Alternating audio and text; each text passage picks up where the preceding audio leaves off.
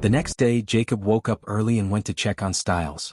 He opened the guest room door and found Stiles hugging a pillow, humping it and kissing it while mumbling gibberish. Jacob smirked, pulled out his phone and started recording. After getting enough footage, he put the phone away, walked over and smacked Stiles on the head. "Wake up, Stiles." Stiles jerked awake, blinking at him. "Jacob? Why are you here?" He looked around frantically. "Wait, where's the girl I was just kissing?" Jacob pointed at the pillow. "You mean her?" Stiles froze. "What? You were kissing the pillow. And if I hadn't woken you up, I think that poor pillow would have gone through more than just kissing." Stiles groaned, collapsing back onto the bed. "Did you have to wake me up and ruin my beautiful dream?" "Get up," Jacob said. "We're going to the backyard to spar. You need to control your new strength." Stiles sat up, alarmed. "What? Spar with you? No thanks. I saw what you did to Scott when you trained him." Jacob ignored him, grabbed him by the back of the neck and dragged him toward the backyard. "Stop complaining," Jacob said. "You've got rapid healing now, so even if I beat you, you'll be fine. Actually, I don't even need your help," Stiles argued, still trying to resist. "I'm already in control of my strength." Jacob didn't listen. He kept dragging him while Stiles whined for mercy. After an hour of sparring, Stiles was sprawled across the grass, bruised and exhausted, but his wounds were already healing fast. Jacob smirked down at him. "Okay. Training complete. You're now in full control. No need to thank me." "Thank you?" Stiles groaned. "I don't want to thank you, I want to beat your ass." Jacob grinned evilly. "You know what? I think you still need more training." Stiles bolted upright. No, I don't need more training. Thank you very much." Jacob laughed and headed back toward the mansion.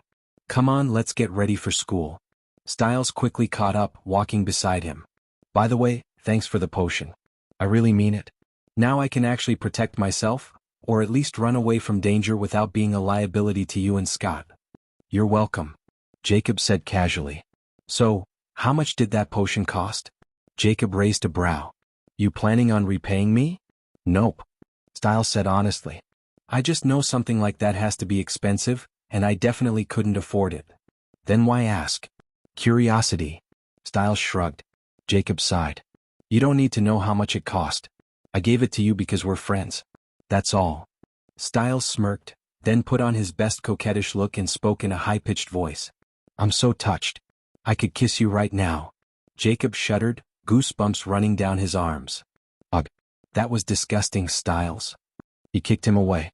"I'm never giving you anything again, you creepy bastard." Stiles rolled on the ground, laughing, then scrambled up and clung to Jacob's leg. "I was joking. Don't say that. If you get anything good in the future, please remember me." Jacob kicked him off again. "Stay away from me, man." He went inside to shower, while Stiles just smirked to himself and headed toward the guest bathroom. After breakfast, Jacob and Stiles stepped out of the mansion. Stiles looked at the sleek silver car parked in the driveway. "When did you get this?" he asked. 2 days ago. Jacob replied casually. Stiles walked around it in awe. "Is it a Rolls-Royce Ghost or Phantom?" "It's a Rolls-Royce Ghost." "You bought a $250,000 car?" Stiles gawked. "Are you going to drive it to school?" Jacob smirked. "For now, no. I'll take the Camaro." "You sure? Showing up in this will make you extremely popular." "I don't care about popularity, Stiles. Besides, even without the car, I'm already popular." Stiles groaned. "True. Every girl in school is attracted to you and most of the guys hate your guts." Jacob chuckled. "If you want, you can drive it to school." Stiles shook his head quickly. "No thanks. My Jeep may be old, but it's enough for me." With that, they each got into their cars and drove to school. When they arrived, they met up with Scott, Allison, and Lydia. Stiles grinned and shook Scott's hand, but he didn't let go. He started squeezing. At first, Scott smirked, but his expression changed as Stiles' grip grew stronger. His eyes glowed faintly as he nearly shifted to keep Stiles from crushing his hand. "What's going on?" Scott yanked his hand back, shaking it. Stiles smirked. "So, if you don't shift, I'm stronger than you." "Really?" Lydia asked, surprised. "Didn't Jay tell you?" Allison chimed in. "We're as strong as betas when they're fully shifted. So of course Stiles is stronger than Scott in his normal state." Scott blinked between them. Wait. Why is Stiles suddenly strong? And, are you two the same?" He pointed at Allison and Lydia. Stiles grinned. Jacob gave us a magical potion and now we're as strong as you. No side effects. Scott's jaw dropped. That's not fair. While I'm constantly worrying about losing control and turning into a monster, you three get the same strength without any of that. Jacob clapped him on the back. Look at the bright side. Now you can beat Stiles up as much as you want and he'll heal fast. Scott frowned. But he's as strong as me now. I'm not sure I can beat him. You've got claws and he doesn't. Jacob said calmly. Besides, when you become an alpha, you'll surpass him easily. Scott nodded slowly. Yeah, but to become an alpha I'd have to kill one? There's another way, Jacob said. Allison tilted her head. What do you mean? There's a rare kind of alpha who doesn't have to kill or steal power. He rises to alpha status by sheer willpower. They're called true alphas. Jacob put a hand on Scott's shoulder. And Scott, I believe you can be one. Scott's eyes widened, then said, Thanks, I'll try. I really don't want to kill anyone. But, that potion, can I drink it too? Jacob shook his head. Unfortunately, no. It doesn't work on supernatural creatures. Figures. Scott sighed. Jacob smirked. But hey, I do have something you'll enjoy. He pulled out his phone and played a video. On screen, Stiles was hugging, kissing, and humping a pillow in his sleep. Scott froze, then he and Jacob looked at each other and burst out laughing together. You have to send me this video. Scott wheezed. What's so funny? Stiles asked nervously. Show me. Nope. Jacob said, handing the phone to Allison and Lydia instead. The two girls watched the clip, and instantly burst into uncontrollable laughter, glancing at Stiles with tears in their eyes. Stiles looked at Scott nervously. The video's about me, isn't it? Scott was laughing so hard he could barely breathe. Yeah. Stiles squinted. What is it, Jacob beating me up this morning? Lydia shook her head, smirking. Nope. It's you humping and kissing a pillow. Stiles froze.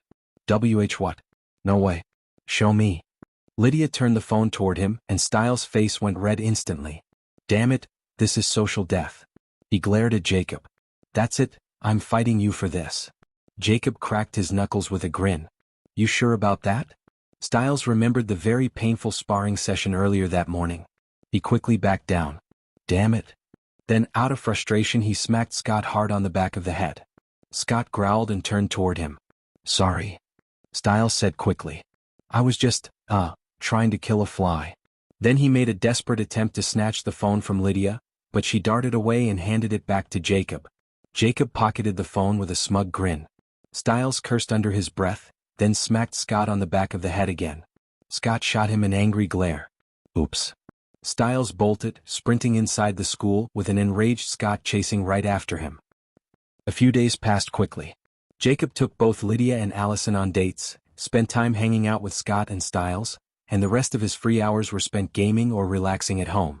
By Friday morning, Jacob, Scott, Allison, Lydia, and Stiles were sitting on the lacrosse field bleachers during a free period, chatting and laughing. That's when Derek and Peter appeared, striding toward them. Stiles frowned. Why are you two here? And why are you together? Allison glanced at Jacob. Who are they? Derek and Peter Hale. Jacob said calmly. Which one's the alpha? Allison asked. Peter gave a sly smirk. That would be me, little huntress.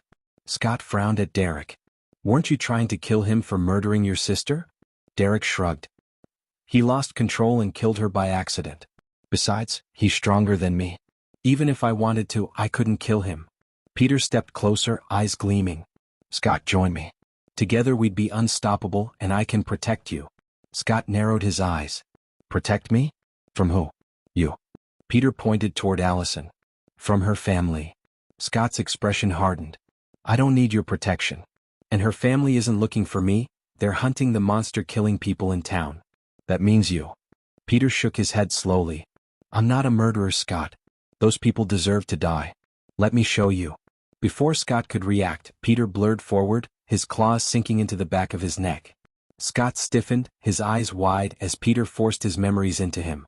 A moment later, Peter withdrew his claws and stepped back.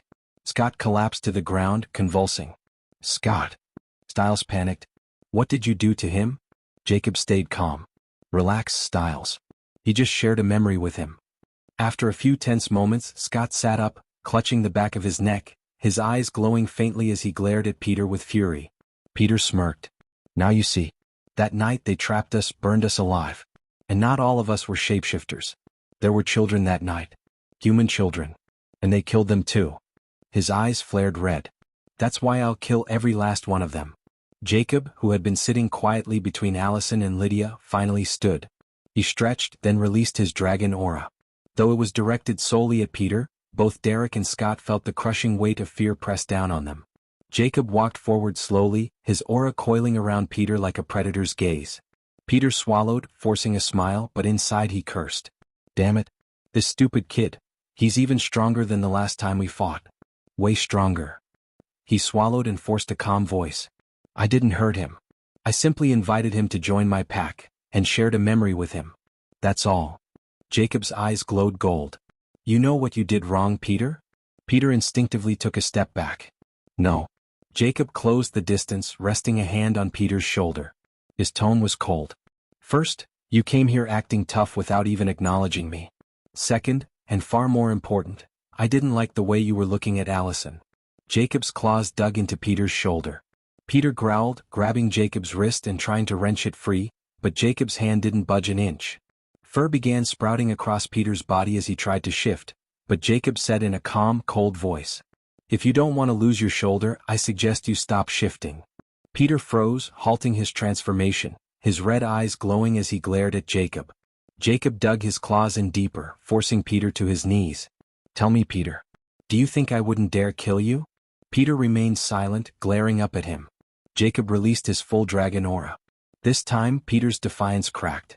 His chest tightened, his instincts screamed, and when his eyes met Jacob's, he felt as though he was staring into the gaze of an ancient beast.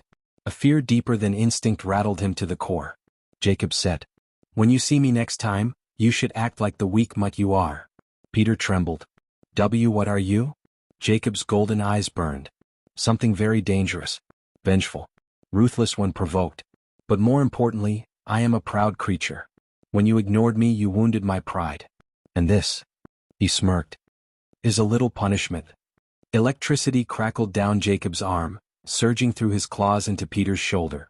Peter's body convulsed violently, smoke escaping from his mouth as electricity coursed through him. With a final jolt, Jacob released him, letting Peter collapse to the ground, twitching and smoking. Stiles' eyes widened. That was awesome. He shook Scott's shoulder eagerly. Did you see that? Jacob just used lightning magic. But then Stiles frowned. Scott was trembling. Scott, what's wrong with you? Lydia crossed her arms. You just noticed? Both Scott and Derek are terrified of Jacob. Stiles turned toward Derek and froze. Derek was shaking too, staring at Jacob in absolute horror. Scott, wake up. Stiles slapped him lightly.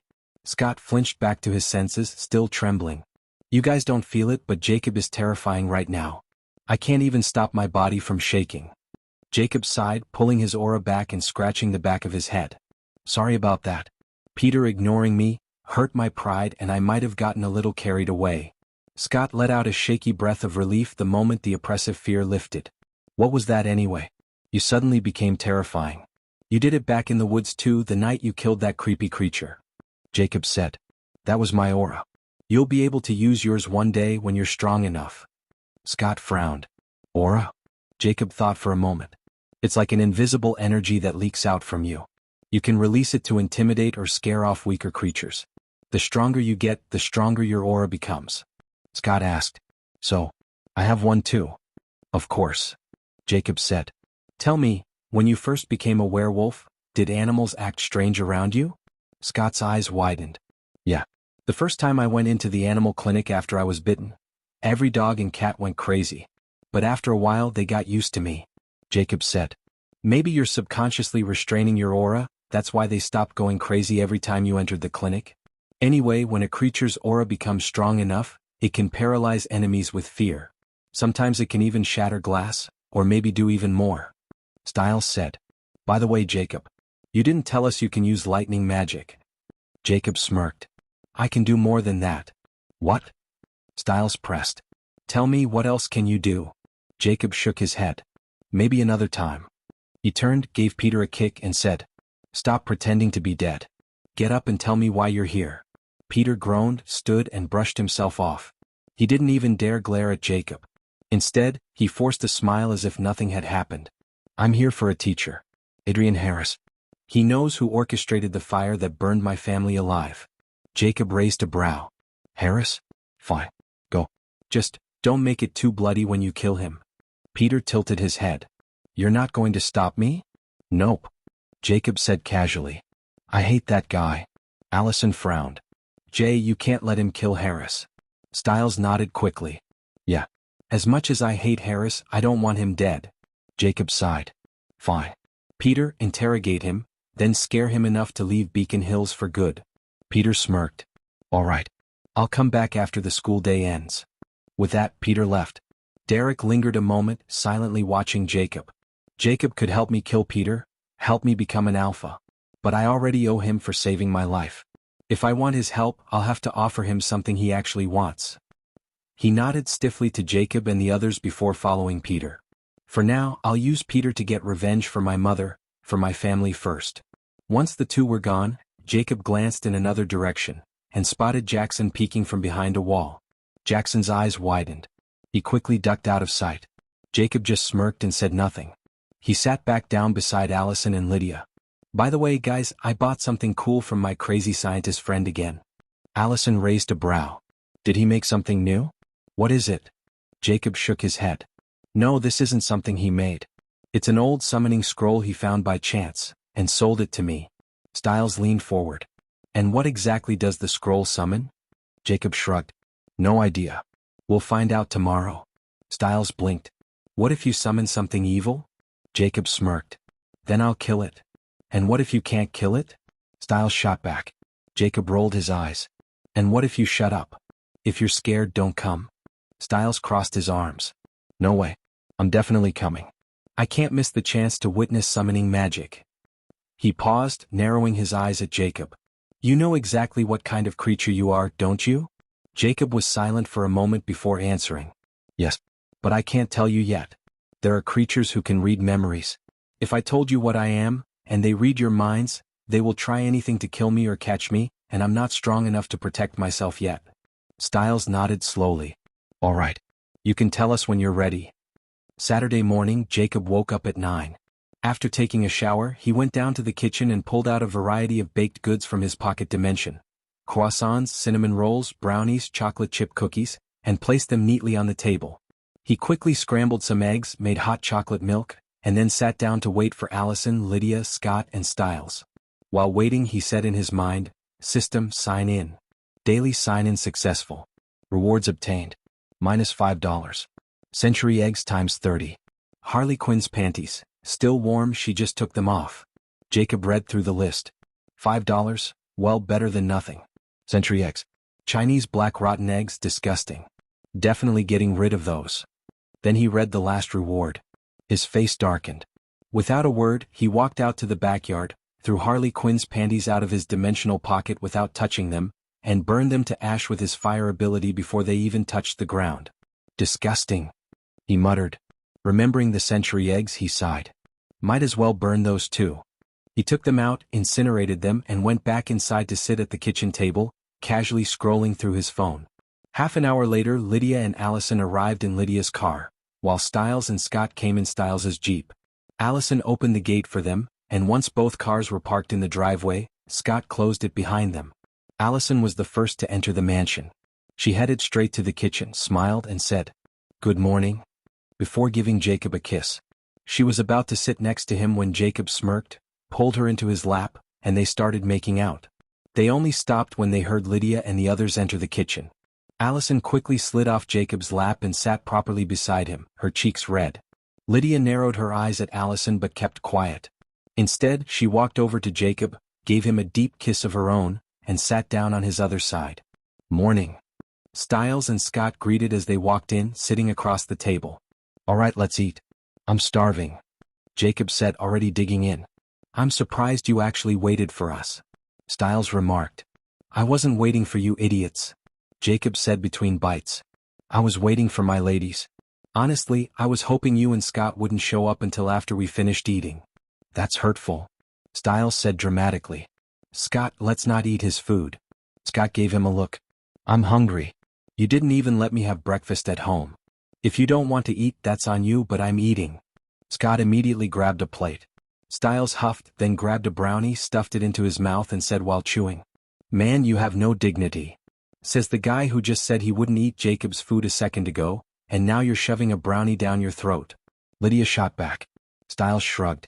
"Everyone knows I'm shameless." He got up, went to the fridge and pulled out a few bottles of juice. "Anyone want juice?" Lydia said. "Give me a bottle of orange juice, one with no added sugar." "Same." Allison added. Stiles handed out the bottles, sat back down and joined in the feast. By the time they were done, most of the food was gone, mostly eaten by Jacob. After the kitchen was cleaned, Stiles leaned back in his chair and grinned. "So, can we finally see this summoning magic?"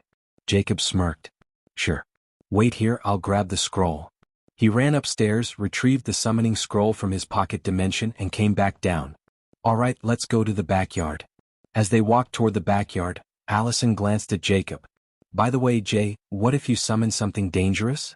Jacob smirked. "Don't worry. Whatever I summon will be loyal to me. The scroll works like a contract between me and the summoned being." Allison let out a small sigh of relief. "Good. That makes me feel better." "So." Stiles rubbed his hands together. "What do you guys think the scroll will summon?" "I just hope it's nothing creepy." Lydia muttered. "Creepy?" Stiles grinned. "It could be a demon. Or some kind of monster. Or a fairy." Allison blinked. "A fairy?" "Yeah. Tiny humanoid creature, wings, magic dust, all that." Scott frowned. "Are those even real?" Stiles scoffed. "You're a werewolf, Scott. And you're real." He then leaned toward Allison and Lydia with a mischievous grin. "But what if Jacob summons a female demon known for her beauty and charm? The kind that can control men, the succubus." Lydia's eyes narrowed.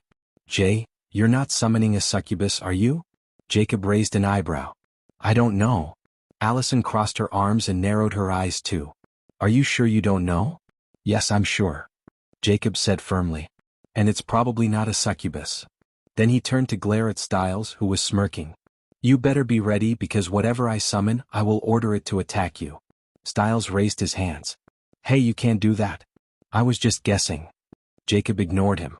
Once they reached the backyard, he stepped ahead of the group and looked back. "All right, guys. You ready?" Stiles's face lit up with excitement. "Yes. Go ahead, but please don't order it to attack me."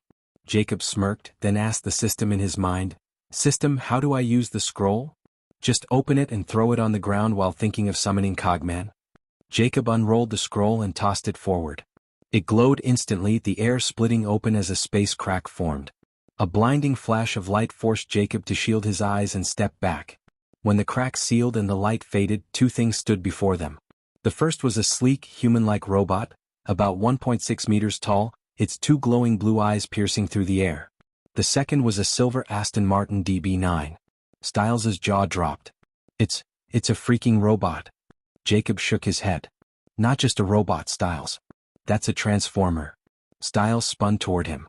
"A transformer? Like Optimus Prime? Bumblebee?" "Exactly. His name is Cogman," Jacob explained.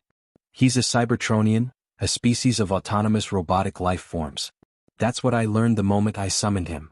Stiles stood frozen, staring at Cogman in shock. Allison's eyes widened. "Wait, if transformers are real, does that mean they're going to invade our world like in the movies?" Jacob shook his head. "No. Cogman came from another universe. I don't think there are any other transformers here besides him. Anyway, let me talk to him first." Jacob stepped forward. "Hey, Cogman. Can you understand?" Wait! Hold up. Stop for a sec. Look, if you've already made it this far into the video and you're still here, come on, subscribe, bro. All right, I see you rolling your eyes. I'm moving. I'll get out of the way now so you can get back to the good stuff. But seriously, stick around and finish listening. It's worth it. "Understand me?" The robot, who seemed to have been in a daze, snapped to attention. His glowing eyes focused on Jacob and his friends, then back on Jacob. When he spoke, his voice carried a crisp British accent. "You must be Jacob Alexander. My new master." Jacob nodded. "That's me." Cogman bowed elegantly. "Cogman at your service, my lord." Don't call me my lord. Jacob frowned. Call me Jacob or sir. Very well, sir. Cogman said with a nod. Jacob pointed at the Aston Martin. And, what's with the car? Cogman puffed out his metal chest with pride. My better 3/4. A necessary division, sir. To perform the delicate duties of a butler, pouring tea, polishing silver, discreetly disposing of dead bodies, one requires a small and nimble form. But a true butler must also be capable of grander services, high-speed chases, dramatic arrivals, hit and runs. The car is the rest of my body, sir. It is, if you will, my business suit. Jacob tilted his head at the Aston Martin. So, you can merge with it and turn into a giant transformer? Cogman nodded. Yes, sir. Jacob grinned. Do it. I want to see. As you wish, sir. Cogman walked over to the car, his body unfolding and merging with it. With metallic clicks, whirs and grinding gears, the two fused into one. In moments, Cogman towered above them, an 8-meter-tall transformer. Jacob, Stiles, and Scott all shouted at the same time. Cool. Allison and Lydia, however, just stood frozen, staring wide-eyed. Jacob stepped forward eagerly. Cogman, punch me. Cogman tilted his head, confused. I beg your pardon, sir? I said punch me. Don't worry, I'm not as fragile as the humans from your universe. As you wish. Cogman raised a massive metal fist and swung forward, holding back most of his strength. Jacob met the blow head-on, his own fist colliding against Cogman's. But to Cogman's surprise, he staggered back, his balance thrown off. He took several clumsy steps before catching himself, clearly shocked by Jacob's strength. Jacob smirked. No holding back, Cogman. Use your strength. Even if I get hurt, I'll heal. His arm shifted, black dragon scales extending and covering his forearm. He lunged, throwing another punch. This time Cogman didn't hold back. Their fists collided with a booming shockwave, sending Jacob flying like a ragdoll. He slammed into Stiles, and both of them tumbled across the dirt until a tree stopped their roll. Jacob groaned, blood dripping from the corner of his mouth. He's so strong. His arm shifted back to normal as he sat up, only to hear Stiles groaning beneath him. Get off me. Stiles wheezed. Jacob stood and glanced down at him. Stiles's face was buried in the dirt, blood dripping from his nose. Jacob chuckled. Thanks for catching me, man. If you hadn't been there, who knows how far I would have flown. Stiles sat up, glaring. I wasn't trying to catch you. You crashed into me. Jacob patted his shoulder. Either way, thanks. He walked back to the group. Allison and Lydia both rushed to him with worried looks. Allison noticed the blood at his lip. Are you okay? She asked softly. Jacob wiped the corner of his mouth and smirked. I'm fine. Lydia crossed her arms. Why would you do that? I wanted to see how strong a transformer really is. By now Cogman had separated from the car again, returning to his smaller humanoid form. He hurried to Jacob's side. Sir, are you all right? I'm fine. Jacob assured him. You're strong, but one day I'll be stronger than you. I hope that day comes soon, sir. Jacob said. Compared to your full form, how strong is this smaller body of yours? Cogman shook his head. Not nearly as strong, but still stronger than you, sir. Jacob chuckled. I don't think so. Even in your full form, I could kill you if I wanted. Cogman said. I only used raw strength, sir. I didn't use my weapons. I can move so fast that you can't hit me. Besides, Jacob replied. He raised his arm. Lightning crackled around his hand, growing into a glowing orb of electricity the size of a basketball. I didn't use all my abilities and I didn't even shift fully. Cogman tilted his head. Are all the humans in this world like you, sir? Jacob shook his head. No, but some are. In this world, mythical creatures are real. I'll explain later. Stiles stumbled toward them, groaning. Right, no one cares about poor Stiles. Lydia rolled her eyes. You're fine, aren't you? Stiles said dramatically. I am, but a little concern wouldn't kill you. I caught your stupid boyfriend after all. Scott smirked and patted his shoulder. You okay, buddy? Stiles huffed. Too late to ask now. Jacob chuckled, then gestured to Allison and Lydia. Cogman, this is Allison Argent and this is Lydia Martin. They're both my girlfriends, and the ladies of the house. Cogman straightened, then bowed with exaggerated grace. An honor to meet you, Madam Allison. And an honor to meet you, Madam Lydia. Jacob then pointed at Scott. This is my friend Scott. Cogman gave a polite nod before turning his glowing blue eyes to Stiles. And him, sir? Jacob smirked. That's Stiles. He's a friend too. I may have promised him that whatever I summon, I'd order it to attack him. So you can teach him a lesson. Cogman looked at Stiles and blinked with only one eye. Is he like you, sir? He is not, Jacob said. But he is not a normal human either, so you can beat him with no worries. He will heal in minutes. Stiles's eyes widened. Wait. But Cogman lunged before he could finish. Stiles tried to defend himself, but Cogman was stronger and moved like a veteran fighter. Within moments, Stiles was on the ground, Cogman's hand clamped tightly around his throat. Cogman, that's enough, Jacob ordered. Cogman didn't let go. If I ripped his head off, sir, would he heal? Jacob's expression flattened. No, he would not. Let him go. Stiles, choking, managed to rasp. Let me go, you psycho robot. Cogman's head spun a full 360 degrees as he sneered. I really want to crush your windpipe. Jacob burst out laughing. Let him go, Cogman. Take your car body or whatever you call it to the garage.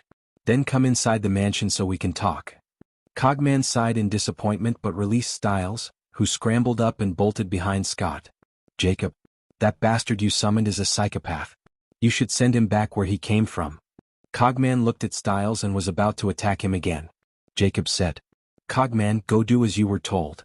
Cogman narrowed his glowing blue eyes at Stiles. Watch yourself. You're on my shit list now.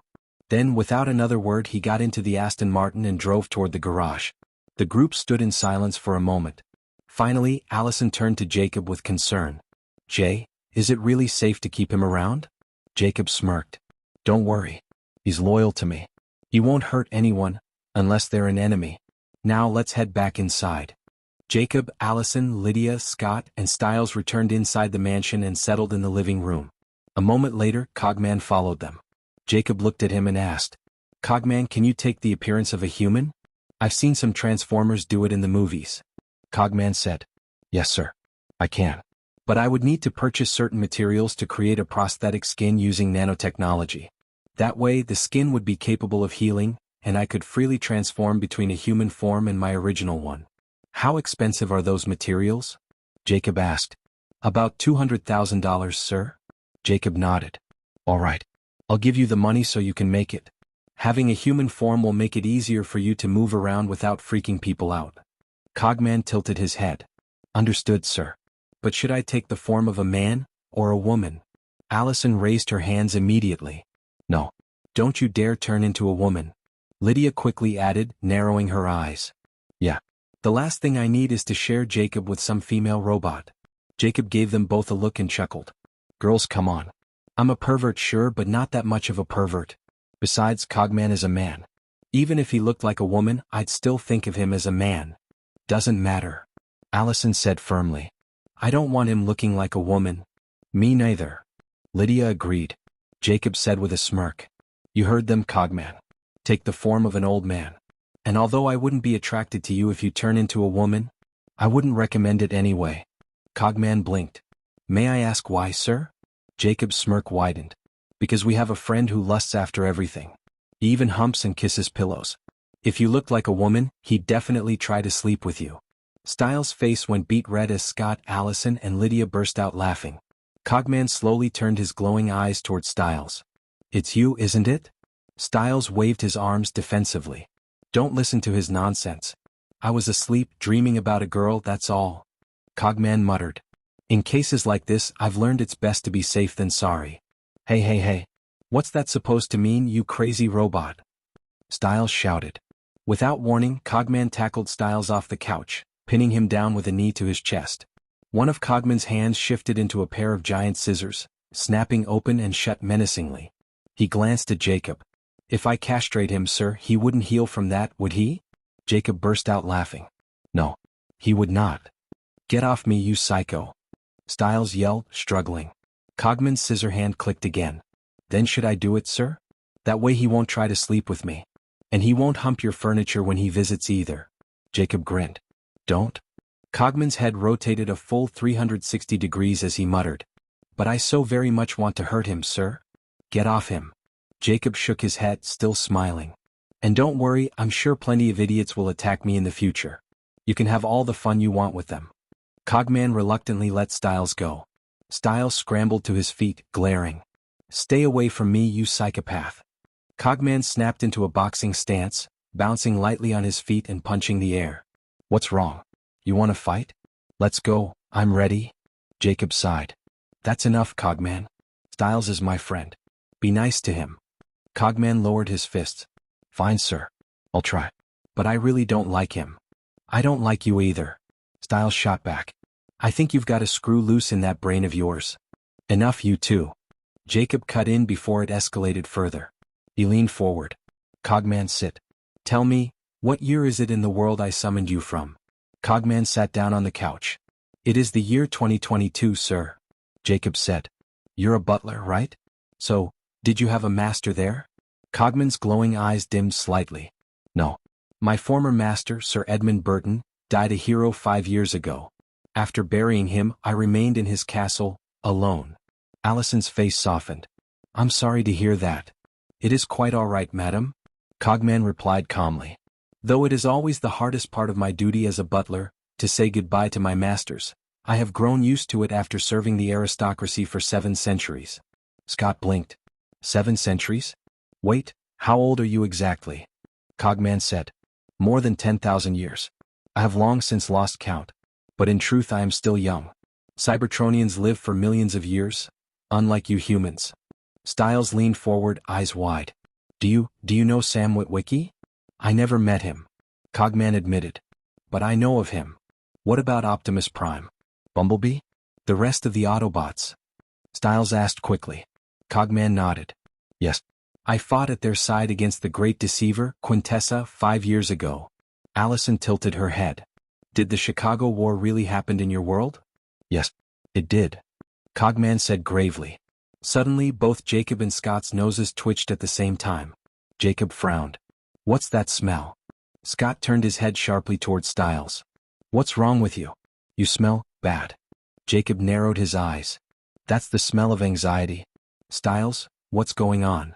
Stiles was visibly shaking, his face pale. If the world of those movies is real, then which ones are real and which ones aren't? Lydia raised a brow.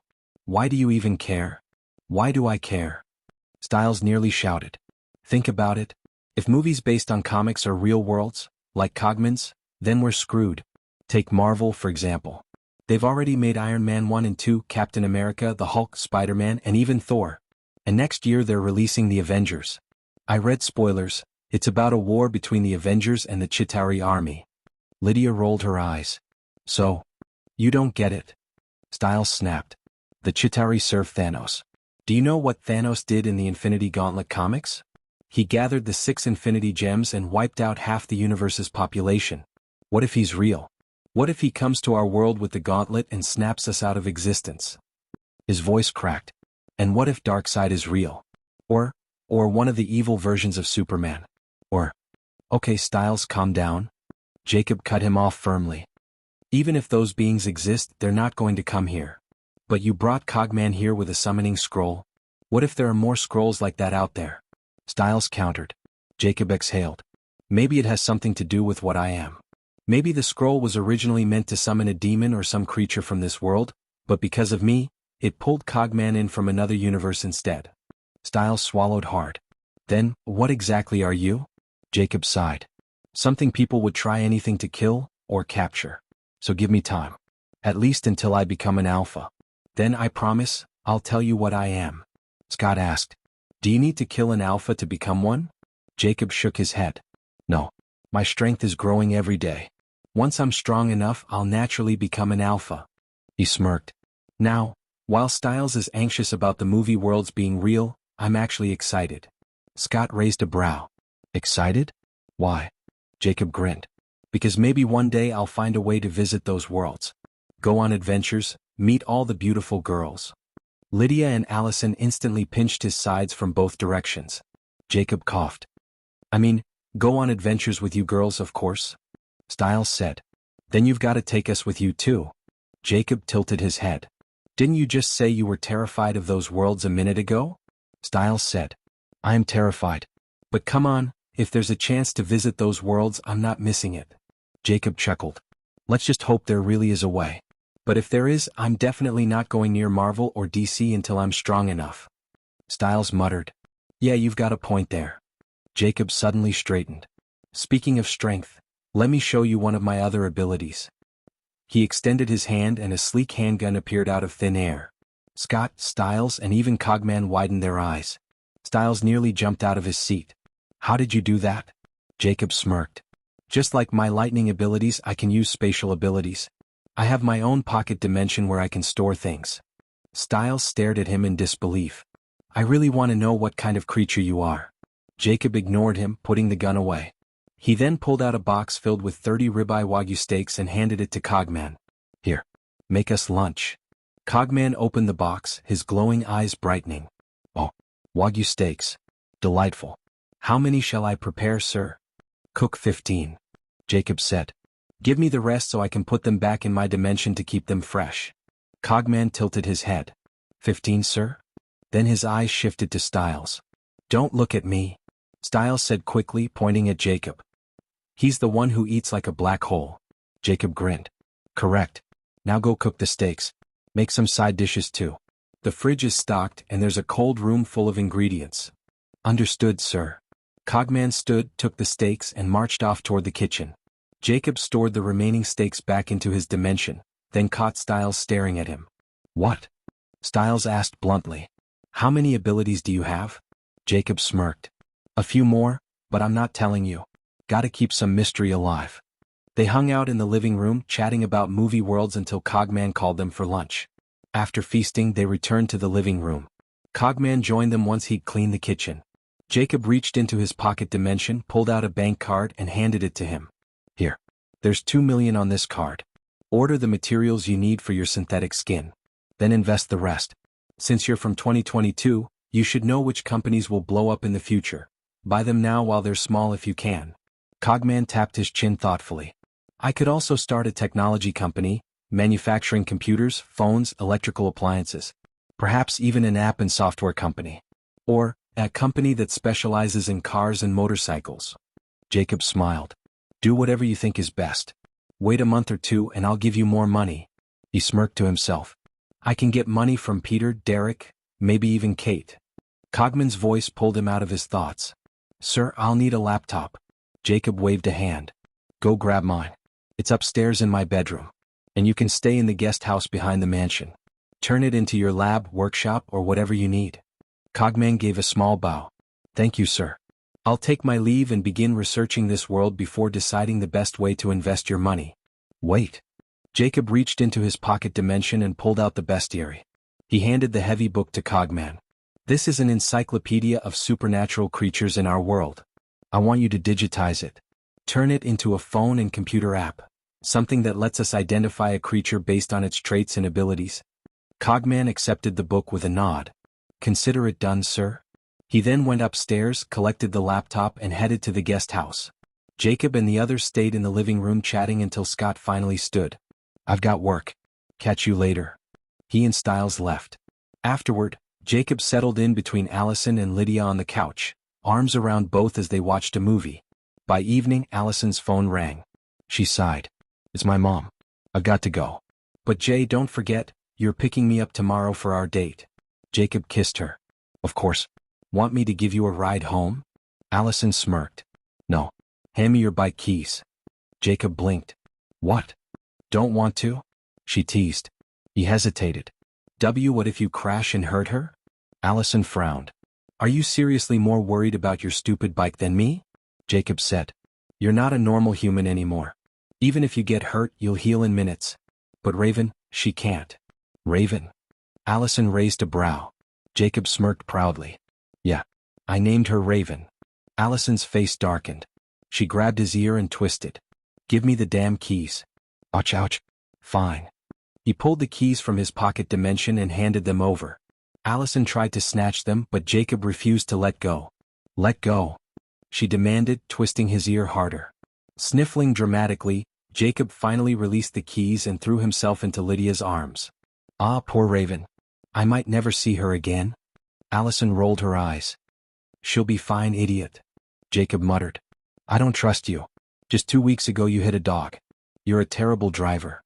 Allison kicked his shin. Idiot. Then she smiled sweetly at Lydia. Good night. Good night. Lydia replied warmly. Allison left, and soon the rumble of Jacob's bike echoed outside. Jacob sniffled and buried his head into Lydia's chest while she laughed. She lifted his chin, eyes glinting playfully. How about we go take a bath, and do something fun? Jacob instantly dropped the act. Without hesitation, he scooped her into his arms and sprinted upstairs. You're the best, Lydia. You always know how to comfort my worried heart. Jacob and Lydia were woken the next morning at 10 a.m. by a knock on the bedroom door. Still half asleep, Jacob mumbled. What is it, Cogman? Good morning, sir. Breakfast is ready. Cogman replied politely. Oh, thanks. We'll shower and come down. Jacob said, yawning. Very well, sir. Cogman said before heading back downstairs.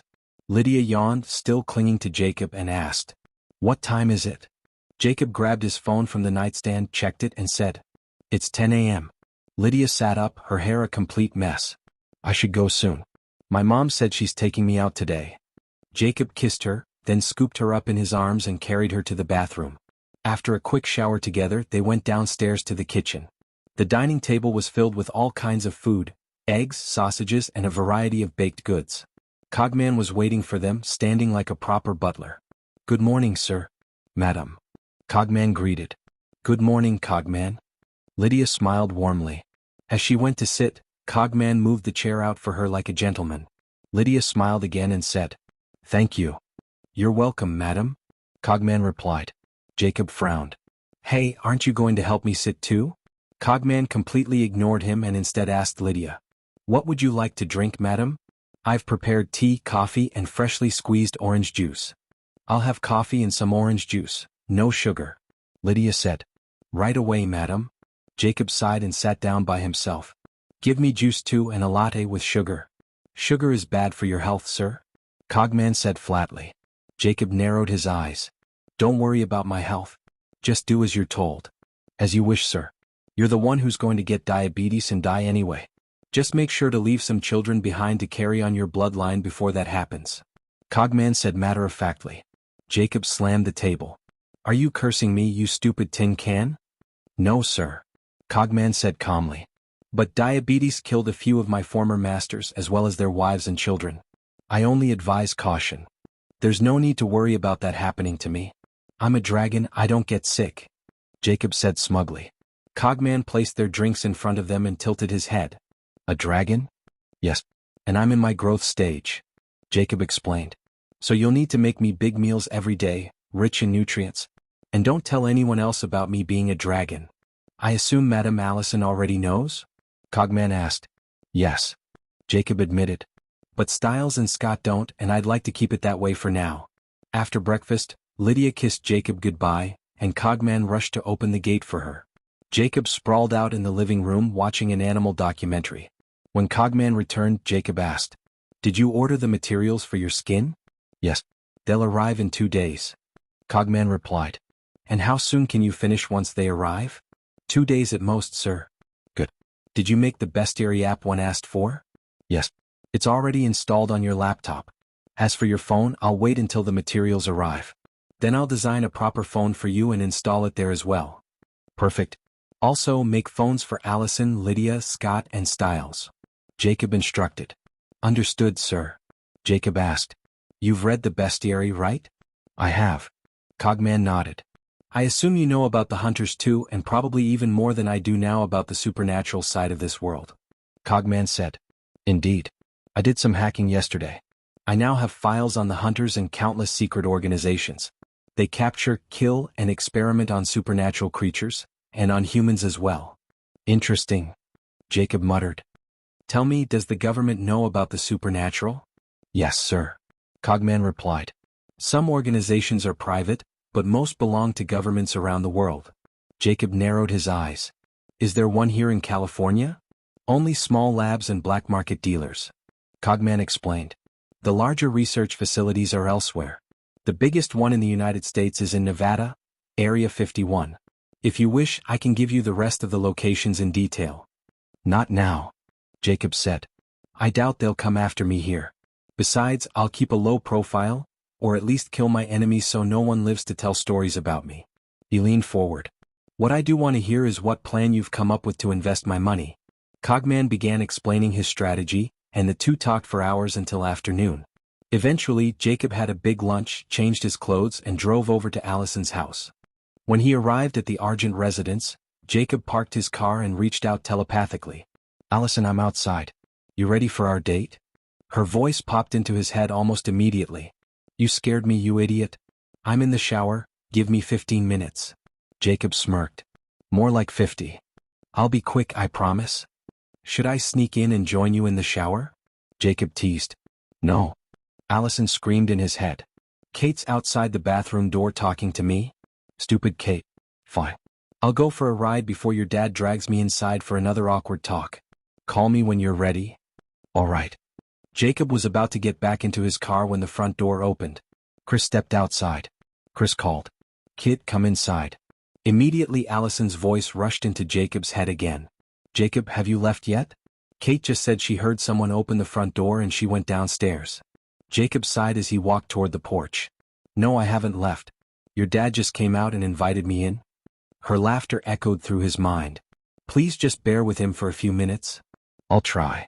When Jacob reached the door, he found Victoria and Kate standing behind Chris, waiting. He nodded politely. Good evening, Mr. Argent. Mrs. Argent. Kate. Kate flashed him a playful smile. Hello, handsome. Come on in. Jacob stepped forward, only to slam into something invisible. A barrier shimmered faintly where he tried to pass. He pressed his palm against it, then looked at Chris. You invited me in. So why the barrier? Chris smirked. If you can't cross it, then you won't be taking my daughter out. And you'll stay away from her from now on. Jacob grinned. And what if I can cross it? Then I won't stop you from dating her. Chris said firmly. Jacob glanced at Victoria and Kate. You both heard him, right? If I can't enter, I'll stay away from Allison. But if I can, he'll stop interfering. Kate folded her arms, smirking. Sure, kid. If you break through, I guarantee Chris will keep his word. Jacob smirked. All right then. Then, to the surprise of all three, Jacob's hand ignited on fire. He pressed it against the mountain ash barrier. Instantly, the barrier burst into flames and burned away until nothing remained. Jacob winked at Chris, stepped inside, and casually strolled past them into the living room. He dropped himself comfortably onto the couch as if he owned the place. The three Argents exchanged uneasy looks before Kate and Victoria followed him inside. Chris slammed the door shut and joined them, his glare fixed on Jacob. But Jacob spoke first. So, are you going to keep your word and let me date Allison? Chris narrowed his eyes. What do you think? Jacob chuckled. I see. A man with no word, huh? I didn't break my promise. Chris snapped. I said if you could walk through the barrier, not burn your way in. Jacob shrugged. Technicalities. Either way, I'm not staying away from Allison. Chris leaned forward. What are you? A hellhound? Jacob smirked. Maybe. Maybe not. Kate crossed her arms. Do you even know what a hellhound is? Of course. Jacob said smoothly.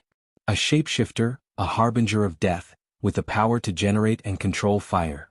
Victoria's eyes narrowed. Just like you.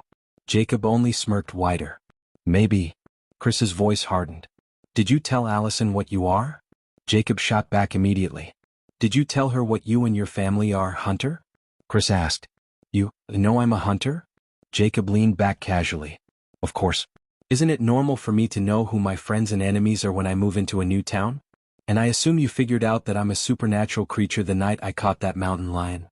Victoria studied him seriously. Did you get close to my daughter because she's an Argent?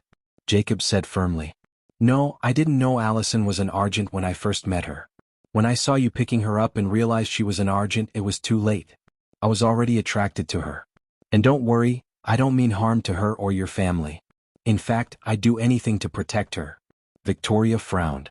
So that night I met you on the road when you were being chased by that bear, you knew what it really was, didn't you? And you were just pretending. Jacob smirked. Weren't you pretending too? You knew it was an alpha werewolf, but you kept calling it a bear. He laughed. And I remember you asked me if I was bitten, telling me you would take me to the hospital if I was. I was laughing in my head. Because I knew you wouldn't be taking me to a doctor. You'd take me straight to the morgue. Isn't that what you do? Killing shapeshifters just for being what they are. Chris's jaw tightened. We have a code, kid. Jacob leaned forward, eyes sharp. Sure. I know your code. But tell me, are you certain every shapeshifter you killed was a murderer? Are you sure all your hunters follow that code? Kate snapped. There are no innocent shapeshifters. Especially werewolves. They're all dangerous monsters that need to be put down. Jacob's gaze locked on hers, his tone cold. That's just a lie Gerard probably told you. Or maybe something you tell yourself so your guilty conscience lets you sleep at night. Chris's face hardened. You know Gerard? Jacob nodded. Of course I know about the infamous Gerard Argent. Never met him, but I've heard enough. A bastard more evil than a Najitsun. Watch your mouth, you little punk. Chris snapped. That's my father you're insulting. Jacob smirked darkly. You'll find out sooner or later what kind of man he really is. Then his gaze slid over to Kate. But I bet Kate already knows. Her heartbeat is going crazy right now. Chris turned to her, suspicious. Kate shrugged. Don't look at me like that. Gerard might be proud of you and a good father to you, but to me? He's a terrible father. No matter what I do, I would never be good enough for him. You have no idea what terrible things he made me do, Chris. The kid said it best. Gerard is more evil than a Najitsun. Chris went silent, jaw tight. Victoria quickly stepped in to shift the conversation. She turned to Jacob. Tell me, kid. Why was the Alpha after you that night on the road? And why did he follow you to our house and attack you the second time? Jacob leaned back on the couch, calm. I already told you why he came after me the first time. I bear sprayed him and gouged his eyes. Then his smirk returned as he looked at Kate. As for the second time, he wasn't after me. He was after her. Kate narrowed her eyes. Why would he come after me? Jacob tilted his head. I don't know. But judging by how fast and loud your heartbeat is right now, I'm sure you know. Maybe you killed someone from his pack. Kate gave another careless shrug. I don't remember. I've killed a lot of monsters. Jacob's smirk faded into something colder. You know I can tell when you're lying, right? Or maybe I'm not lying. Kate shot back. Maybe I'm just nervous. Jacob chuckled lowly. Maybe. But Kate, have you ever heard this saying? Whoever fights monsters should see to it that in the process he does not become a monster. And if you gaze long enough into an abyss, the abyss will gaze back into you. Can't remember who said it, but the point is, you should make sure you don't turn into a monster yourself while hunting monsters. Kate smirked. Don't worry about me, kid. I can handle myself. What I want to know is, what are you? Jacob shrugged. I don't know. There's no one left from my family to tell me. Victoria leaned forward. Why don't you shift and let us see? Maybe we can help. Jacob let out a dry laugh. Help? You mean help put me in a morgue? Chris shook his head. No. We'd help you identify what you are. Jacob looked at him. Yeah, right.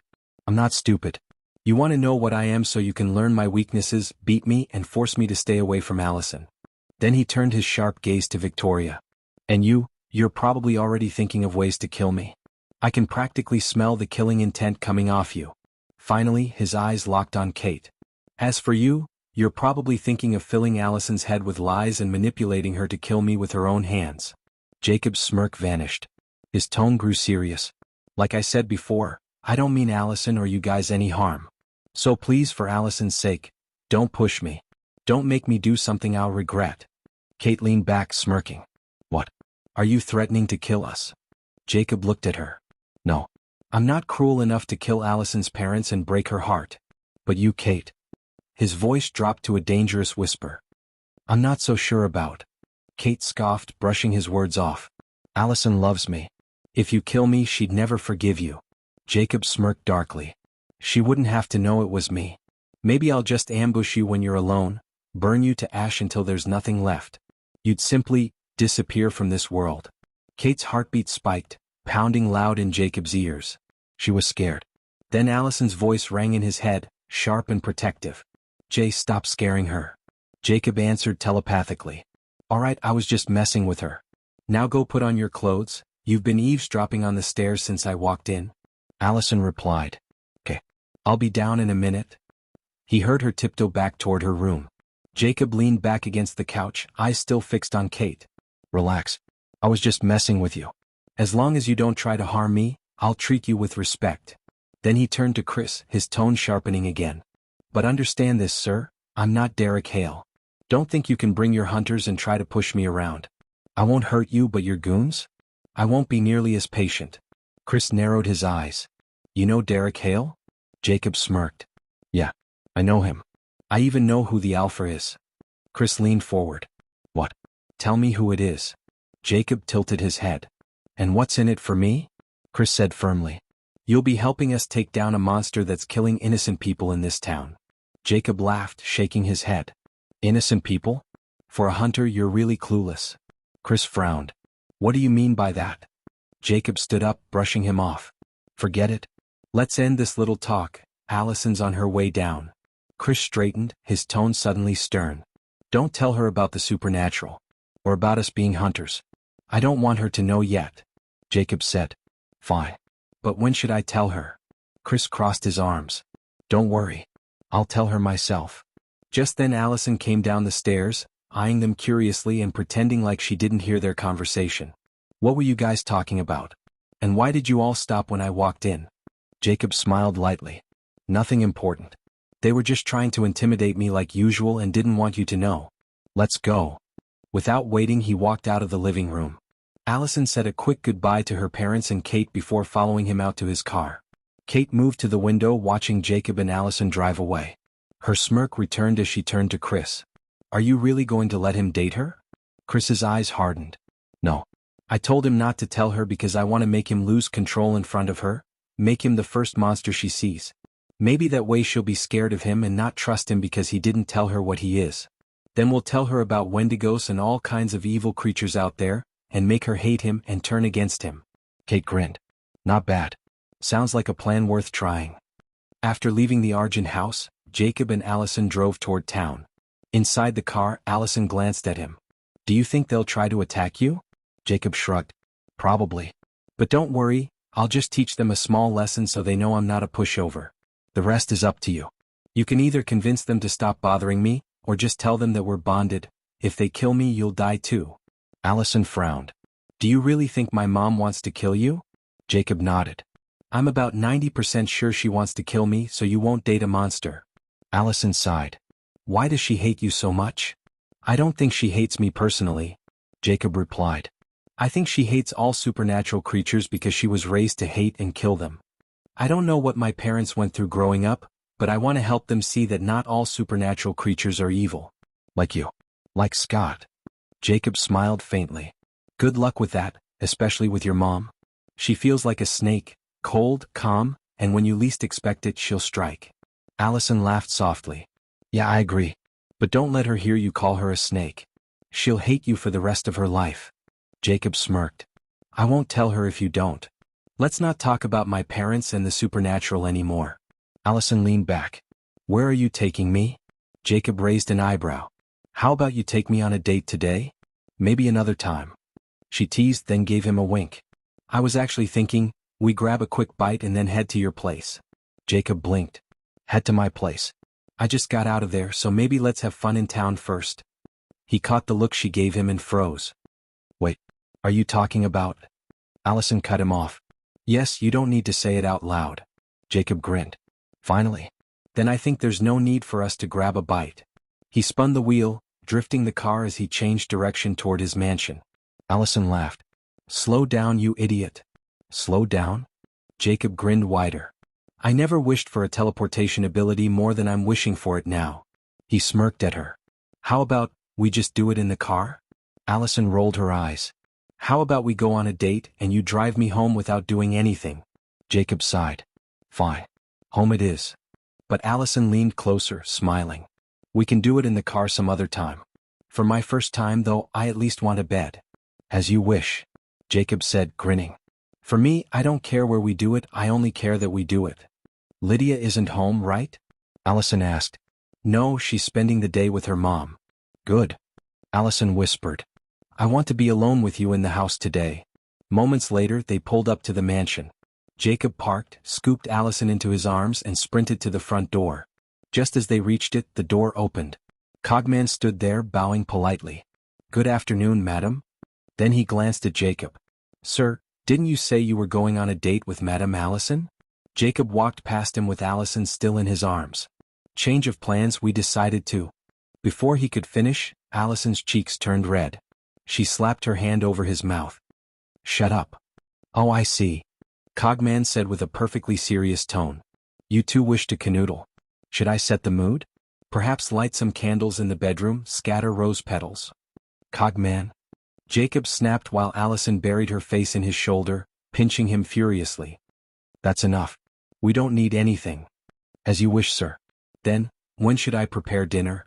Jacob groaned. What time is it now? It is 3 o'clock in the afternoon, sir. Fine. Call us for dinner at 11. Very well. Without another word, Jacob sprinted upstairs with Allison still in his arms, kicked the door closed behind him, and tossed her gently onto the bed. He climbed in after her, staring straight into her eyes. I'm good with sarcasm and I know how to make fun of people. Jacob said quietly, his tone uncharacteristically serious. But I'm not good with romantic words. So I won't say anything cheesy.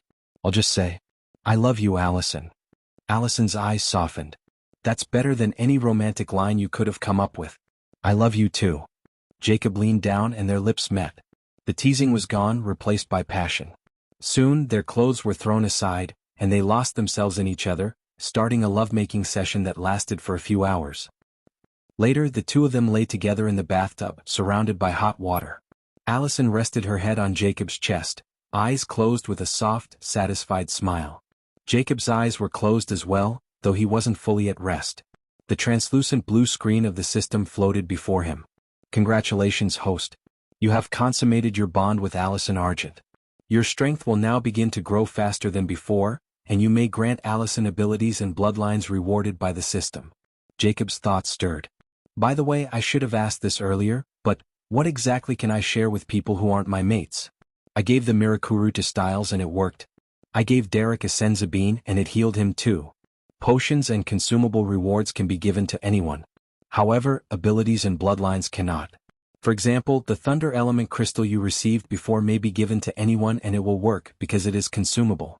But if you obtain a Thunder ability that must be merged into your body by the system, it can only be used by you or transferred to one of your mates. I see, so consumables can be given to anyone but abilities and bloodlines are exclusive. He exhaled, stroking Allison's hair. Alright then, what are the rewards I got after sleeping with Allison? Rewards for consummating the bond with Allison Argent. Ability, Earth Element Control. Spatial Ring, *10-100 cubic meters.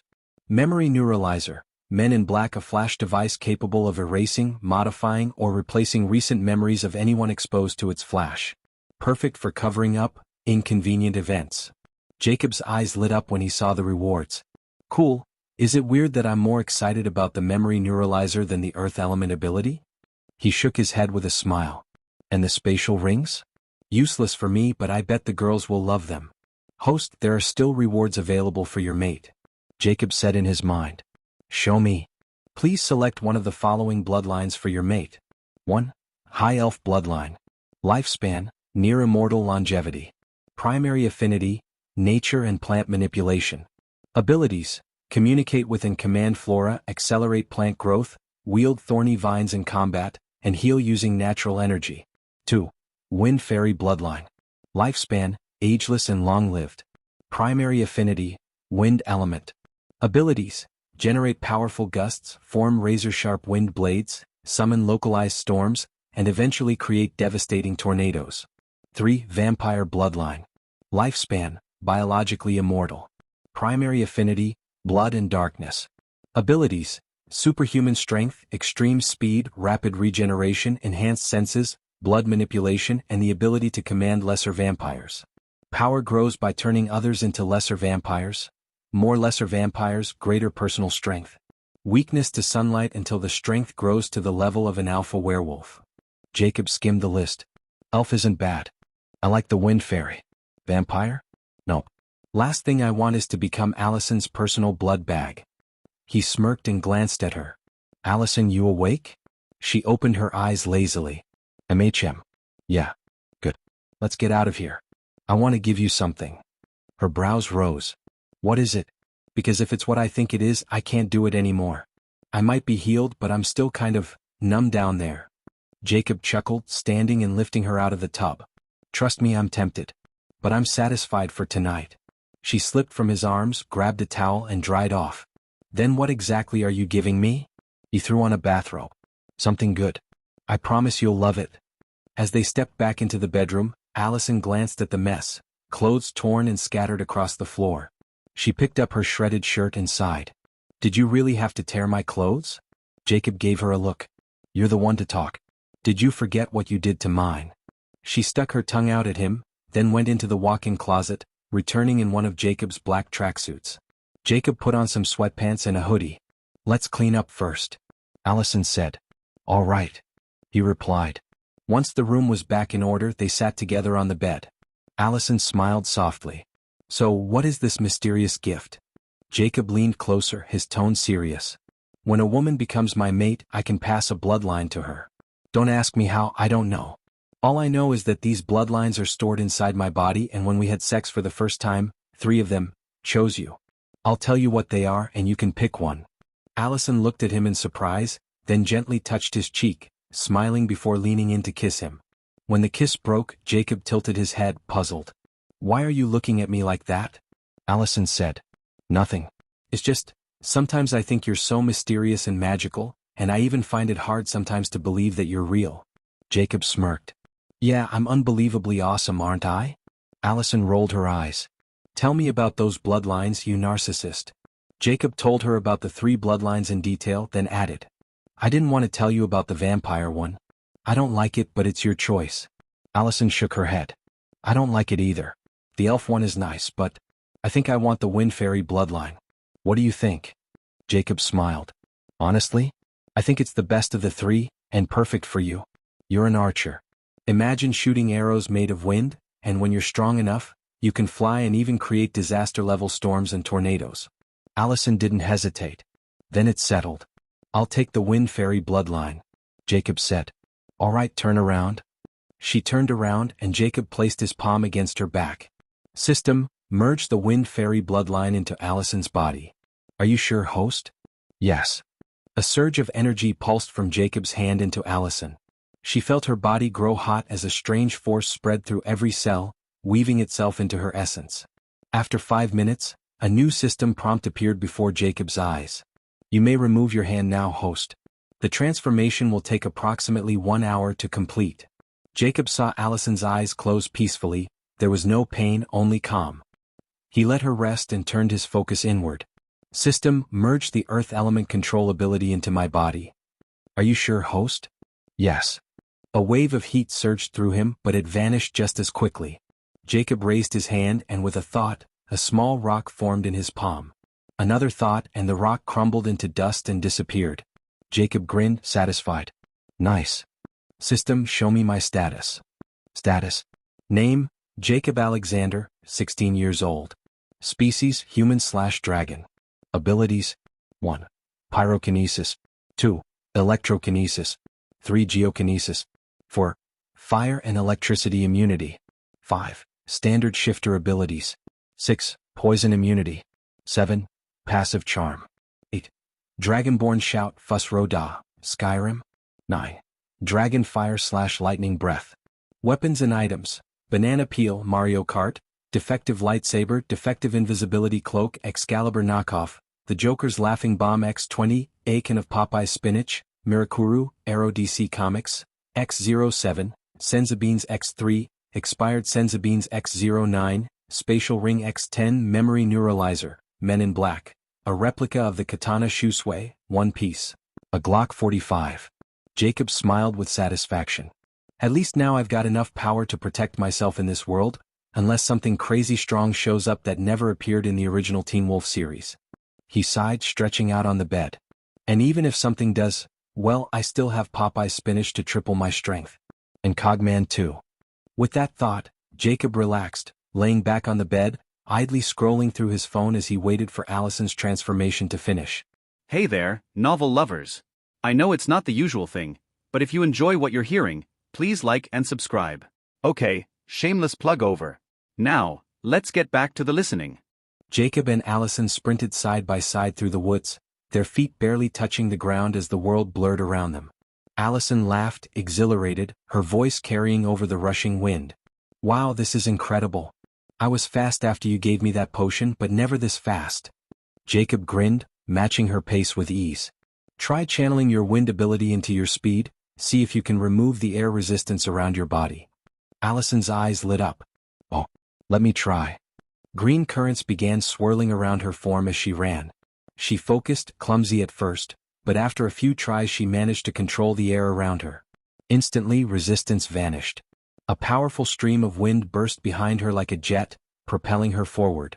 She shot ahead in a blur, her hair whipping wildly in the gale. Jacob chuckled and poured on more speed until he caught up, matching her stride. For a few moments, they were nothing but streaks of motion in the moonlit forest. But soon Allison skidded to a stop. "All right, let's stop here." Jacob stopped beside her, tilting his head. "Tired already?" She shook her head, breathing steady. "Running without wind is almost effortless. But when I use my powers, it drains me fast. I'd rather save my energy for testing my other abilities." Jacob nodded.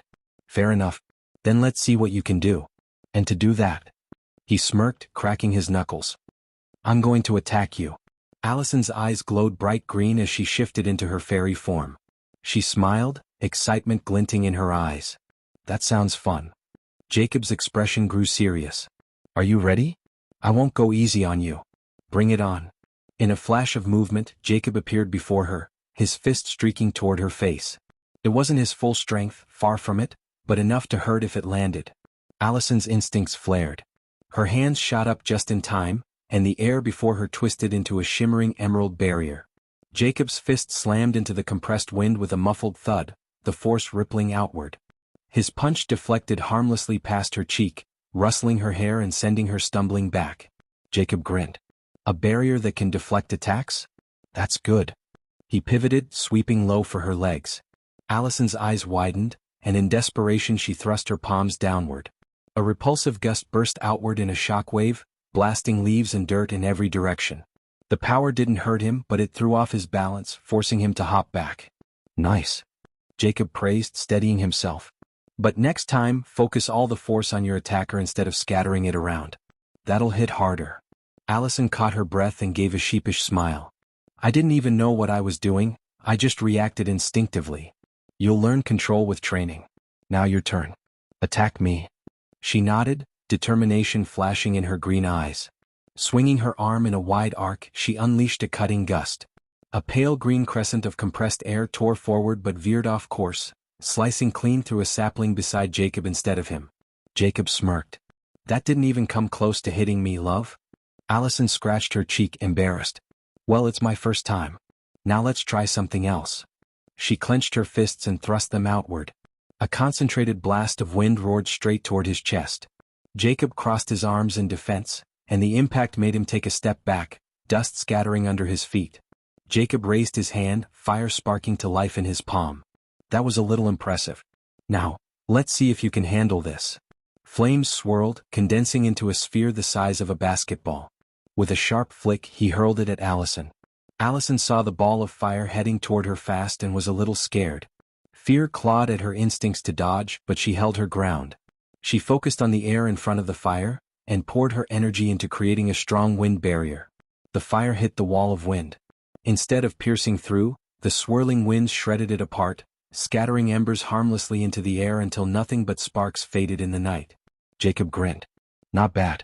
But I doubt that barrier could withstand a stronger fire attack." Allison nodded. "I know. Wind feeds fire and make it stronger. The only reason the barrier worked this time was because your attack was weak." Then a sly smile tugged at her lips. She spread her arms wide, wind rushing at her command. Leaves, dirt, and moss lifted violently from the forest floor, whirling into a churning dust storm that engulfed the clearing. Visibility dropped to zero, and Allison moved around, trying to hide in the dust storm she created.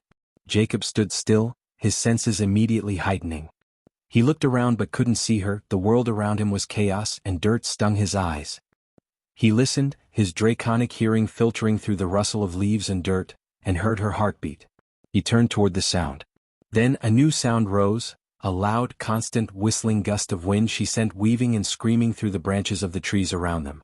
It was a shrieking gale, perfectly masking the rhythm of her heartbeat. Jacob's eyes glowed golden, shifting to his draconic sight. He tried to find Allison by detecting her heat signature, but the dust and leaves flying around blocked and scattered the infrared radiation, preventing him from seeing through the storm to any heat sources. He let out a quiet breath. "Smart, she blocked both my hearing and my sight." High above, Allison perched on a thick branch she had reached by making herself lighter with a cushion of air. Her chest rose and fell heavily. Her energy was draining fast from keeping the storm alive.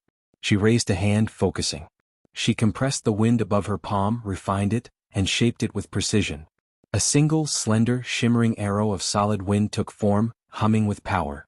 She used the wind to find Jacob's location, took aim and let the wind arrow fly. It shot through the dusty air like a green comet. Jacob sensed the concentrated energy and turned, his hand flashing up. A small, concentrated fireball, no larger than an apple, shot from his palm to meet it. The two projectiles collided in a blinding flash, scattering into nothing. Allison didn't wait. She leaped, the wind softening her landing, and rolled behind another giant tree. Gritting her teeth, she envisioned not one but 3 arrows this time. She swept her hands forward, and the wind arrows flew toward Jacob from her new position. This time, Jacob didn't use a small fireball. He turned to the source of the attack, took a deep breath, and unleashed a controlled fire breath. The cone of flame engulfed the arrows, vaporizing them into harmless puffs of agitated air. The dust storm dissipated after Allison stopped controlling it, and Allison knew she was exposed. She jumped out from behind the tree and, with a cry of effort, swung her hand in a precise arc. A sharp wind slash flew horizontally at Jacob's torso. He didn't block it. He simply leaned back, the blade whistling past his chest to slice clean through a thick tree trunk behind him. The top of the tree groaned and began to topple. Jacob straightened, a smirk tugging at his lips. Not bad. Allison smiled proudly and waved both hands rapidly, sending a volley of wind slashes toward him. They were stronger this time, faster, sharper, more precise than before. Jacob didn't dodge. He stood his ground, and as the first slash reached him, he simply threw a punch. His fist met the concentrated air head-on and shattered it into a harmless breeze. He did it again and again, punching through her attacks like they were made of fragile glass, each impact sounding like a small thunderclap. Jacob smiled. I like what you did with that dust storm. Blocking both my hearing and sight, that was clever. Allison was panting. But, you still blocked every attack even when you couldn't see me. Jacob's expression was calm, almost amused. If I couldn't even do that, I'd be ashamed to call myself a dragon. Her brows furrowed. But how did you do it?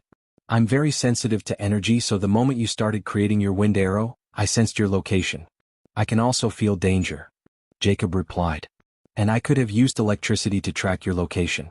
Don't forget, I have more than just eyes and ears. Allison tilted her head, whispering. I see. Jacob's gaze softened. But I'm proud of you though. You only became a fairy today, and yet the strength you showed just now is enough to take down a weak alpha werewolf. And if you could create a dust storm like you just did, trapping a pack of werewolves inside it and blocking their senses, you could take on an alpha and his whole pack on your own, with ranged attacks, of course. Although you're strong physically and have rapid healing, the last thing a creature like you should do is short-range combat. A proud smile spread across Allison's face. I could just use my wind slashes and kill a werewolf, even an alpha like Peter. His skin isn't as tough as yours, right? Jacob's eyes narrowed. Don't get cocky. Peter isn't a weak alpha. In his werewolf form, that slash you just used to cut a tree in half would do little damage to him if you can hit him, that is. He's fast. If you let him close the distance, you'll be in real trouble. Physically, you're not on his level at all. Allison frowned. But I already had beta-level strength before I became a fairy, and now that I'm a fairy I've become even stronger. I thought I was as strong as an alpha werewolf now. Jacob shook his head. Not even close. When a creature becomes an alpha, whether it's a werewolf or anything else, their entire being evolves. They don't just get stronger, they become more connected to their supernatural side. That makes them far harder to kill. When I said you could take down a weak alpha, I meant a really weak one. And even then it would take you a lot of effort to kill him, unless you poison him, of course. Allison crossed her arms, but there was a spark of defiance in her eyes. Maybe. But this is just me after a few hours as a fairy. Once I train, once I master my wind and electricity, I'm sure I'll be able to beat a strong alpha werewolf. Her voice softened as curiosity crept in. By the way, how does a fairy become an alpha? Jacob thought for a moment before answering. Probably by gaining a deep understanding of your element. Once that happens, the transformation comes naturally. Allison nodded, her expression thoughtful. I see, Jacob said. Now, can you try making a real wind attack? Something powerful. Allison tilted her head. Like what? A giant spinning arrow, Jacob replied. I can do it with my fire ability to show you if you want, but we are in a forest and I'd rather not start a fire and burn it down. Allison said. You don't need to show me. I think I can do it. She turned toward some huge boulders. She raised both hands above her head, palms facing each other as if cradling an invisible sphere. She closed her eyes, shutting out everything but the feel of the wind. It started as a whisper, a gentle breeze that coiled around her arms, stirring her green hair. Then it grew. The air between her palms began to shimmer with an intense, vibrant green light, pulling in more and more of the surrounding wind. Jacob watched, his draconic eyes seeing not just the light, but the currents of power she was desperately trying to bind together. He saw the strain on her face, the slight tremble in her arms. Allison's world narrowed to the vortex between her hands. Every ounce of her will, every bit of her remaining energy she poured into constructing the arrow. She imagined it, long, sleek and deadly. She forced it to spin, compressing the raging winds tighter and tighter, layering them into a corkscrew pattern. A sharp, throbbing pain began to bloom behind her eyes, a warning sign of her energy being drained too fast. Her breath came in short, ragged gasps, but she didn't stop. She pushed past the pain, past the exhaustion. With a final cry of effort, the weapon completed itself. It hovered above her hands, a magnificent and terrifying arrow of solidified, screaming wind. She screamed, thrusting her hands forward. The giant spinning arrow launched. It didn't fly so much as devour the space between her and the boulders. The moment it left her hands, the energy sustaining it vanished from her body. The vibrant green light around her snuffed out.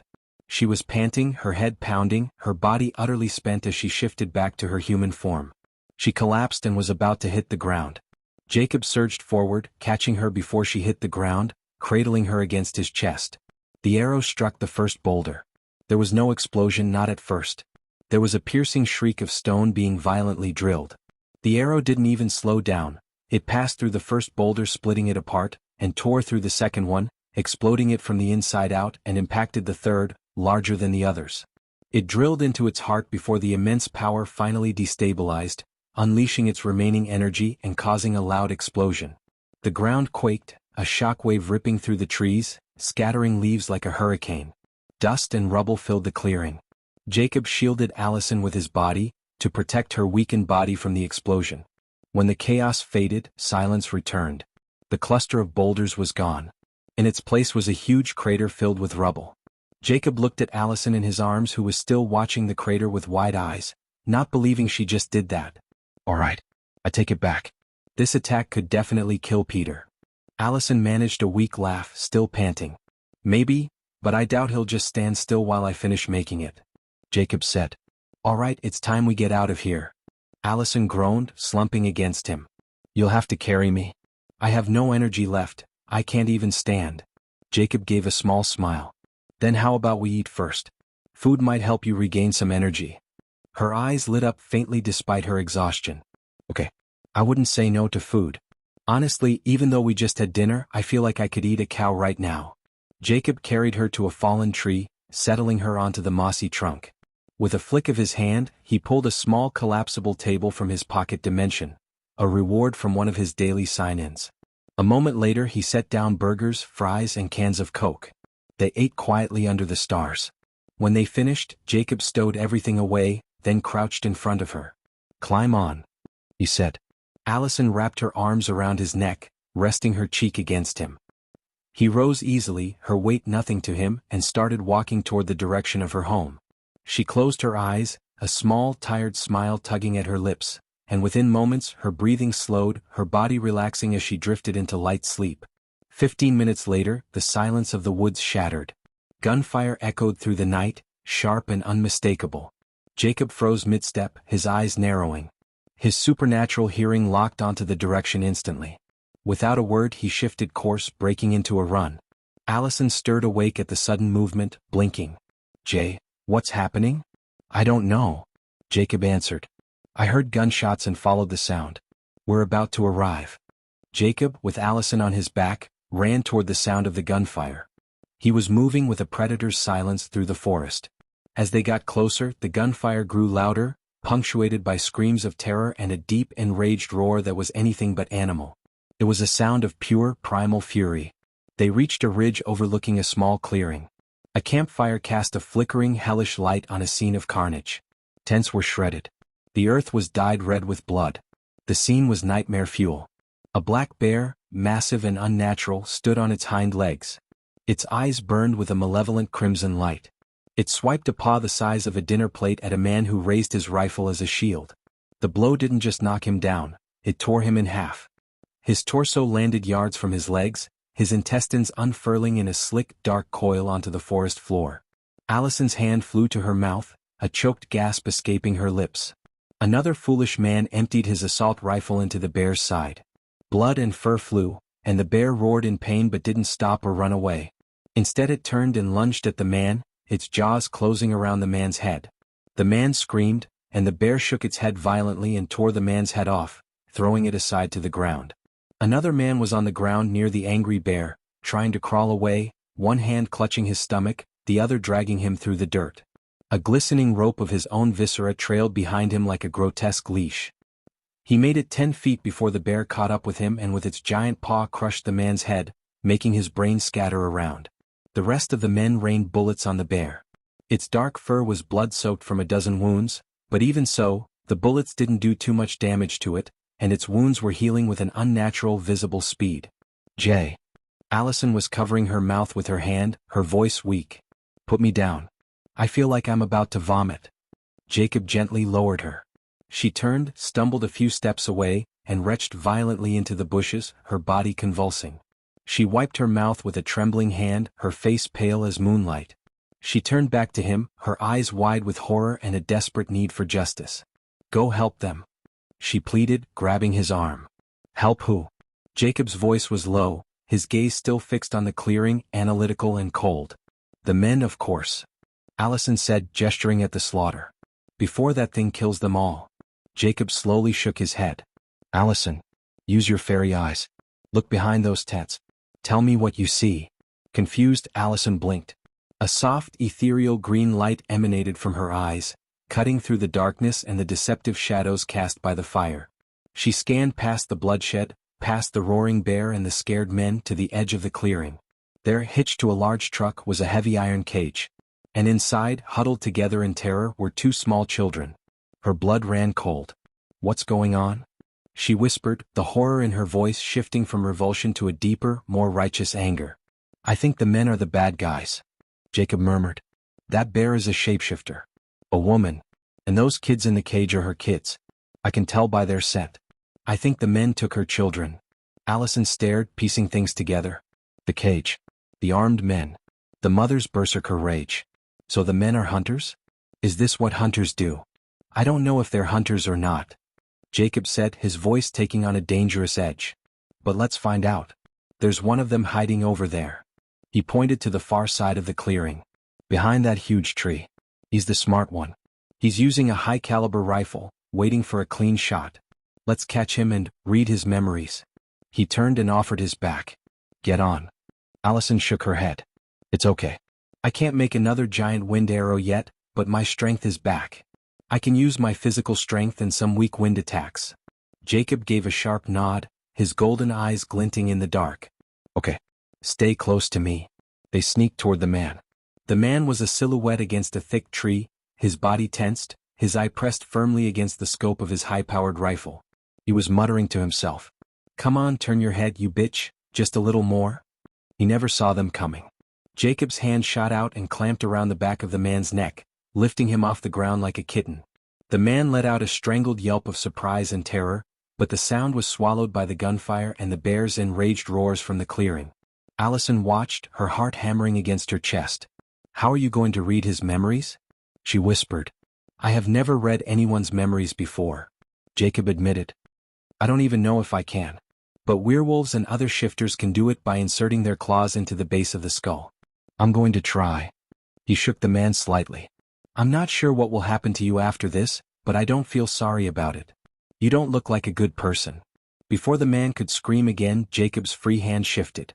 His fingernails elongated into wicked, obsidian black claws. With a swift, brutal motion, he drove the tips into the back of the man's neck. The man stiffened, a silent, gaping scream on his face. His eyes rolled back into his head, showing the whites. Jacob closed his own eyes, his brow furrowed in concentration, and he managed to read the man's memories. Jacob saw in the man's memories that the group was a hunter group that called themselves the Harvesters. They traveled the country tracking supernatural creatures. Jacob saw a werewolf begging them for his life before they opened his throat and began butchering him for parts on a bloody plastic sheet. A young dryad, her connection to her tree severed, sold weeping to a shadowy buyer. A beautiful selkie, a mermaid-like shifter, that was repeatedly raped by the very men in this clearing before she was finally killed and processed. Jacob saw hidden auctions that sell anything supernatural, from organs to live creatures. He saw the clinical discussion of the man and his group about which organs fetched the highest price. He saw them raping beautiful shapeshifters before killing them or selling them alive. And he saw how they hunted kids and even babies for customers who ordered them.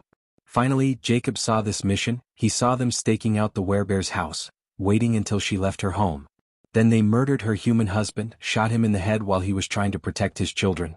Then they captured her 2 crying children, threw them into the iron cage like luggage, and drove to Beacon Hills, thinking they were far enough, and decided to rest in the Beacon Hills Preserve.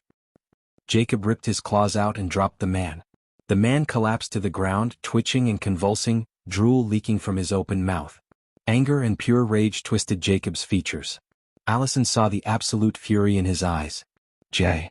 Before she could finish, Jacob lifted his foot and brought it down on the convulsing man's head. There was a sickening, wet crunch, and the man's head exploded like a watermelon. Allison spun around and vomited again. She wiped her mouth with a trembling hand, shock in her eyes.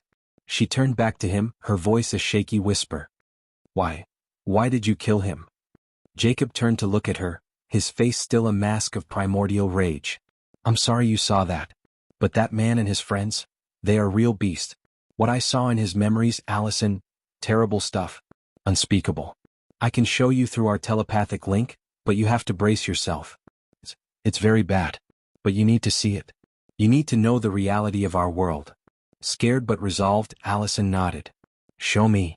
Jacob stepped closer, the fury in his eyes softening into a grim sorrow. He placed his forehead against hers, and the memories flooded into her mind. She saw it all. The slaughterhouse. The victim's despair. The heinous, unspeakable crimes committed by the group that calls themselves the Harvesters. First came the shock, cold and numbing. Then a disgust so profound it made her stomach clench again. And finally, rising like a tidal wave, a rage so pure unlike anything she felt before. Her body started shaking. She understood why Jacob was angry and why he killed the man. Jacob broke the connection, looking into her now hardened eyes. Do you understand why I killed him? Allison's voice was cold, laced with a fury that mirrored his own. I understand. Scum like him and his group don't deserve to live. So what are we going to do with the rest of them? Jacob's glowing eyes turned toward the clearing, where the werebear mother was still fighting, though she was slowing, her healing factor struggling to keep up with the barrage of bullets. I'll kill them all, of course, he said, his voice flat and final. Just then one of the surviving men, seeing his comrades falling, made a desperate dash for the cage. He leveled his pistol point blank at the 2 terrified children inside. Hey bitch! He screamed, his voice cracking with panic. Stop! The forest air, thick with the smell of blood and gunpowder, seemed to freeze. The werebear's massive form shuddered and she stopped. She looked at the man pointing his gun at her children, rage and anger in her eyes, but she didn't dare to move. The leader of the group was a fat man. He was standing a little far from the battlefield, scared of the werebear and ready to ditch his group and run away at any time. But seeing the werebear stopped and didn't dare to move, he laughed and said, Now if you don't want your children to die, shift back to human form. The rage in her red eyes warring with a mother's primal fear, she sighed and shifted. Her huge bare form shrank, her fur receding, her body reshaping until a naked, tall, beautiful brunette woman stood in the clearing. She was covered in blood and dirt, her body heaving with ragged breaths, her red eyes fixed on the gun pointed at her children. The fat leader laughed with a disgusting sound. See, boys? Even animals know what's good for them. He didn't even care about his dead men, or even glance at their torn remains. His surviving lackeys, emboldened now that the immediate threat was gone, let out crude whistles and jeers. The man near the cage, still aiming at the children, licked his lips.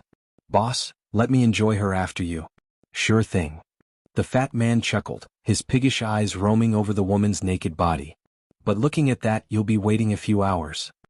He started walking toward her, a swagger in his step. I'm not even gonna poison you or tie you up, sweetheart. I want you to serve me willingly while your kids watch. Makes it more fun. Jacob and Allison watched the scene from the shadows in anger as the hunters threatened the woman with her children's lives. Allison's hands clenched into fists so tight her nails bit into her palms. What a bunch of scum. She hissed, her voice trembling with fury. All right. Jacob's voice was low. You stay here. I'm going to take care of them, starting with the guy pointing the gun at the children. Allison hesitated for only a second, her eyes locking onto the sniper rifle lying next to the headless corpse. A grim resolve settled over her. No, she said, her voice steadier now. Leave him to me. Jacob said. No. I don't want you going out there. They have guns and you're not back at your full strength yet. I'm not going to show myself. She said, already moving to pick up the heavy rifle. The metal was cold and familiar in her hands. My dad taught me how to shoot all kinds of guns. It's been 2 years, but from this distance? I'm sure I can blow his head off. She worked by feel, her fairy-enhanced eyes checking the chamber and the scope in the dim light. The memory of her father's patient coaching pushed back the nausea and fear. Jacob watched her for a tense moment, then said, All right. I'm counting on you. Stay here after you kill him, and don't come out until I've killed all of them. Allison nodded, bringing the rifle up to her shoulder and settling into a prone position, using a fallen log for support. She leaned forward, her eye finding the scope. The world narrowed to a circle of glass and crosshairs.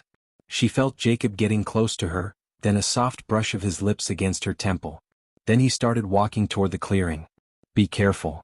She whispered, her focus never leaving the scope. You too, he said. In the clearing, the fat man was steps away from the werebear woman, an obscene smile on his face. The man who was pointing his gun at the children was watching with a smirk, his posture relaxed. Jacob shifted. His claws extended. Black scales covered his entire body except his face and hands. He didn't let his horns appear. Then he walked out from the darkness and walked toward the werebear woman, holding a bathrobe he took from his pocket dimension. The fat man and his thugs stared, weapons half raised, at the teen shapeshifter with glowing golden eyes emerging from the tree line.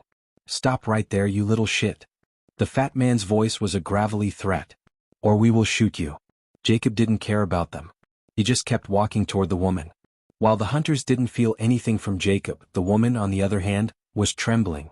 She felt fear when she looked at Jacob, a primal fear that made her forget all her rage. The fat man turned to one of his goons and said, Shoot him. The man shot Jacob in the chest, but the bullet hit Jacob's chest like hitting iron. Sparks flew as the bullet shattered when it penetrated Jacob's hoodie and hit his dragon scales underneath. Jacob didn't even feel the bullet. He looked at the man and raised his hand, pointing a finger at the man. Then a small ball of lightning appeared at the tip of Jacob's finger and shot faster than a bullet toward the man, penetrating his head and making a burned hole in his forehead, dropping him dead. Jacob's glowing eyes locked onto the fat man. His voice was a low, chilling calm. Be patient. I will deal with you soon. The man saw the bullet didn't even wound Jacob and how Jacob killed his man. He took an involuntary step back, his confidence shattering. Jacob arrived next to the woman, offering her the bathrobe. Here, cover yourself. The woman flinched and took a step away from Jacob in fear. Jacob threw the bathrobe at her. Don't be scared of me. I mean you no harm. Seeing Jacob helping the woman, the fat guy stopped trembling and smirked. But he wasn't confident of catching Jacob, he just wanted him to leave. He said, Kid, leave or I will kill her kids. Allison took a deep, steadying breath, let half of it out and held it. Her finger settled on the trigger. Squeeze, don't pull. Her father's voice echoed in her mind. The crosshairs found their mark, centering on the gunman's head. She squeezed. The sound of the rifle was deafening in the relative quiet forest, like a sharp, violent thunderclap that ripped through the night. The gunman's head snapped backward. 1 second he was standing, the next he was collapsing like a sack of meat, his body slumping against the iron cage before sliding to the ground, leaving a dark smear on the metal. The sound of the shot froze everyone in the clearing.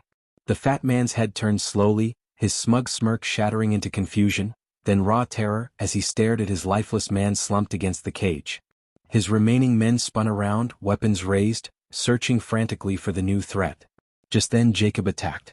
The first hunter died before he could even turn his rifle around, his throat torn out by a casual swipe of a claw.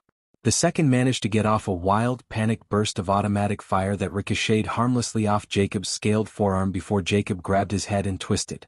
The sickening sound of snapping bone echoed in the clearing. Chaos erupted. But it was a short-lived chaos. The men weren't hunters anymore. They were prey and Jacob was the hunter, and he was moving too fast for them to even react. There were 8 remaining men. Jacob ripped the heads off 2 of them, tore 3 clean in half, and plucked the beating hearts from 2 others, leaving only the fat man alive. Jacob walked toward him, and the man started backing away in fear while emptying his gun into Jacob's chest. But the bullets did nothing. One struck Jacob's forehead. It left only a fading red mark that vanished in less than a second. The fat man fell to the ground, scrambling backward through the dirt in fear. "What kind of monster are you?" Jacob caught up to him and without a word inserted his claws into the back of the man's neck and started reading his memories. When he was done, he threw the man at the woman's feet and said, "He is all yours." The man, despite Jacob reading his memories, didn't lose consciousness or anything. Although he was dizzy and confused from the mental violation, he was still sane. The woman looked at Jacob, her voice steady but cold. "Can you hold this for me, please?" She tossed the bathrobe back to him. "I don't want to ruin it with this pig's blood." Jacob caught the robe and watched as the woman walked to the man and with her claws started peeling his skin and killing him slowly while he begged for mercy and screamed like a pig. After the woman was done, she went to the water tank the hunters were using and took a shower. She came back to Jacob, took the robe and wore it, then went to the cage. She freed her children, pulling them into a tight hug before breaking down into heavy, wrenching sobs. Allison walked from her hidden place and came to Jacob's side. "What did you see in that man's memories?" Jacob said. "More horrible things." Allison sighed. "I don't think I can sleep tonight. I wish I could spend the night with you." Jacob said. "Me too. I don't feel like spending the night alone, after all I just did and saw. I might have looked cruel killing those guys, but now that my rage is gone, I feel sick and kind of disgusted with myself right now." "I know how you feel," Allison whispered. "I killed a man too. How about we go to Lydia and spend the night with her? You can tell your parents that you're at Lydia's house and they wouldn't say anything," Jacob suggested. "Yes, we can do that," Allison said softly. "I really don't want to spend the night alone in my room," Jacob said. "All right. Let me get rid of these bodies first, then we'll go." The woman approached with her children. "Thank you," she said, her voice thick with emotion. "I don't want to imagine what would have happened if you hadn't shown up." "You're welcome," Jacob replied. "Take one of their cars and leave with your kids." The woman hesitated, then asked, "Can I ask, what kind of creature are you? I've never felt fear like I felt when you appeared." Jacob shook his head. "I can't tell you that. It wouldn't do any of us any good." She nodded, understanding. "I see. Thank you again for your help, both of you." Jacob nodded at her, and the woman turned around, loaded her children into a truck, and drove away, leaving the nightmare behind. Jacob looked at Allison. "Stay here. I'm going to burn the bodies." Allison nodded, and Jacob gathered all the bodies together. After taking a bank card and another card from the fat man, he burned the bodies, the cars, the tents, and everything else to ash except the guns, of course. He stored those in his pocket dimension. He took off his clothes and burned them too, took a quick shower with some water from his pocket dimension, and changed into new clothes. After that, Allison and Jacob left the forest using their super speed and headed toward Lydia's house. After arriving at Lydia's house, Jacob climbed through the window, after giving Lydia a quick telepathic warning, while Allison knocked on the front door. Natalie, Lydia's mom, opened it with a warm smile. "Allison, are you here for Lydia?" "Good evening," Allison said, smiling politely. "Yes, I'm here for a sleepover. I hope you don't mind." "Of course not," Natalie replied. "Come on in. Lydia's upstairs in her room." Allison thanked her and headed upstairs. When she opened Lydia's door, she found Jacob and Lydia kissing. Rolling her eyes, she pulled out her phone and called her mom, letting her know she was spending the night at Lydia's. As expected, Victoria asked to speak with Natalie just to confirm. Allison went back downstairs, handed the phone over, then returned once the moms had spoken. Inside Lydia's room, Jacob was stretched out on the bed. "Lydia, lock the door," he said, his voice low. "I don't want your mom walking in and finding me here. I really don't want any drama tonight.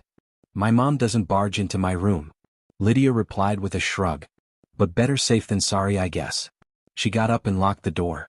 A few minutes later, Allison and Lydia were lying on either side of Jacob, both of them hugging him. Lydia glanced between them. "So, are you two going to tell me what's going on?" Jacob said. "Believe me, Lydia, you don't want to know." "I do," she insisted, leaning closer. Tell me. Jacob sighed. Are you sure? I killed some people tonight. Lydia sat up straight. What?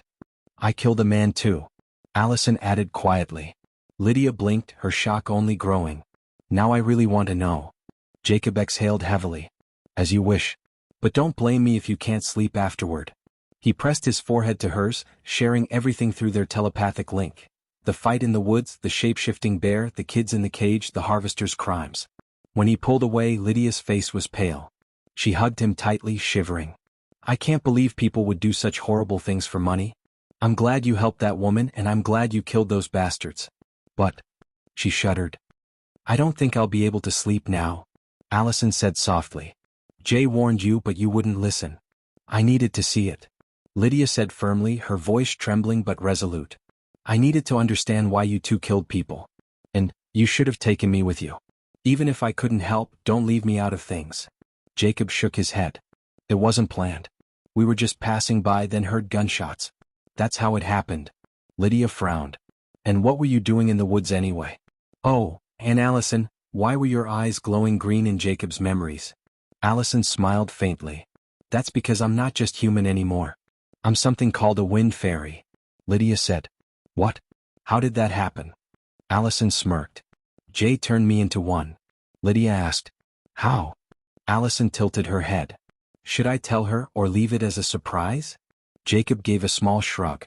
Tell her. She'll find out in a few days anyway. Allison raised a brow. A few days? Don't you plan to do it with her tomorrow? Jacob said. Probably not. I'm not in the mood. Not for at least a day or two. Lydia blinked. Wait, did you two finally sleep together? Allison said. Yes, we did. Lydia rolled across Jacob and leaned in close to Allison, eyes gleaming with curiosity. Tell me everything. There's nothing to tell. Allison replied. We just did it. Lydia narrowed her eyes. Was he good? I mean, we are going to spend the rest of our lives with him, so please tell me he is good. A slow smile spread across Allison's face. He's very good. I'm still numb down there. Lydia gasped dramatically. Then tell me details. Don't be shy. There really isn't much more to say. Allison replied. We went back to the mansion and we were at it for hours straight. I had to stop because I literally couldn't keep going. Ugh, you're boring. I need details. Lydia pouted. Allison smirked. I don't remember any details. I was too busy enjoying myself. Fine. Then at least tell me how he turned you into a fairy. Allison said. Jay told me that when a woman becomes his mate, he can pass on a bloodline to her. 3 bloodlines chose me, vampire, elf, and wind fairy. I chose the fairy. And now, she smiled. I'm really strong. She shifted into her fairy form and told Lydia about her powers. Lydia's eyes widened. That's amazing. Then she turned to Jacob, her excitement sparking. Can I have powers like hers? Jacob shook his head. You'll definitely have powers but not like hers. Then what kind will I get? She pressed. I don't know. Jacob admitted. We'll find out after we sleep together. Lydia huffed but nodded. Fine. Her gaze shifted and she noticed the ring on Allison's hand. Where is my ring? Jacob sat up slightly. I was going to give you one after we, but... He pulled a spatial ring from his pocket dimension, identical to Allison's, and held it out. Here. This is yours. Lydia crossed her arms. Well, you can keep it until we actually do it. Allison rolled her eyes. If you're expecting some romantic gesture or a proposal, forget it. Jay is an unromantic idiot. And believe me, you really want to take that ring from him. Is it magical? Lydia asked curiously. Yes. Allison said. Lydia slipped it on and studied it. It's beautiful, but I don't feel anything. Drop a little blood on it. Jacob instructed. She pricked her finger, and the moment her blood touched the ring, it bonded with her. Knowledge of its abilities flooded her mind. Her face lit up, and without hesitation, she jumped on top of Jacob, kissing him hard. I want to do it with you right now. Jacob gently pushed her back to the side. His expression was haunted. Not tonight. I can still hear the screams of the people I killed. I can still smell their fear, their blood, when I was tearing them apart. Lydia stroked his cheek. Then let's do it to distract you from thinking about all that. Jacob shook his head. No. I don't trust myself right now. I might get violent and besides. He glanced at Allison. Allison is here. It's not happening tonight. With that, he rolled Lydia over to Allison's side and closed his eyes. Now you two talk. I want to get some sleep. He closed his eyes, letting Lydia and Allison whisper to each other. Sleep, however, wouldn't come. I was so happy being in this new world, he thought. But I didn't really consider that I'd have to kill people. Although I killed that monster in the woods before, but that was different. The worst part is that I killed those people tonight without mercy, and I kind of enjoyed it a little bit.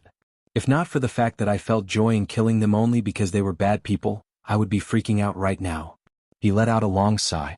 Well, I just have to get used to it and make sure I don't turn into a murdering maniac. I plan to go to that auction in Las Vegas on Saturday, the one I saw in the Fat Man's Memories, and destroy it. I'll take the money from the people who attend the auction and the ones who organize it, so I'll probably have to kill some more people. But for now, I should try to sleep. After a while, exhaustion claimed him. But around 4 a.m., Jacob jolted awake, sweat dampening his forehead. He had dreamed of losing control, of killing Stiles and Scott with his claws. He turned his head left and right. Lydia and Allison were curled against him on either side, arms draped over his chest, breathing softly. He shook his head with a weary sigh, whispering to Allison, "You can't sleep?" One of Allison's eyes cracked open. "I slept," she whispered. "But I woke up after having a nightmare that my parents were evil hunters like the ones we met tonight." "Don't worry. They're not." "I know," Allison said. "But I still couldn't go back to sleep. You know we're going to kill more bad people in the future, right?" Jacob asked gently. Allison nodded. "I know. And I won't hesitate when the time comes." Jacob kissed the top of her head. "That's my girl. And let's make this deal. Tonight is the only night we lose sleep over killing scumbags. This is our reality now. We need to accept it sooner rather than later." "Deal," Allison said firmly. "We shouldn't waste sympathy on monsters like them." Jacob smirked. "I'm in the mood again. Want to sneak into Lydia's bathroom?" Allison snorted and pinched his side. "Go back to sleep, you pervert." He chuckled softly, and soon her breathing evened out as she drifted back to sleep. Jacob wrapped his arms tighter around both girls and finally managed to slip back into slumber too. Early in the morning, a knock sounded on Lydia's door. "Girls, wake up, you'll be late for school," Natalie called. Jacob stirred first, nudging Lydia and Allison awake. "Lydia, are you awake?" Natalie asked again through the door. Lydia rubbed her eyes and answered sleepily. "Yes, Mom, we're up. I made you breakfast. I'm heading to work. Love you." "Love you too, Mom," Lydia called back. Moments later, they heard Natalie leave the house, the sound of her car fading into the distance. Jacob kissed both girls and got out of bed. "All right, girls, I need to head home. And I'm not coming to school today." Allison yawned and stretched. "Why not?" "I need to be at the mansion," Jacob explained. "That tin can at home ordered a bunch of materials that will arrive today. I can't let him go outside to receive them himself. He'd probably scare the delivery guy half to death." Lydia smirked and leaned against him. "Remember, I'm coming over after school. So you better be ready to satisfy me. And don't even think about saying you're not in the mood." Jacob chuckled, pulled her close and kissed her deeply before letting go. "Trust me, I'll be more than ready." Lydia rolled her eyes with a smile and disappeared into the bathroom. Allison, still lounging in bed, glanced at Jacob. "Why don't you have breakfast with us before you go?" Jacob shrugged. "Sure." The two of them went downstairs. Allison looked at the modest breakfast Natalie had left on the table and said, "Do you have any baked goods in that pocket dimension of yours?" Jacob grinned. "I've got plenty." "Then take some out. This breakfast is nice, but it's too little."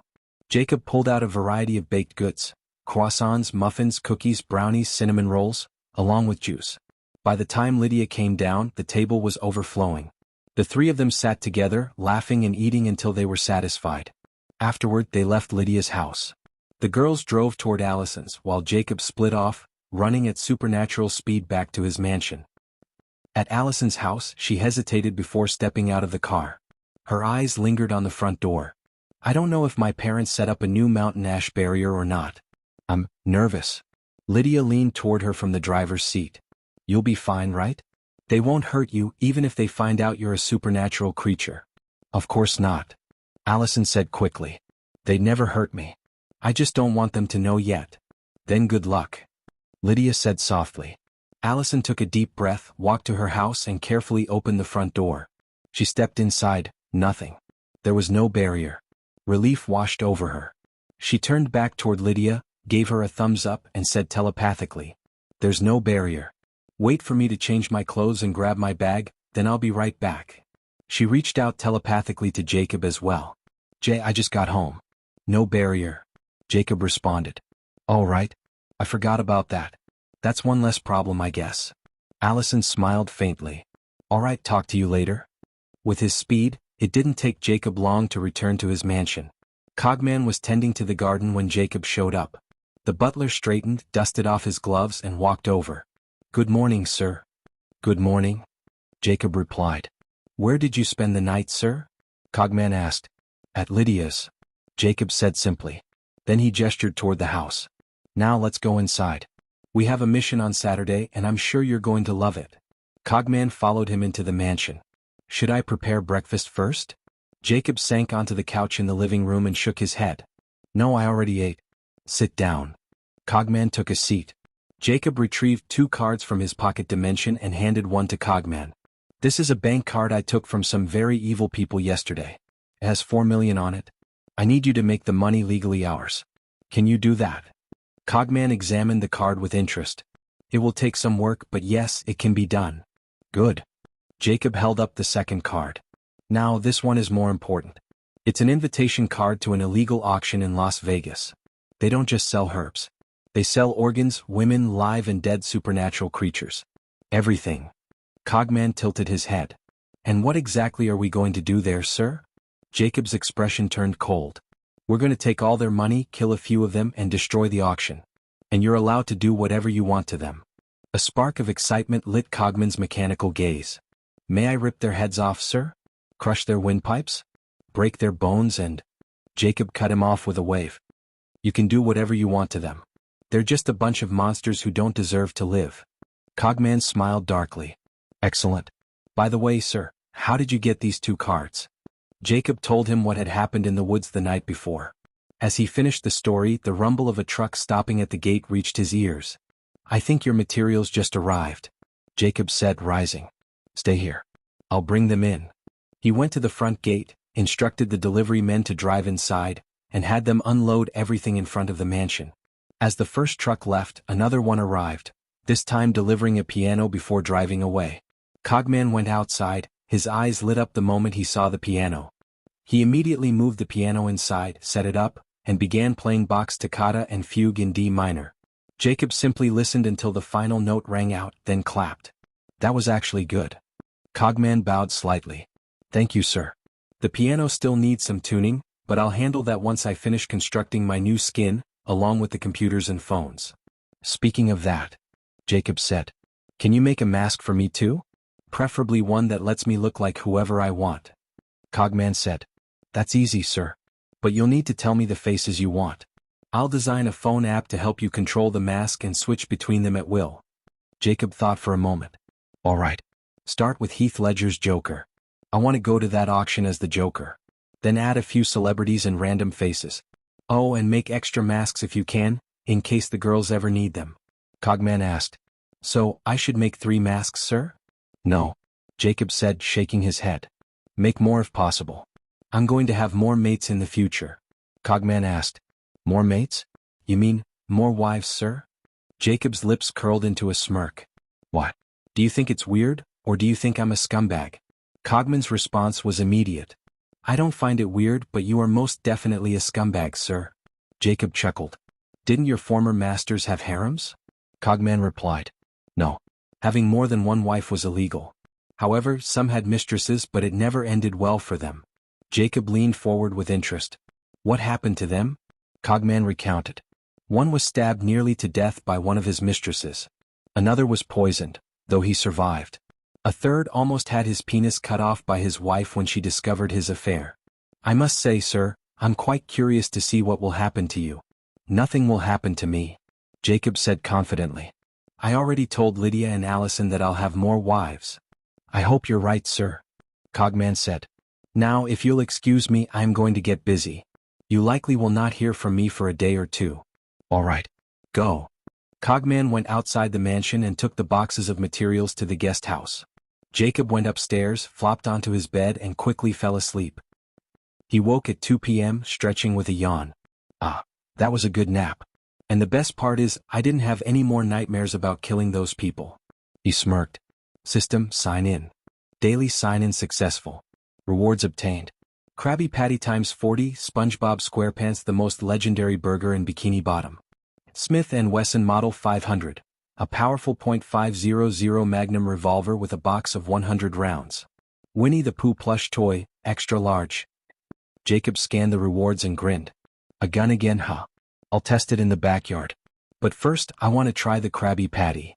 He pulled one from his pocket dimension, took a big bite and chewed thoughtfully. This is definitely not meat, but for a vegan burger it's really good.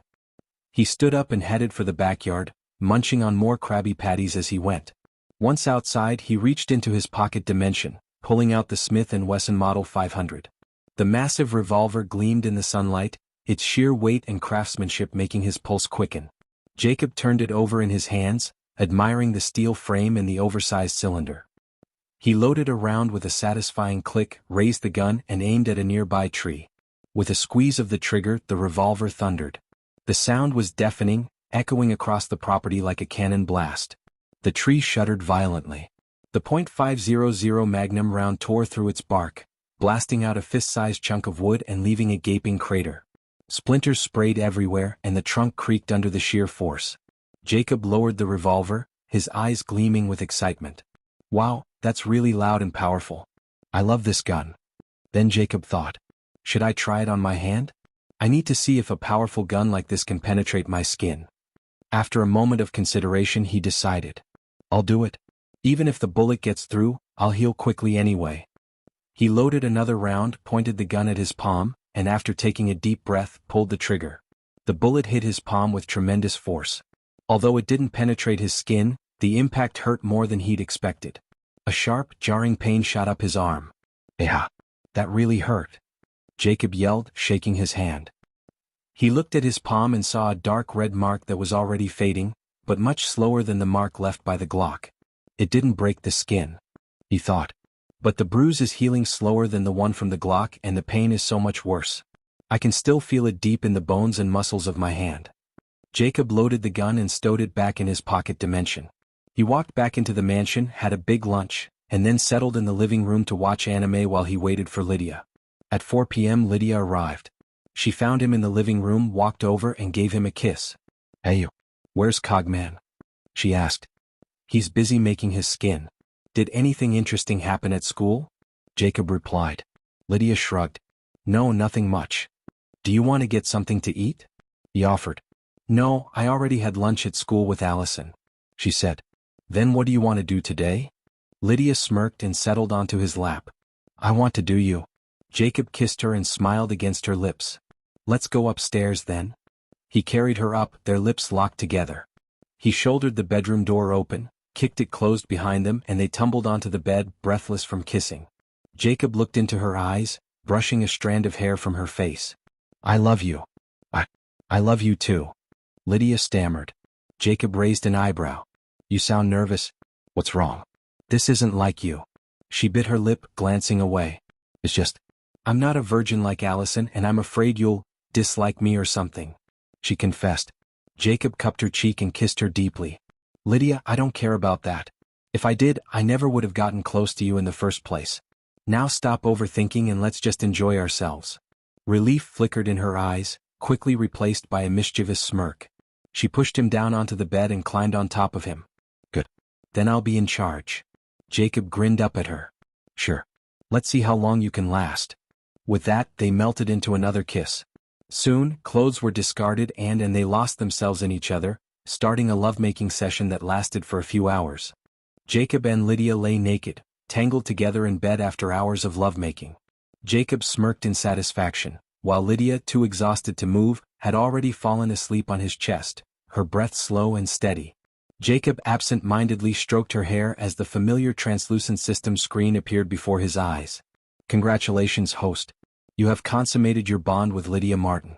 Your strength will now begin to grow faster than before, and you may grant Lydia abilities and bloodlines rewarded by the system. Rewards for consummating the bond with Lydia Martin. Storm Call ability, The Elder Scrolls V. Skyrim, the ability to summon a devastating thunderstorm. Lightning bolts strike random enemies within a vast area for a limited time. Activation. The host can unleash a lightning-infused roar toward the sky to trigger the storm. Limitation. Cannot be used indoors or underground. Use with caution around allies because they can also be hit. Jake Lonergan's Alien Wrist Blaster. Cowboys and aliens, a bracelet that bonds to the host's forearm. It can turn into a high-powered alien energy blaster. Activation. Responds to the host's mental commands once bonded. Cannot be removed or used by others unless the host wills it. Arc Reactor. MCU, a miniature clean energy source capable of powering a small city. Jacob was happy with the rewards and thought, not bad at all. Storm Call is insanely strong. I remember how devastating it was in the game, but I need to test how it looks in real life. The alien gun. I know it can blow a hole straight through a man, but I wonder how it will work against supernatural creatures. And the arc reactor. I'll just hand that over to Cogman. He'll find a use for it. Show me Lydia's rewards. Jacob mentally commanded the system. Please select one of the following bloodlines for your mate. 1. Gorgon bloodline. Lifespan, ageless, long-lived. Affinity, petrification and serpentine control. Abilities, shape-shifting, petrifying gaze, requires eye contact. Serpent communication and control, venomous bite, living snake hair, poison immunity. Standard shifter abilities. 2. Fire Kitsune bloodline. Lifespan, ageless, long-lived. Affinity, fire element. Abilities, shape-shifting, create and control fire, enhanced intelligence and cunning. Standard shifter abilities. Naturally skilled in weapons and martial arts. 3. Silver Banshee bloodline DC. Lifespan, ageless, long-lived. Affinity, sound manipulation, spiritual power. Abilities, sonic scream, unleash a destructive wave of concussive force capable of shattering steel, stunning enemies and causing internal damage. Superhuman physique, accelerated healing, advanced soundwave manipulation, flight, aura of dread, project an overwhelming sense of supernatural fear to weaken enemies' resolve. Short-range teleportation, spiritual possession, possess the bodies of others. Jacob read through the options carefully. His lips curved into a grin. There's really only one good choice here, the Silver Banshee. Some versions of her are even strong enough to challenge Superman. And this version the system is offering seems like the most powerful one. Lydia's about to become terrifying. He asked the system in his mind, by the way, if I remember correctly, Silver Banshee's powers came from a curse. Will Lydia be cursed too? No, host. Lydia will not be under any curse.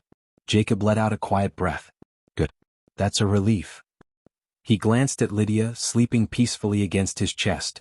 For a moment he thought about waking her, but seeing how deeply she slept, he decided against it. System, merge the ability Storm Call into my body. Are you sure, host? Yes. Jacob didn't feel anything different, just a faint flicker of energy before another message appeared. Ability has been successfully merged. After that, Jacob absently stroked Lydia's hair, lost in thought. After I deal with that auction on Saturday, maybe I should go after Malia? Or maybe I should wait until Kate and Peter fight each other. That should happen in a month or two. That gives me more time with Allison and Lydia to strengthen our bond before adding another mate. As for Kate and Peter, I won't interfere. If I stop them, I might lose an event sign-in, maybe even a quest sign-in. So let those two idiots tear each other apart. He remembered the alien weapon. Reaching into his pocket dimension, he pulled it out.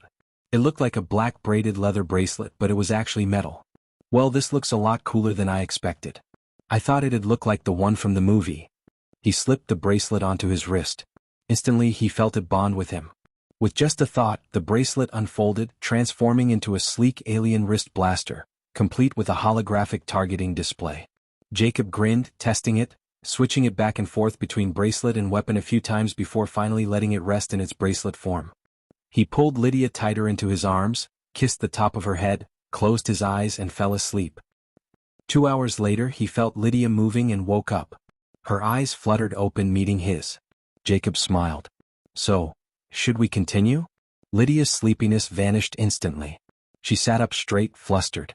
No. No way. I can't do it anymore. Jacob chuckled. Come on. You've got super healing. You should be fine now after you slept for a couple of hours. She said. Even if I don't feel pain, I'm still completely numb down there. I can't feel a thing. You'll just have to wait until tomorrow. She leaned in and kissed him playfully.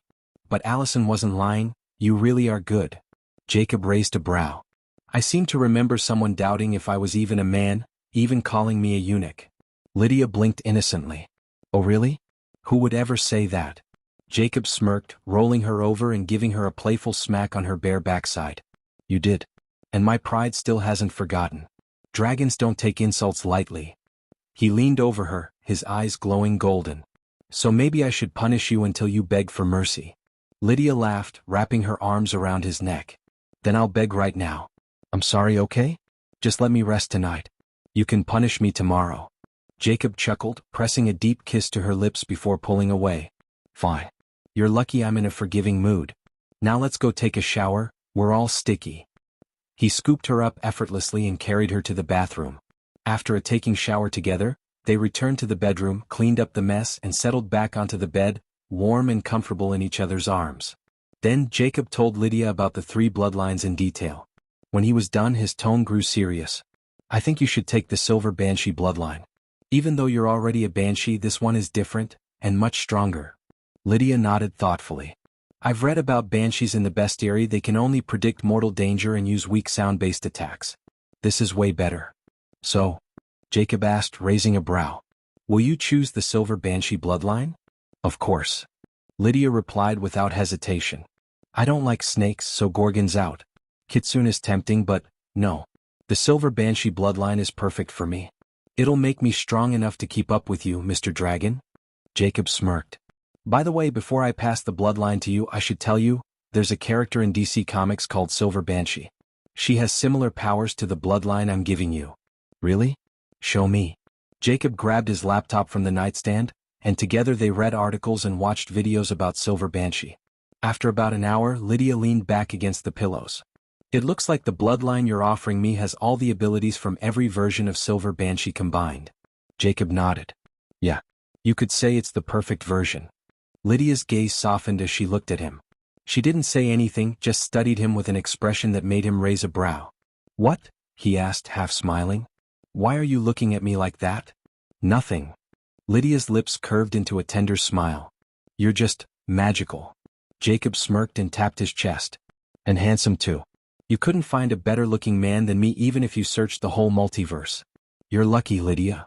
She shook her head, amused, before kissing him. You're right. Allison and I really are lucky to have you.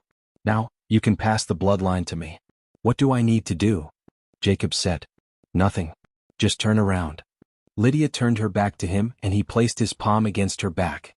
System, merge the Silver Banshee bloodline into Lydia's body. Are you sure, host? Yes. A surge of energy pulsed from Jacob's hand into Lydia. Her body grew warm, every cell igniting as the power wove itself into her essence. After 5 minutes, a new prompt appeared in Jacob's vision. You may remove your hand now, host.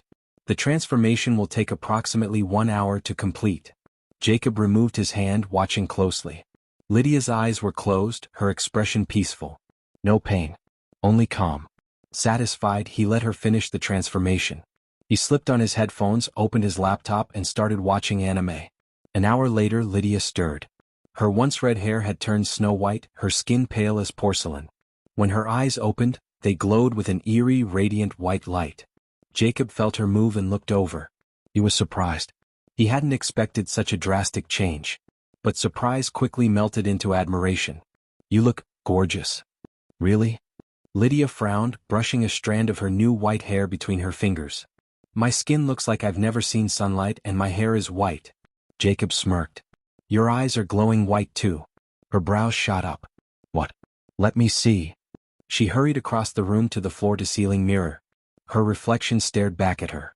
She tilted her head, studying her new look. Okay. I'll admit the white hair isn't bad. But the glowing white eyes? With this pale skin? I look like a ghost. Jacob walked up behind her, slid his arms around her waist and met her gaze through the mirror. Then you're the most beautiful ghost I've ever seen.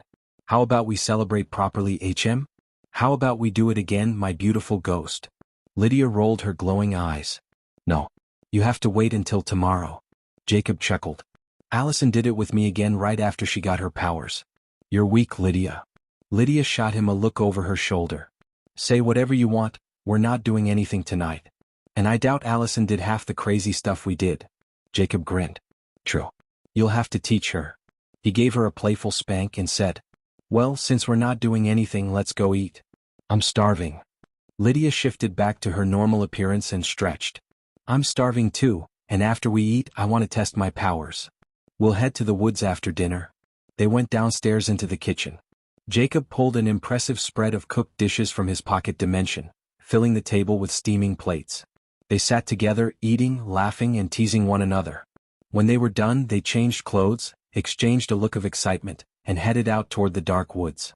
Jacob and Lydia raced into the woods using their super speed. After 10 minutes, they arrived deep within the forest and stopped at the spot where Allison had tried her wind powers. Lydia looked at the deep crater left by Allison's giant wind arrow. What happened here? Allison happened, Jacob said. She tried out her powers here. Lydia whistled softly.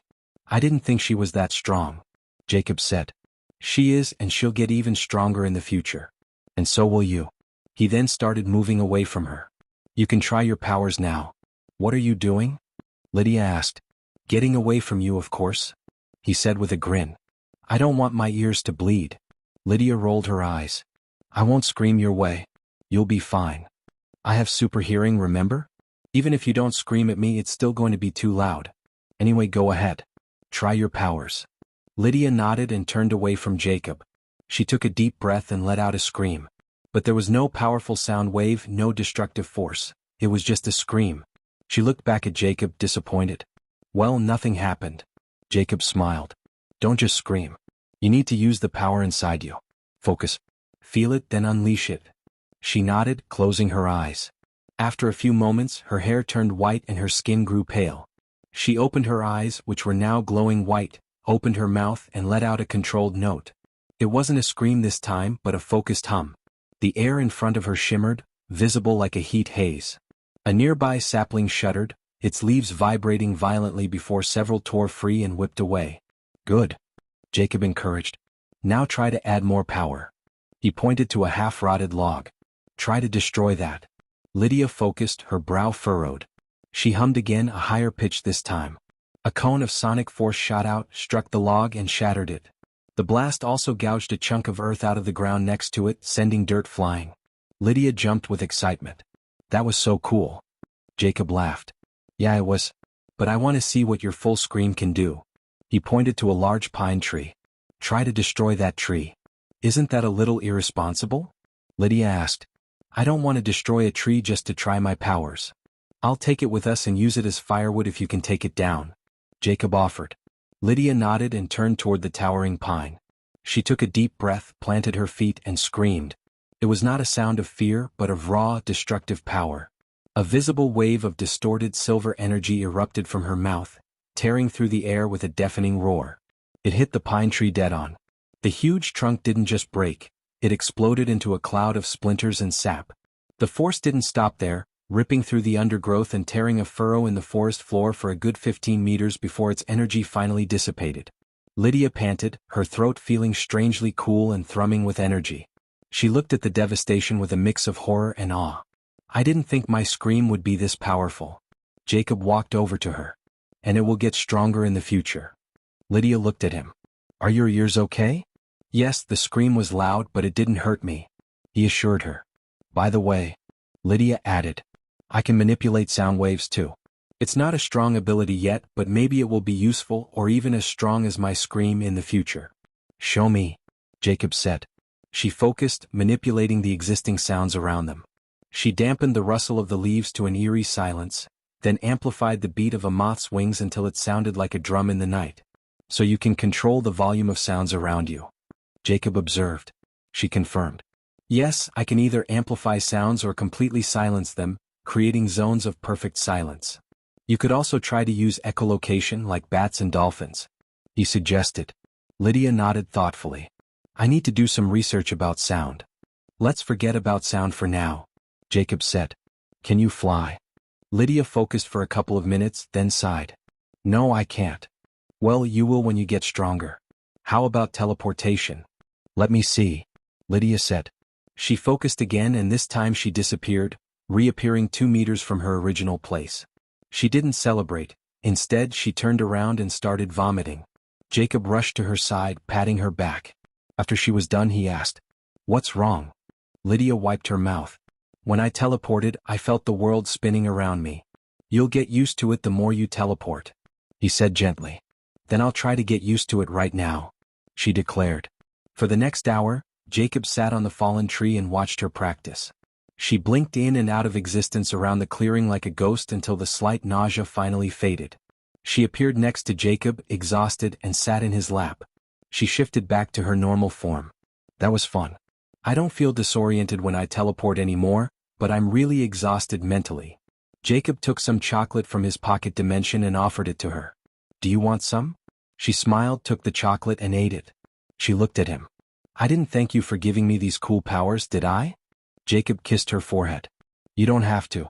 The smile on your face when you were using your powers is all the thanks I need.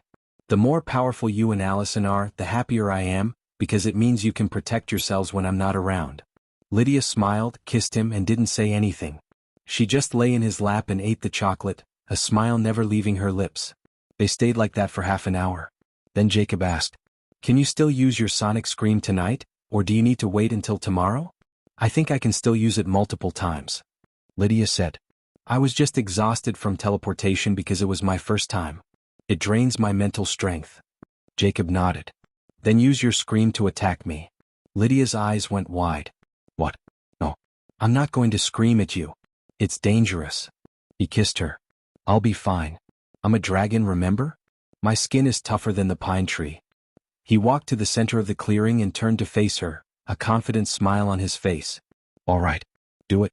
Don't hold back." She hesitated, her hands trembling. The thought of directing that destructive force at him made her feel ill. Seeing her like that, Jacob smiled softly. "Lydia, trust me."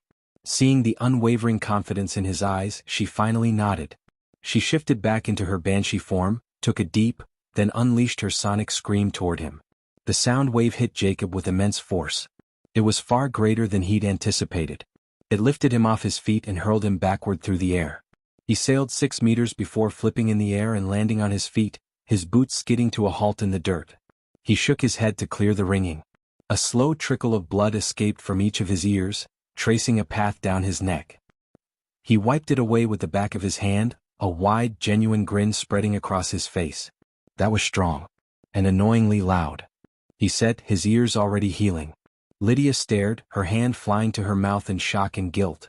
"Jay, your ears. I'm so sorry. I shouldn't have listened to you." "Are you?" "Don't worry, my ears are already healed," he interrupted, still grinning. She ran to him and hugged him tightly. "Are you sure you're okay?" "Yes, I'm sure," Jacob said, holding her. Lydia sighed in relief. "Then let's go back home." Jacob nodded. "All right." He walked a few meters away from her and looked at the sky. A mischievous grin spread across his face. "But first, I want to try my new ability." Lydia looked at him curiously. "What ability?" Instead of answering, Jacob tilted his head back, took a deep breath, and unleashed a roar toward the sky. But it wasn't a normal roar. It was crackling with raw, blue-white energy that shot from his mouth like a reverse lightning bolt, vanishing into the clouds above. For a second, nothing happened. Lydia raised an eyebrow. Was something supposed to? She was cut off as the world suddenly dimmed. The moon and stars disappeared. Thick, dark clouds swirled into existence directly above them with unnatural speed. A deep, ominous rumble shook the very air, and then the sky simply opened up. Heavy, cold rain poured down, soaking them both in an instant.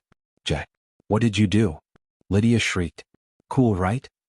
He yelled back, his voice full of excitement as he spread his arms, embracing the chaos he had just created. A blinding flash of light and an earth-shattering boom answered him. A lightning bolt struck a tall oak tree 50 feet away, splintering it into kindling with a sound like a cannon shot. Lydia jumped, a small yelp escaping her. "Jay." Another bolt struck closer, 20 feet away this time, electrifying the air and leaving the smell of ozone and burnt earth. That's when Lydia felt a strange tingling across her scalp. Despite being utterly soaked, her hair began to rise slowly, each strand standing on end and waving around her head. Her eyes went wide. She looked at Jacob, her expression a perfect mix of utter disbelief and horror.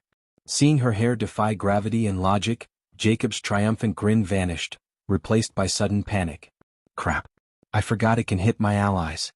He muttered to himself. In a flash, he lunged forward, scooped her into his arms, and broke into a sprint just as another lightning bolt scorched the earth where she had been standing. You idiot! Lydia screamed, clutching his neck for dear life as the world blurred around them. Are you trying to kill us both? I didn't think it was going to be this strong. He yelled back, leaping over a fallen log as another bolt exploded behind them. And Lydia, still cradled in his arms, glared up at him, her electrified hair making her look even more furious. And what? And I won't be hit. And I'm also immune to lightning. He admitted with a wince, dodging a sizzling strike that hit a puddle they'd just run through. So I'm the only one who's going to die then? Lydia shrieked, her voice trembling with a mixture of terror and rage. No. You won't. I won't let that happen. He said, zigzagging through the forest like a pinball. Besides, you're super strong now. A little lightning would just give you a bad hair day and a tingle. And even if you get hurt, you'd heal in minutes. Another searing bolt came down, close enough that the heat washed over them. Enraged and scared, Lydia did the only thing she could think of. She leaned forward and chomped down on Jacob's chest. Oh, but, Lydia, that's my nipple. Let go. Let go. He yelped, stumbling mid-sprint. She released him and said, Why is the storm following us? That's how it works. He explained as if it were the most obvious thing in the world. It's an attack meant to kill all the enemies around me. I just forgot that it can affect my allies too. Another near miss sent a shower of dirt and grass into the air. But it's attacking you too, Lydia yelled. No, it's not. The lightning is aimed at you, not me. He corrected, skidding around a tree. It's just that since I'm the guy currently holding the target, I'm also a target myself. Then Jacob used all of his super speed, becoming a blur as he tried to outrun the crazy storm he had created. Lydia screamed, not in terror anymore but in pure rage. When we get out of this, I'm going to kill you, you moron. Noted. Jacob yelled back with a laugh as he dodged another lightning strike. But first, let's get out of here before you get zapped. Hey there, novel lovers. I know it's not the usual thing, but if you enjoy what you're hearing, please like and subscribe. Okay, shameless plug over. Now, let's get back to the listening. After running for a few minutes, Jacob finally managed to get away from the storm, not because of his speed but because the duration of storm call had ended. He stopped and looked back at the storm as it faded quickly into nothingness. So storm call in real life is very different from the game. He thought. In the game it only lasts for 60 seconds but just now it went on for nearly 10 minutes, and it followed me wherever I ran. Not only that, it drained a ton of my energy. I think I can only use it maybe 3 times before I'll need to rest and recover.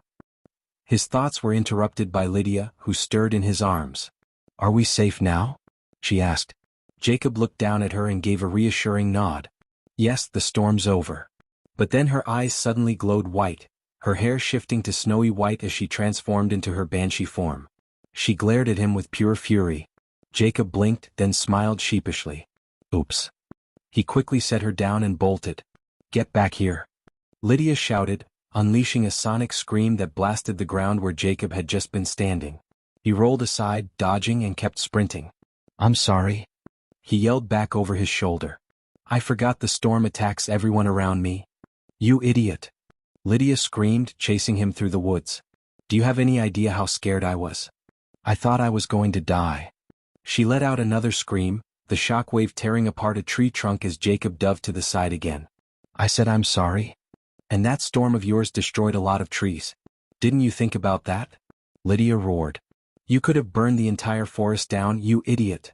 Jacob finally skidded to a stop and turned to face her, smirking despite the ringing in his ears. I won't do it again. Can you forgive me? Lydia narrowed her glowing eyes. Let me hit you once and then I'll forgive you. Jacob relaxed, grinning. That's it? Fine. Go ahead, punch me as hard as you can. I won't resist. A sly smile curved Lydia's lips. Who said anything about punching? She took a deep breath and before Jacob could react, she unleashed a devastating sonic scream. The force of it sent him flying backward 10 meters before he crashed onto the ground, tumbling for several more meters before finally skidding to a stop on the asphalt road. He lay there groaning for a moment before slowly sitting up, blood trickling from his ears, though they were already healing. He wiped it away and muttered, Ugh, that was annoying. Before he could stand, he sensed people nearby. Turning his head, he saw Derek, Peter, Scott, and Stiles standing by Stiles' Jeep and Derek's car, all staring at him with shocked expressions. They walked closer. Scott frowned. "Where did you just come from? And what was that loud scream just now?" Peter smirked. "Kid, what kind of creature kicked your ass? Need some help?" Seeing Peter laughing at him, Jacob felt a strong urge to beat him. But hearing what he said, Jacob mirrored Peter's smirk. "Sure, man. I'd appreciate the help. I'm fighting a ghost and I can't beat her. She's all yours now." At that moment, Lydia stepped out of the woods, still in her banshee form. Before she revealed herself fully, Jacob quickly spoke to her telepathically. "Lydia, don't shift back yet." "Why?" she asked. "Because I want you to beat Peter. He is standing next to me right now, so act like a ghost and beat his ass. And remember, don't let him get close to you. Although you are strong, he is still an alpha werewolf. He is stronger than you physically. And love, don't hold back." A slow smirk spread across Lydia's pale face. "All right, this is going to be fun." Stiles noticed the smug grin on Jacob's face. He edged closer and whispered, "What are you up to?" Jacob put on an innocent look. "Nothing. Peter was kind enough to offer his help and I accepted. Now let's step aside and let him handle the ghost." Jacob casually moved away from Peter and Stiles and Scott quickly followed. Derek hesitated for a moment, eyeing Peter, then silently joined Jacob's side as well. Jacob clapped his hands together. "All right, guys. Let's cheer for Peter." Peter narrowed his eyes at Jacob. "Hey kid. I said I'd help you fight, not take on whatever this thing is by myself." Jacob tilted his head, smirking. "What's wrong, Peter? You scared?" Peter growled, his eyes flashing red. "I'm not scared, but I'm not stupid either. If you couldn't beat that ghost, then I sure as hell can't. You're stronger than me." Jacob chuckled. "Oops. Too late. She's here." Peter spun toward the woods, only for Lydia to suddenly teleport, appearing out of thin air just 3 meters in front of him. Stiles saw Lydia but didn't recognize her. He screamed. "Yeah? It's really a ghost. She just appeared out of nowhere." He froze, staring at her pale skin, flowing white hair and glowing eyes. "But, she's really beautiful." Jacob smirked. "She is, isn't she?" Stiles blinked, suspicious. "Wait, it's not that she's stronger than you and you couldn't beat her, is it? You let her beat you because she's beautiful." Jacob shrugged. "You could say that." Peter stepped forward, eyes glowing crimson. "Who are you? And what do you want?" Lydia didn't answer. Instead, she opened her mouth and released a low hum. The sound grew louder and sharper, vibrating in the air. Peter's face twisted in pain as dizziness washed over him. He clutched his ears, groaning before dropping to his knees, his head throbbing. Seizing the opportunity, Lydia teleported beside him and delivered a vicious kick to his face, breaking his nose and sending him flying. He crashed to the ground several meters away before coming to a stop. She grinned and sent a thought to Jacob. "How was that?" Jacob replied. "Good. But don't get close to him again. He could have hurt you with a swipe of his claws the moment you appeared. And even though you kicked him, you didn't do much damage. Look, his nose is already healed. Now he'll be ready for you next time." Lydia's glowing eyes locked on Peter as he got up, partially shifting, his face twisted with rage. "I'll kill you," he snarled. She said to Jacob. "All right, I won't get close to him again." Peter lunged at her with blinding speed. But Lydia only smirked. Before he could even raise a claw, she unleashed a full sonic scream. The devastating wave hit him square in the chest, launching him backwards more than 15 meters. He smashed against the asphalt, tumbling violently before skidding to a stop. The scream ruptured his eardrums, leaving blood trickling from his ears. One of his shoulders had dislocated, and when he struggled to stand, blood trickled from his nose and mouth, a clear signs of internal damage. He wiped it away with the back of his hand, growling low in his throat before shifting fully into his monstrous alpha form. With a roar, he lunged at Lydia, his speed a blur, far faster than before.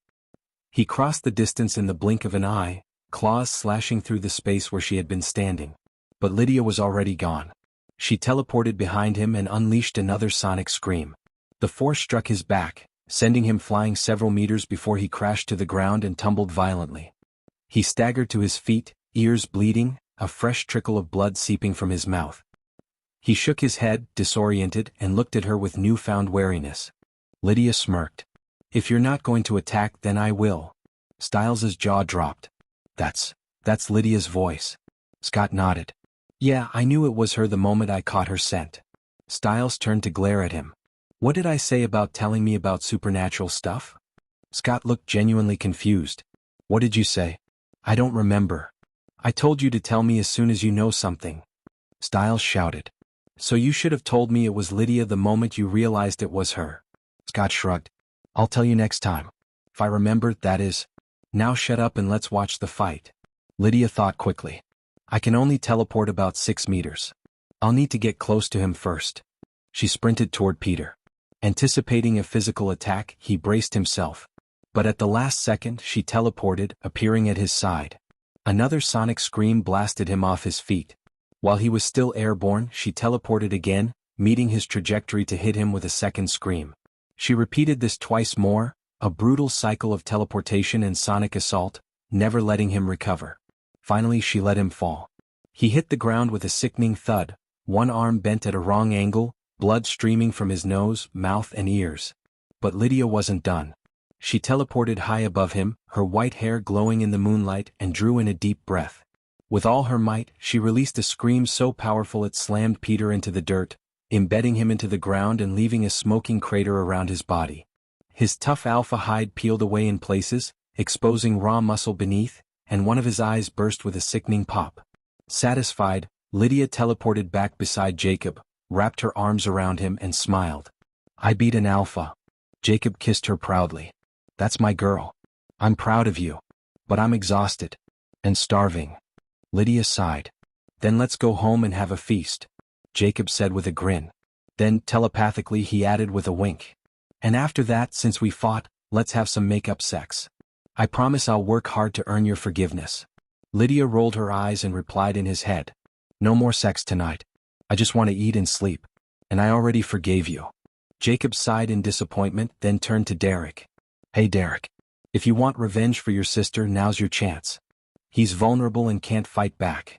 Derek stared at Peter's broken form, his jaw tight, but finally shook his head. No. I don't want to kill him. He just lost control that night. Jacob smirked. That's a lie, but fine, it's your business. Just know you'll never get an opportunity like this again. He turned to Stiles and Scott. Why are you guys here anyway? Scott answered. We were heading to your place, but then we saw a strange storm in the woods. We stopped to check it out. Derek and Peter were passing by and stopped to watch too. I see, Jacob muttered. Just then Peter staggered to his feet. His wounds were already closing as his regeneration kicked in. He glared at Lydia, growling. You're going to pay for that, you little bitch. The insult made Jacob's eyes glow golden with fury.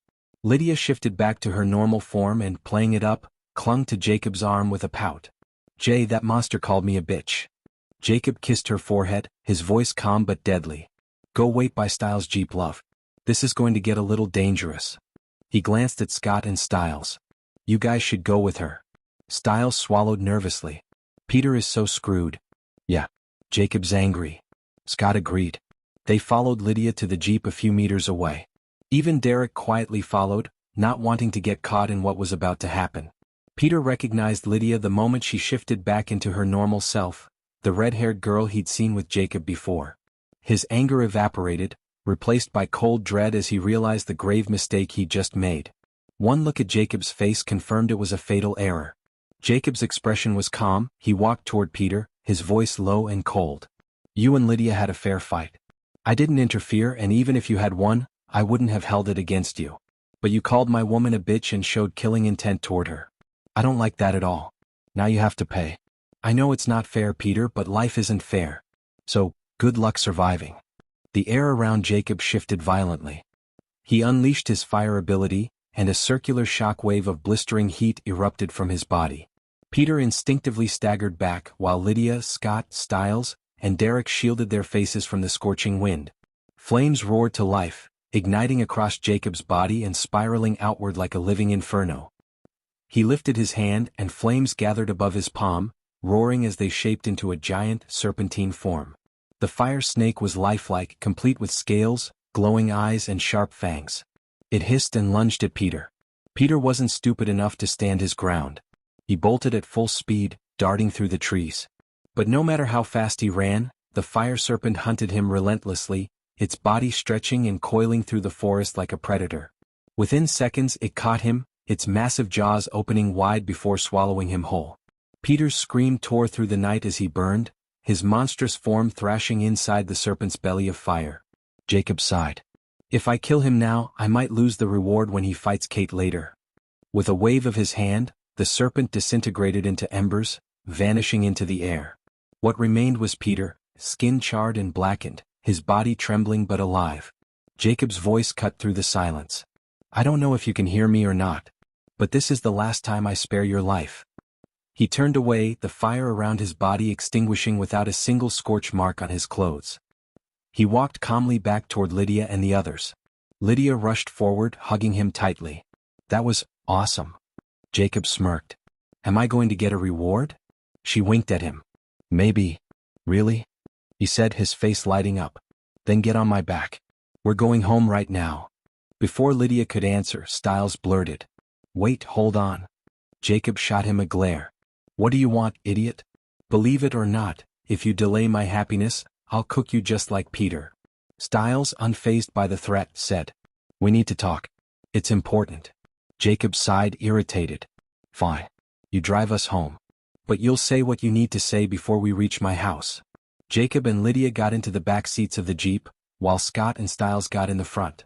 Stiles started the engine and drove toward Jacob's mansion, leaving Derek rooted in place, still trying to process what he had just witnessed, and wondering what kind of creature Jacob truly was. Once the Jeep's taillights disappeared into the night, Derek sighed and turned his gaze to Peter, who was still writhing and screaming in pain as his burned skin slowly healed.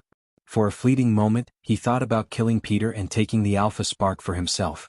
His fists clenched. But then he shook his head. Not yet. He thought. We just found out that the pendant worn by the woman who burned my family is now being worn by Jacob's girlfriend, Allison Argent. That means the woman who gave it to her is definitely Kate. And I have no idea how that monster Jacob feels about Kate.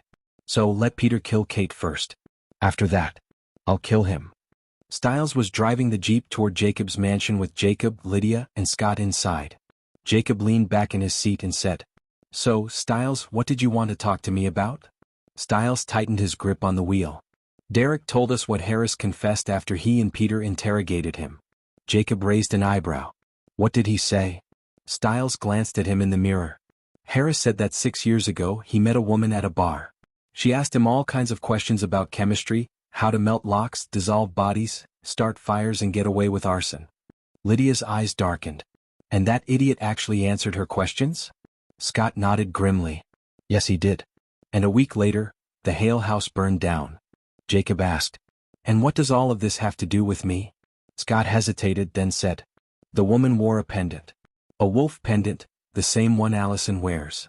Lydia scoffed. So what? Do you really think Allison was the woman who talked to Harris 6 years ago? She was only 10 back then. Stiles shook his head. Not Allison. Her mom, or her aunt? Jacob stated flatly. It was her aunt. She's the one who gave Allison that pendant. Scott asked. So what are we going to do? Jacob shrugged. Nothing. I'll tell Allison the truth and that's it. I'm not going to save Kate and I'm not going to help Peter or Derek kill her either. Stiles argued. But Kate's a murderer. Jacob said. Sure, Kate is a murderer, but I'm not the law, Stiles. The Hale family has nothing to do with me, so I'm not going to interfere. And even if I did, it would be to help Allison if she wants to save her aunt. Stiles stared at him in disbelief. Are you serious? You'd help her? She killed children, Jacob. Jacob sighed. I don't like what she did either. But I'm not some hero, Stiles. My only concern is how Allison is going to feel about all of this. Whether she decides to help Kate or let her die, I will stand by her side. Scott frowned. But saving Kate isn't fair to Derek, is it? He lost his entire family because of her. Jacob smirked coldly. I don't really care. People die every day, Scott. Should I go around saving them all too? Even if Kate is evil, Allison considers her a sister. So, as long as Kate doesn't get on my bad side, I won't go after her. Stiles muttered. You're really cold-blooded, you know that? Jacob chuckled. As long as Allison and Lydia are happy and safe, I don't give a damn about the rest of the world. Well, except you two idiots, of course.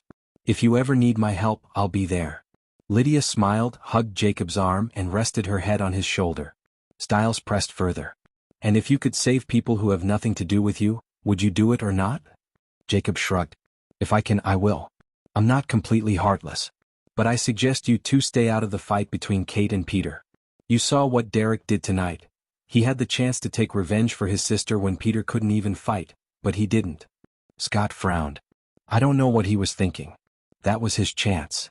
Jacob's eyes narrowed. Peter and Derek have been part of the supernatural world their whole lives. They're schemers, both of them. They'll use each other as long as it benefits them. And when one becomes useless, the other won't hesitate to kill him. So be careful around them. Don't end up being their pawns. All right, we'll be careful, Stiles said. He then looked at Lydia in the rearview mirror. She was leaning on Jacob's shoulder with her eyes closed and a smile on her lips. Now, what happened to Lydia? How did she turn into a ghost, and how can she use those powerful sound attacks and teleport? Jacob smirked. Lydia's a banshee. She awakened her powers tonight. Do you know the Silver Banshee from DC Comics? Stiles' eyes widened. Yes, I do. Why? Jacob said. Well, Lydia has the same powers as her. Stiles gawked. No way. Some versions of Silver Banshee are insanely powerful. What's next? You're gonna tell us you're Superman? Jacob chuckled. I'm not Superman, Stiles. I'm something better. Stiles said. I don't know if you're better than Superman or not, but I have to admit, you were cool when you were controlling fire earlier. Jacob smirked wider. Thanks. I already know I'm cool, but it's nice to hear it from others. Stiles groaned. Damn it. I should have kept my mouth shut. I forgot you're a narcissist. Scott chimed in, changing the subject. By the way, Jacob, since you and Lydia were in the woods, do you know what that strange storm was? Jacob leaned back, completely straight-faced. That. No idea. I was training with Lydia, then suddenly this dark cloud showed up and started chasing us. Rain, lightning bolts, the whole deal. Personally, I think the clouds got jealous of how handsome I am and tried to kill me. Stiles and Scott both shook their heads in unison, saying nothing. Lydia, however, snorted, opened her eyes and shot Jacob a death glare. Jacob scratched the back of his head sheepishly, then leaned in and kissed her cheek. Hey, you said you already forgave me. Stiles' jaw dropped. Wait, so you caused that storm, didn't you? Yes, it was one of my abilities. Jacob admitted. Then with an evil smirk he added. I'll show it to you guys if you want to see. Scott got a bad feeling and shivered. No thanks. I'm good. Jacob laughed. Come on, it'll be fun. How about tomorrow after school? Stiles shook his head furiously. Nope. I can feel it, you're up to no good. And judging by Lydia being pissed at you, that ability is probably way too dangerous. Jacob sighed dramatically. Your loss. Anyway, what happened to Harris? Did Peter kill him? Please tell me he killed him. Stiles replied. Unfortunately no, he just scared him and told him to leave town like you ordered him to do. Jacob groaned. Too bad. A moment later, Stiles pulled the jeep to a stop. We're here. Jacob smirked. All right, losers. See you tomorrow at school. Stiles looked back at him. What? Aren't you going to invite us in? Jacob waved him off. Not tonight. Lydia, let's go. Lydia slipped out of the jeep and Jacob followed. Without hesitation, he scooped her into his arms, jumped the iron gate with ease and ran toward the mansion. Stiles sighed as he drove. Man, we really need to find girlfriends. Scott sighed too. Yeah, we do. But the problem is, every girl in school only has eyes for Jacob. Some of them even try to get close to me just so I'll introduce them to him. Stiles groaned. Tell me about it. 2 girls came up to me this morning, laughing at my jokes, one even fixed my collar. I was so happy, until I realized they were only asking where Jacob was and why he skipped school. That was really painful. Scott chuckled. I don't even get it. I mean, he's handsome, I admit, but not to the point that all the girls should be after him. Maybe it's not just his looks. Stiles said thoughtfully. Maybe it's because of what he is, like he has some natural charm or something that attracts girls to him like a supernatural magnet. Then I shouldn't let him meet my mom. Scott said, his tone suddenly serious. Stiles smirked. Might not be the worst thing. He could protect Melissa, maybe even make her stronger. And hey, if they got married, you'd be his stepson. He'd take care of you too. Scott's eyes glowed and with a growl, he choked Stiles and started shaking him. Violently. Stop. We're gonna crash. Stiles yelled. The jeep swerved dangerously, nearly colliding with another car before Scott released him. Stiles jerked the wheel, heart pounding, and got the jeep back under control. Dude, I was joking. You almost killed us both. Scott's eyes faded back to normal. Don't ever joke about that again. And Stiles. What? I kind of have a bad feeling. I've already had a few nightmares about Jacob and my mom getting married and even having children. His voice cracked. And now you're telling me he has some kind of charm ability? Relax. There's no need to panic. Stiles cut in. I only said maybe he has a charm ability. I didn't say he has it for sure. Besides, he's our age. Melissa wouldn't care about him like that. And even if she felt something toward him, she'd only treat him like a son, at least until he turns 18. Scott groaned. You're not helping, Stiles. Fine, I'll shut up. Let's just listen to some music. Stiles turned on the radio. The announcer's voice crackled through the speakers. And now, let's listen to the 1970s song by Denise LaSalle, called Older Woman. The song began. Musical notes, I'm an older woman, musical notes. Musical notes, looking for a younger man, musical notes. Musical notes, don't think I can't work it. Scott growled, baring his teeth. Stiles, I'm going to kill you. Stiles, who had been dancing in his seat, quickly turned off the radio. All right, no music then. But I have to admit, things are not looking good for you, man. Even the songs on the radio? Shut up. Scott snapped. Don't talk. Just drive. Stiles smirked and kept driving, quietly enjoying Scott's misery. Meanwhile, Jacob kicked the mansion door shut behind him, ready to sprint upstairs, but Lydia, still in his arms, stopped him. Hold on. Food first. Jacob sighed but changed course, heading to the kitchen. After they ate and cleaned up, Lydia shifted back into her banshee form, her eyes glowing. Now let's go have some fun. But we're only doing it once, that's my limit. Jacob smirked, pulling her close. All right. But how about we do it here in the kitchen, my beautiful ghost? Lydia raised an eyebrow, then smirked back. Sure. But what if Cogman walks in on us? He's busy, Jacob assured her. He won't come. And even if he does, I'll sense him before he gets close. We can just run upstairs. Don't worry. He lifted her onto the counter, their lips meeting in a hungry kiss. Clothes were discarded, and soon the kitchen became their playground. When they were done, laughing breathlessly, they headed upstairs, showered together, and finally collapsed in bed, and fall asleep in each other's arms. The morning sunlight slipped through the curtains, warming the room. Jacob slowly stirred awake, feeling the soft weight of Lydia curled against him. Her red hair tickled his chest as she breathed evenly. He smiled, brushing a hand through her hair. Lydia, wake up. Lydia, who wasn't actually sleeping, opened her eyes with a faint grin. Morning, handsome. She got on top of him, pressing her lips against his. What started as a soft kiss quickly deepened, their hands wandering until Lydia giggled and pulled back. Careful. If we start this now, we won't leave the bed until noon. Jacob smirked. Sounds like a plan to me. We can't skip school. Lydia rolled her eyes, kissed him one more time, then slid out of bed and headed into the bathroom. Jacob chuckled, leaning back against the pillows. System, sign in. Daily sign-in successful. Rewards obtained. Deluxe coffee maker. Modern, programmable with grinder. Fluffy bathrobe. Snow White, extremely comfortable. Stack of pancakes, perfectly cooked with syrup and butter. Jacob raised a brow. Boring. Then he heard the water running and smirked before slipping into the bathroom to join Lydia. Lydia was humming to herself under the shower when Jacob entered and hugged her from behind. How about we have some fun? Lydia sighed. We're going to be late for school. Jacob turned her around with a grin. I'll be quick. He kissed her and they had a fun bath together. When they were done, they dried off and headed downstairs together. Jacob set up the new coffee maker he'd just gotten as a reward while Lydia sat at the counter, still drying her hair. He pulled out the pancakes and some other baked goods from his pocket dimension, plated them, made some scrambled eggs and set the table. Then he and Lydia started eating. The faint rumble of an engine reached them from outside. Moments later, Allison strolled into the kitchen, helmet in hand.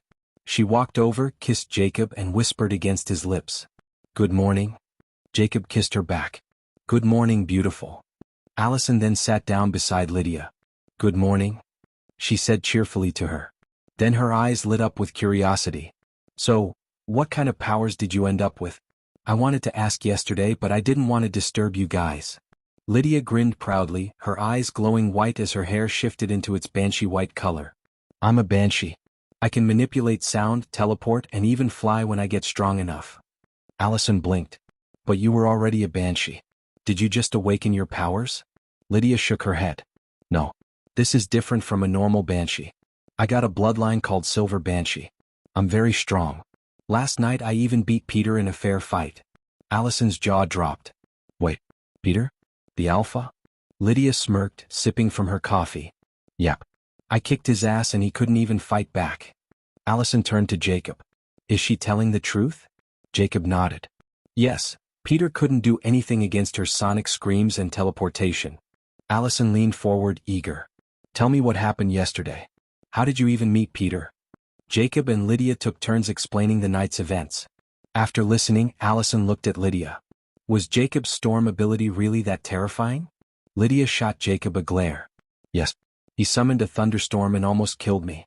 It was so scary. Jacob said. Come on, I said I'm sorry. Lydia snorted and looked back at Allison.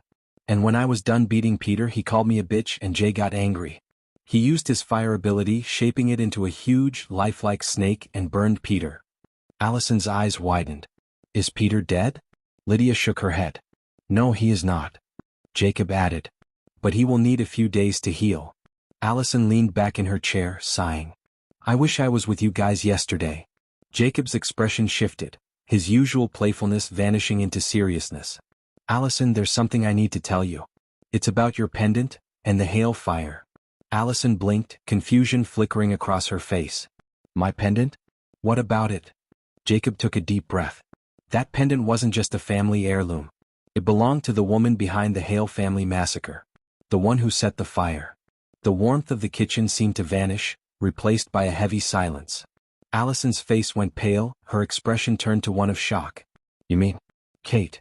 Jacob nodded grimly. Yes, it was Kate who burned the Hale family alive.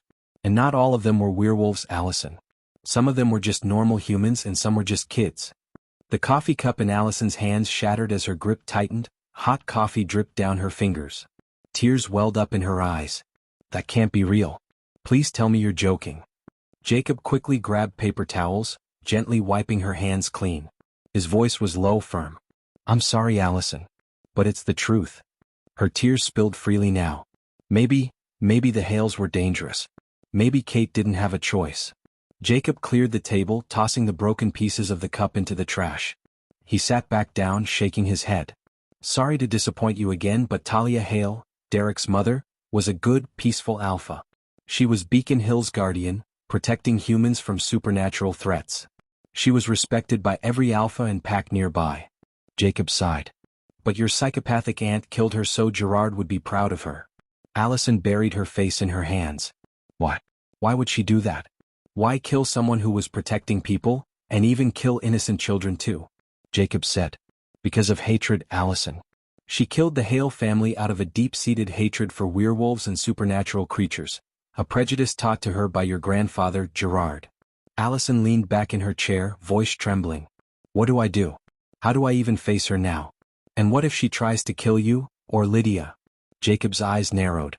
Then she will only have herself to blame for what will happen to her. Lydia looked at Allison. And what if she tries to kill you when she finds out you are a fairy? Allison hesitated, her confidence faltering.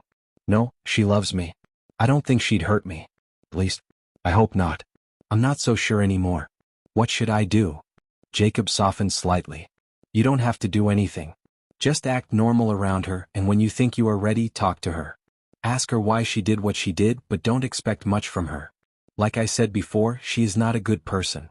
Allison sighed heavily, resting her forehead on the table. This sucks. What next? Am I going to learn that my parents helped her too? Jacob shook his head. No, they didn't. Your dad follows the code, he would not help Kate kill innocent people. And although I'm sure your mom didn't help either, I think if Kate had asked her for help when she burned the Hale family, your mom would have probably said yes. I'm about 60% sure. Allison shot him a glare through teary eyes. No, she wouldn't. She is mean, sure, but she is not a monster. Jacob said. If you say so. Now let's forget about stupid Kate. I only told you about her because I didn't want to hide what we found out from you. Let's finish our breakfast and go to school. Just then the kitchen door opened, and an old man in a black butler's suit stepped inside. His posture was impeccable, his expression calm and composed. Lydia blinked. Who are you? Jacob grinned. You look evil, I like it. That new look suits you perfectly, Cogman. Allison raised a brow. Cogman? The old man gave a courteous bow. Yes, it is I, madam. Allison tilted her head, then smiled. Well, you look surprisingly good. Thank you, madam. Cogman replied smoothly. Lydia stood and pinched his cheek, eyes wide. Wow, your skin actually feels real. I thought it would be cold and hard like metal. I designed it to mimic human skin. Cogman explained calmly. Though I can harden it like steel whenever I wish. Lydia sat back in her chair. Can you stop calling me madam? Just call me Lydia. I feel old when you call me that. Allison agreed. Me too. You can just call me Allison. Cogman shook his head. I'm afraid I cannot do that. It would be improper. Lydia sighed. Then just call us Lady Lydia and Lady Allison. Cogman gave a polite bow. As you wish, my ladies. Jacob chuckled. Hey Cogman. Did you finish making the phones? They'll be ready tomorrow, sir. Cogman replied. Jacob said. All right. After finishing breakfast, Jacob and the girls got ready for school.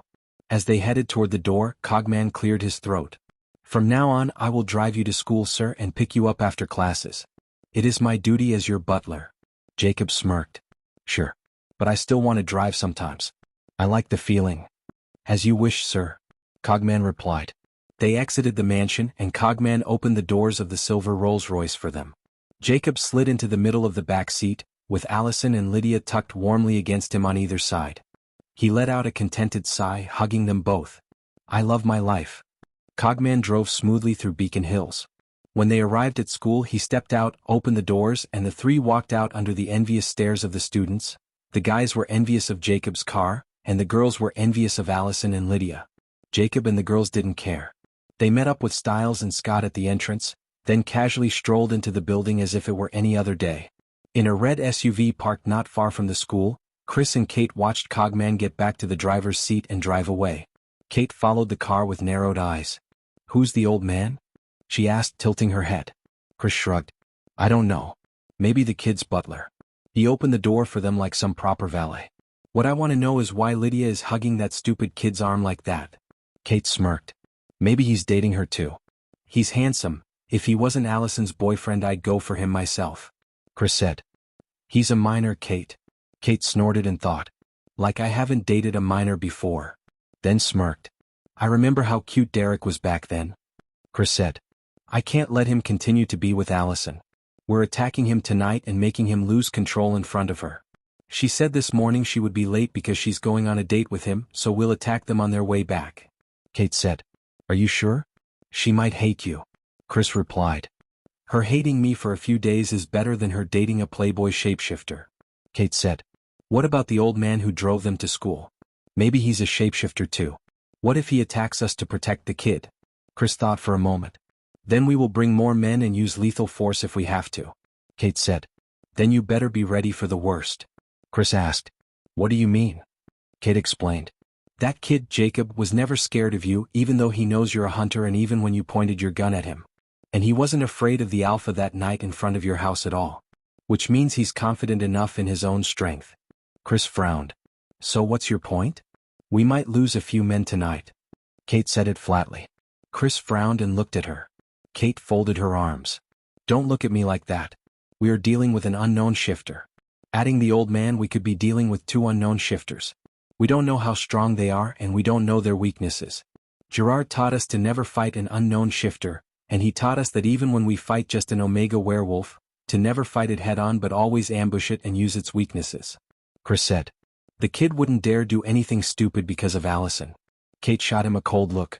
You are trying to make him lose control and break up with Allison, so I think you are a little too hopeful. Chris insisted.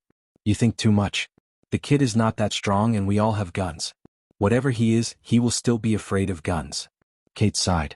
I hope you're right. The economy class was quiet except for the sound of Coach's voice. He stood at the front of the classroom talking about money and jobs. Stiles and Scott were sitting together trying to pay attention. In the seat next to them, Jacob was fast asleep. Jacob was dreaming. In his dream, he wasn't in a boring classroom anymore. He was on a beautiful beach. A very pretty girl with orange hair was looking at him, her eyes full of admiration. The dream was so real that he forgot where he was. A smug smile spread across his sleeping face. I know I'm very handsome, he mumbled. But there's no need for you to feel insecure, Nami. You're pretty enough to be one of my women? Stiles heard him and elbowed Scott, pointing at Jacob with a huge grin. Not only is he sleeping peacefully, he's even dreaming about some girl. I think it's Nami from the One Piece anime.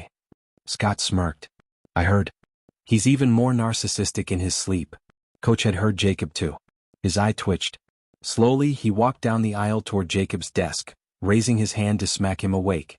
But just before the hand landed, Jacob's eyes snapped open. He caught Coach's wrist with one hand, still half asleep, and yawned. Coach? What are you doing? Coach yanked his hand back, surprised. What am I doing? I'm waking your lazy ass, of course. How many times have I told you? Do not sleep in my class. Jacob rubbed his eyes. Sorry, Coach. I was haunted by a beautiful ghost last night. I didn't get much sleep. The class went dead silent, until Stiles burst out laughing. Scott joined in while Allison and Lydia smirked from their seats. All right, funny guy. Coach said, crossing his arms. Here's the deal. You can go to the principal's office right now for detention, or you can join the lacrosse team and play in our next game. Everyone expected Jacob to choose lacrosse. Instead, he grabbed his books and stuffed them into his bag so fast he almost dropped them. You don't have to tell me twice. I'm going to detention. And before Coach could say another word, Jacob bolted out the door. Stiles laughed again, shaking his head at Jacob's quick escape. He didn't even hesitate. Coach, who had failed to make Jacob join his team, turned his anger on Stiles. He glared at him. Stilinski, go to the principal's office too. Now. Stiles's smile disappeared. Wait, what? I didn't even do anything. Coach pointed at the door and shouted. Out. Stiles sighed, knowing it was pointless to argue. He got up slowly and followed Jacob out of the classroom. Coach watched him leave. The room was silent again. He needed to feel better. He looked around the classroom until his eyes landed on one specific student. Greenberg.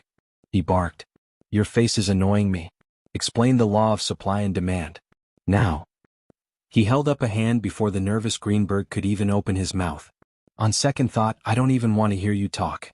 Just go stand in the hallway for 10 minutes. Greenberg stood up nervously. In his rush to get out of the classroom room, his foot caught on a desk leg. He stumbled and fell flat on the floor with a thud before scrambling back to his feet and hurrying out the door. Coach watched him go, a small smile finally appearing on his face. He was starting to feel a little better. Scott, Allison, and Lydia just shook their heads, feeling sorry for Greenberg. Outside the classroom, Jacob strolled toward the principal's office, still yawning. Seems like Coach really wants me to play that stupid game, but he's just dreaming. I will never play, he thought. Stiles soon caught up with Jacob. You were dreaming about Nami from One Piece, right? Jacob glanced at him, surprised. How did you know? Because you were talking out loud in your sleep, idiot. Stiles said, smirking. Jacob blinked. Wait, really? Did Lydia and Allison hear me? The whole class heard you, Stiles said with a grin. Then, leaning closer, he whispered. So, are you in trouble? Jacob sighed. Not really.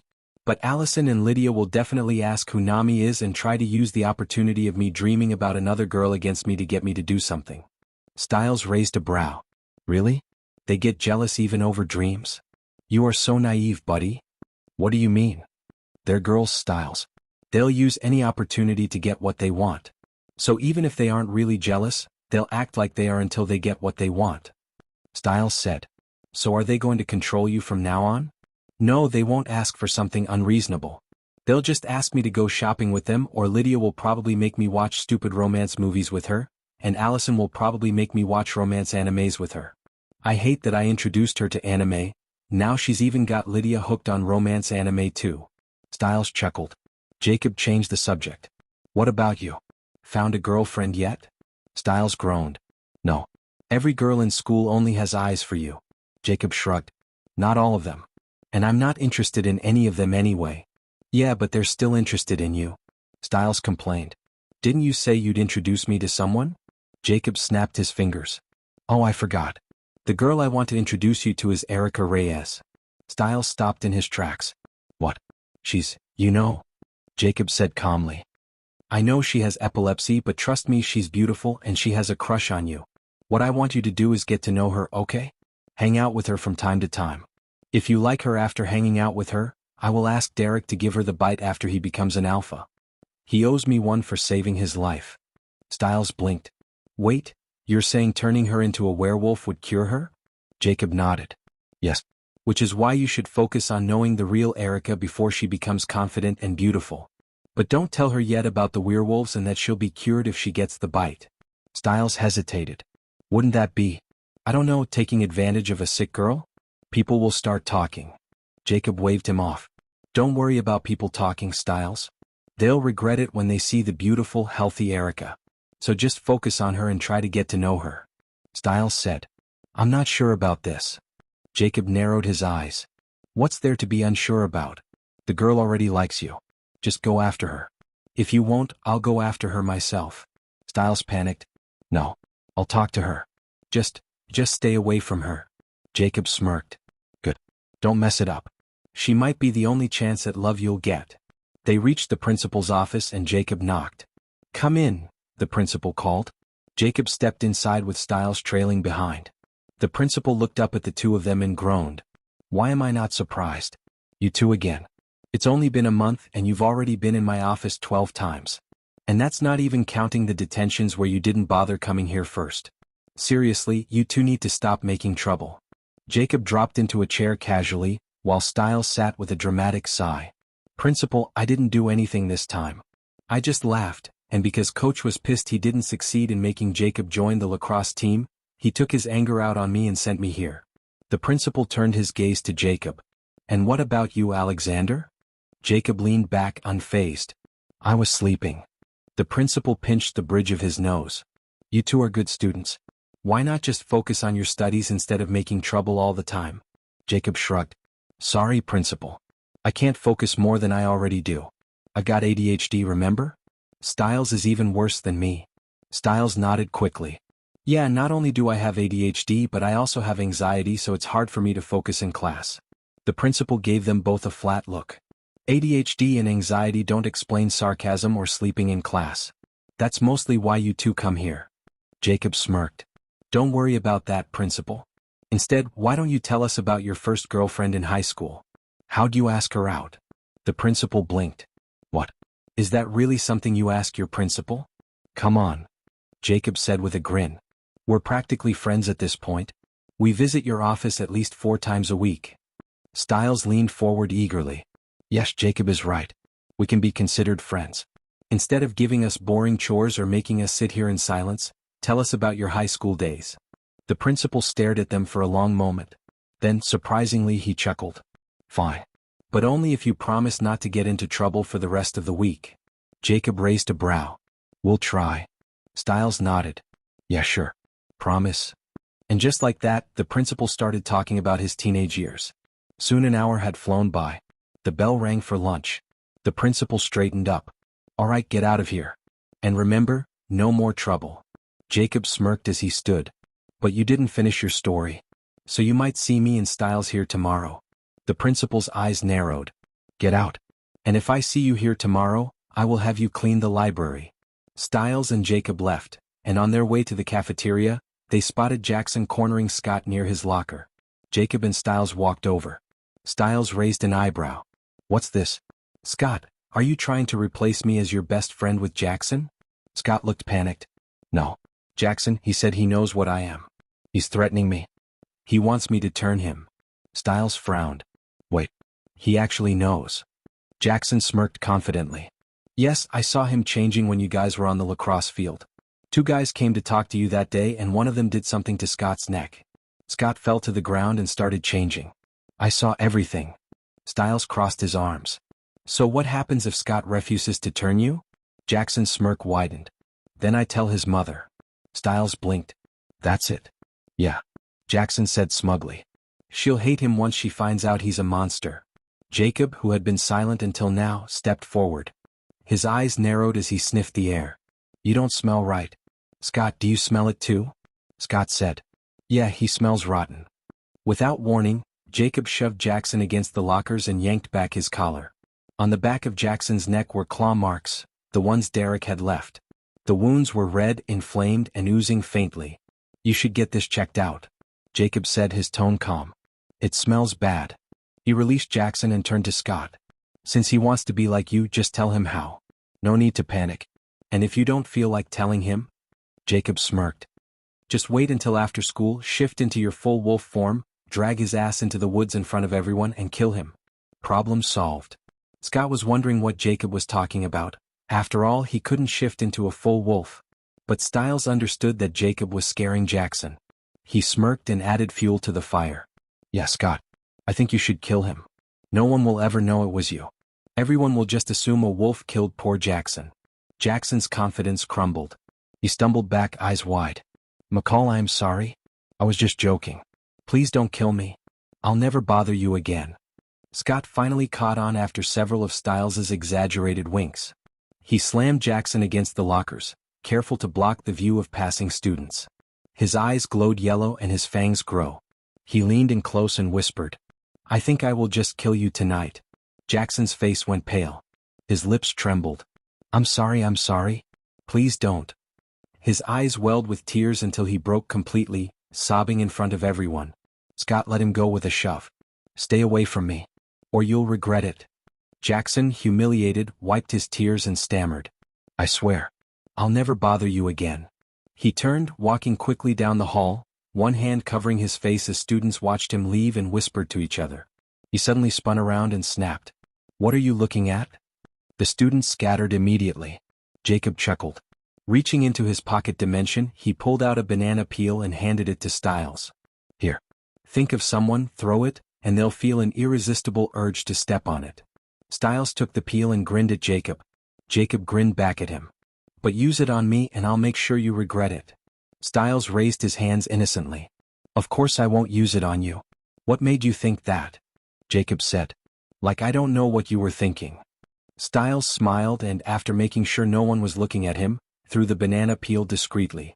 Jackson, who was about to leave the hallway, suddenly turned back and ran straight toward it, scaring a group of students in his path. He ran straight to the banana peel, stepped on it and slipped spectacularly, his arms flailing like a cartoon character before crashing flat on his back. Jacob, Stiles, and Scott burst out laughing, leaving Jackson sprawled on the floor, staring at the ceiling and questioning his entire life. After school, Allison, Lydia, and Jacob said goodbye to Scott and Stiles before meeting Cogman, who picked them up in the silver Rolls-Royce. He drove them to the mall where they shopped, had dinner together, and caught a movie. When they were done, Jacob called Cogman again and soon they were back in the car heading toward Allison's house. But as the car turned down an empty road near the woods, Cogman suddenly slammed the brakes. Jacob instinctively pulled Lydia and Allison against him, steadying them. Cogman? What's wrong? Lydia asked. Cogman said. Someone placed spike strips across the road. We're being ambushed. Just then, 5 SUVs came out from the woods, surrounding the Rolls-Royce on all sides. Jacob turned his head and stared directly down the lens of an imaginary camera. He smirked and said, That's it for today's chapter. I know you hate cliffhangers, but what can you do other than hang in there? So take a deep breath and calm down. We'll continue this little predicament in the next chapter. Try not to miss me too much. Allison stared at him. Jay, who are you talking to? Jacob shrugged. I'm talking to those creepy guys who read about our daily lives. And I bet some of them were furious when they couldn't read about our sex lives. I bet those perverted losers were ready to start jerking off, but instead they broke their phones in frustration. Ha ha ha ha. Lydia smacked him on the head. If you're going to lose your mind, do it after we're not about to be murdered, you lunatic. Jacob coughed awkwardly. Right. My bad. Let's go deal with these assholes who ruined our nice evening and introduce them to the concept of a bad life decision. From the 5 SUVs, men got out, 5 from each vehicle, armed with assault rifles and wearing tactical gear. Chris, Victoria, and Kate watched from the tree line, unseen. They never stepped forward. They didn't want Allison to see them until Jacob lost control, so they decided to stay hidden and let the ambush play out, only acting if it became necessary. 2 of the men split from the group and strode straight toward Jacob's car. Who are these people? Lydia whispered, tension sharpening her voice as she pressed closer to Jacob. Hunters. Jacob's eyes scanned the perimeter, calm and cold. Looks like we'll have to fight. You can stay inside the car if you don't want to fight, Lydia. And Allison, if you get out, be careful. They've got guns, don't be careless and get shot. He glanced at Cogman. Cogman, you can have fun with them but don't kill unless I tell you to. You can hurt them though, and it's preferable if they stay in the hospital for a few months. Cogman's eyes glowed blue, a grin slid across his face. With pleasure, sir. Allison hesitated. Jacob, How did they even know about you? It's exactly what you think, love. Jacob said, eyes on the approaching men. Your parents are behind this. Just a heads up, I'm not going to show mercy and I'll kill if I have to. And he added with a dark smile, I might even beat your dad. Allison said. What? Can you not beat him? Jacob said. Sorry, he's been getting on my nerves since I first met him, so I will teach him a lesson. But don't worry, I'll heal him when I'm done with him. Allison said. Are you sure you can heal him? Jacob thought of using the expired senza beans on Chris and smirked. Definitely. You don't have to worry. Allison said. Then don't beat him too badly. Lydia's hand found Jacob's and squeezed. Jay, are you really going to kill the hunters? Jacob kissed her forehead. Yes, I probably will kill some of them. If I don't show them that I'm not someone they can mess with, they'll start bothering us every day and even try to kill us. So I will show them the consequences of messing with something they shouldn't.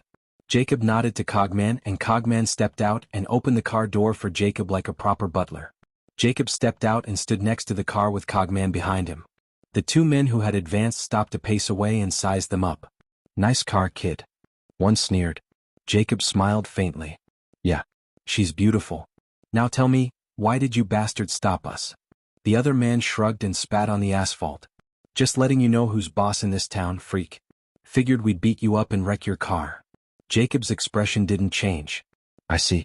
Let me give you a piece of advice. Walk away now while you still can. And whatever you do, don't touch my car. Do that and you'll lose a hand. They looked at each other and laughed. One of them, drunk on bravado, swung an assault rifle at the side mirror. His arm never made it within reach. Cogman moved, his hand closed on the man's wrist like a vice. The hunter hissed. Cogman tugged. The man dropped to his knees. Then Cogman slammed the man's arm back, hitting him in the face with his own rifle and breaking his nose.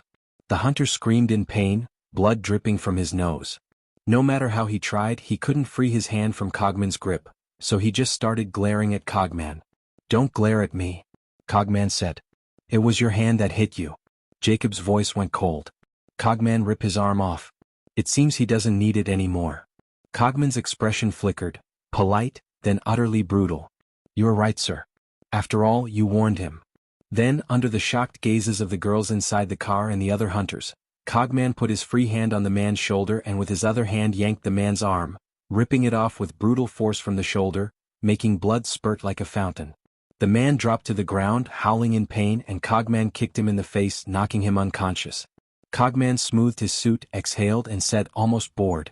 Finally, some quiet. Hidden in the treeline, Kate watched what Cogman did with a hard, calculating stare.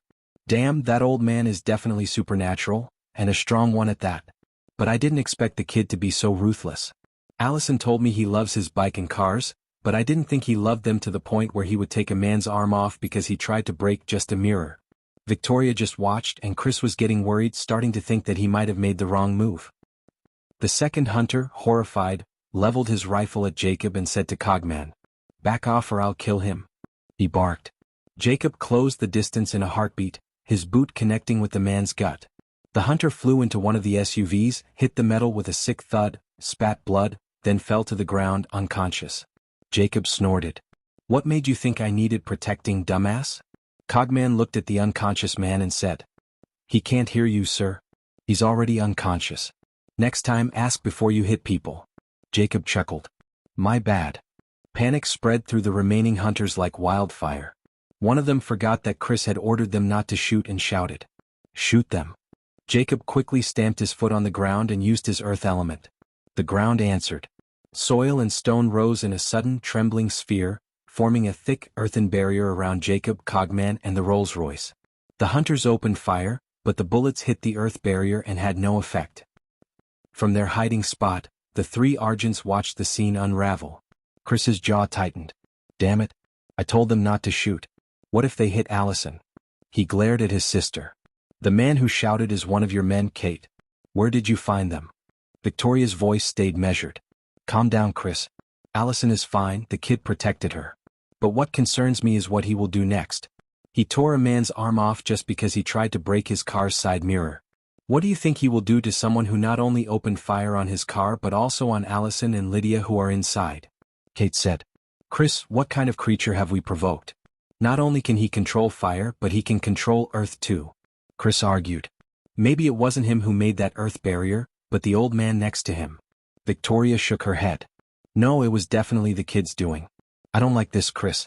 Maybe we should step forward and stop this before it escalates. Kate's reply was flat. It's too late. The kid looked pissed before he disappeared into that barrier, so let him vent his anger on those idiots who disobeyed orders and opened fire. Chris said. There are men, Kate. So? Kate snapped. Who told them to open fire? Not just at the kid but at Allison in the car. I don't care what happens to them. Besides, I definitely don't want to go out there. The kid doesn't seem to like me that much and I don't want to get beaten by him or worse. Chris exhaled, frustrated. Well, let's just hope they use their brains and use flashbangs and tasers. I'll stop this if Jacob and his man start killing them. And hopefully Allison will be scared of him. Inside the earth barrier, Jacob seethed with anger. The hunters had opened fire recklessly, not caring if Allison or Lydia were caught in the crossfire. Allison and Lydia stepped out of the car and looked at the angry Jacob. Allison's eyes glowed green as she spoke firmly. I'll fight. Jacob frowned. Are you sure? They're your parents' men. I don't care. Allison said. They just opened fire on us and didn't even care if Lydia and I were hit. I don't think my parents should keep men like that. Jacob said. Your parents will realize you are a supernatural creature. Allison said. Let them know what I am tonight. Sooner or later they'll find out anyway. Lydia, standing beside her, drew in a deep breath. Her expression hardened as she looked at Jacob. I'll fight too. Jacob studied them both for a moment, then nodded. Then you two be careful. Use all your senses, all your powers. Don't underestimate hunters just because they're human. And Cogman, you can do with the hunters as you please. I don't care if you kill them. Cogman's eyes lit up with something close to delight. Thank you, sir. I think I'm starting to like you more than my last master. He was always asking me to restrain my rage. Jacob smirked. All right, you take care of the 5 men behind the car and help the girls when you are done if they need help. Lydia, take care of the 4 men on the right. Allison, take care of the 5 men on the left. I'll take care of the 9 in the front. They all nodded. Are you ready? Jacob asked. Yes, the 3 answered in unison. Jacob waved his hand and 4 openings split into the earth barrier. They stepped out, the opening sealing shut behind them, leaving the car safely inside barrier. Lydia blurred forward with supernatural speed, closing the gap before the hunters even registered her movement. By the time they raised their weapons, she unleashed a piercing sonic scream. The shockwave sent all 4 flying backward, crashing into their SUV. The force was so strong the vehicle itself flipped, tumbling violently across the road and into the woods, finally slamming against a tree. Lydia froze, her eyes wide. I think I went too far. Meanwhile, Cogman approached the 5 men near the SUV behind the Rolls-Royce. He didn't use any weapons, he just got close to them so fast and used his physical strength, striking like a master martial artist, snapping joints, shattering bones, smashing skulls against asphalt with brutal precision. One hunter, desperate, managed to fire his rifle. A bullet struck Cogman in the head, tearing through his nanoskin and briefly exposing the metallic skull beneath before sealing over again. Cogman, still grinding another man's head into the pavement, slowly looked up. A smirk tugged at his lips. That hurts. The hunter's eyes widened, but he kept firing, bullets bouncing uselessly off Cogman's body. Calmly, Cogman stood up, not caring about the bullets, and closed the distance. He caught the man by the throat, his glowing blue eyes burning into the hunter's panicked gaze. With a single squeeze, he crushed the man's windpipe. The body twitched once before going limp. Cogman let the corpse fall to the ground, adjusting the cuffs of his immaculate suit with a satisfied sigh. Ah, the sound of a human windpipe being crushed. I've missed that very much. On Allison's side, she walked toward the 5 hunters positioned on the right, her eyes glowing green. From his hiding spot, Chris saw his daughter standing against his armed men. Panic surged through him and he moved as if to stop them, but Victoria grabbed his arm. I don't think she's the one you should be worried about, she said. Look at her eyes. Chris finally focused. The glow in Allison's gaze froze him in shock, before fury twisted his expression. Damn it, that little shit turned her into a monster too. The hunters facing Allison hesitated and didn't know what to do. One finally muttered. She may be a hunter's daughter, but she's a monster now. Shoot her. Don't aim to kill. Let her father finish the job with his own hands. At those words, Allison's anger flared. She inhaled deeply, then exhaled with a blast of wind that struck the speaker square in the chest. The force launched him backward into an SUV, the impact cracking metal and drawing blood from his mouth. He slumped to the ground, his fate unknown. The remaining 4 men panicked, raising their rifles and opening fire. But a green wind aura swirled around Allison, and she used her speed to avoid the bullets. With a sharp wave of her hands, 2 glowing wind slashes cut through the air. 3 men dove for cover behind the SUV, but one was too slow. The razor edge caught his leg above the knee, severing it clean. He dropped to the ground, shrieking in agony as blood poured out. Allison flinched at the sight, nausea twisting in her stomach. But she forced the feeling down and turned her fury back on the others. Drawing another breath, she unleashed a powerful gust from her mouth. The wind slammed into the SUV, flipping it violently. The heavy vehicle crashed down, pinning 2 of the hunters beneath its wreckage. Their screams rang out as they struggled in vain. The last man managed to escape the blast, sprinting toward the Argent's hiding spot. Allison raised a hand, forming a glowing green arrow of compressed wind. With a swift motion she launched it. The projectile struck the man's leg and he collapsed with a scream. He crawled desperately toward Chris, Kate and Victoria, dragging himself forward. Allison followed at a measured pace, her expression cold. She raised her hand again, conjuring another wind arrow, and let it fly. It pierced his other leg, leaving him writhing helplessly on the ground. Chapter 60, A Lesson for Chris. After Jacob left and took Chris with him, Allison looked at the worried Victoria and said, "Don't worry, Mom. Dad will be fine." Then she turned to leave. "Where are you going?" Victoria asked sharply. Allison stopped and looked back at her. "I'm going to my husband's house. My home." Victoria's eyes narrowed. "No, you will not." Allison sighed.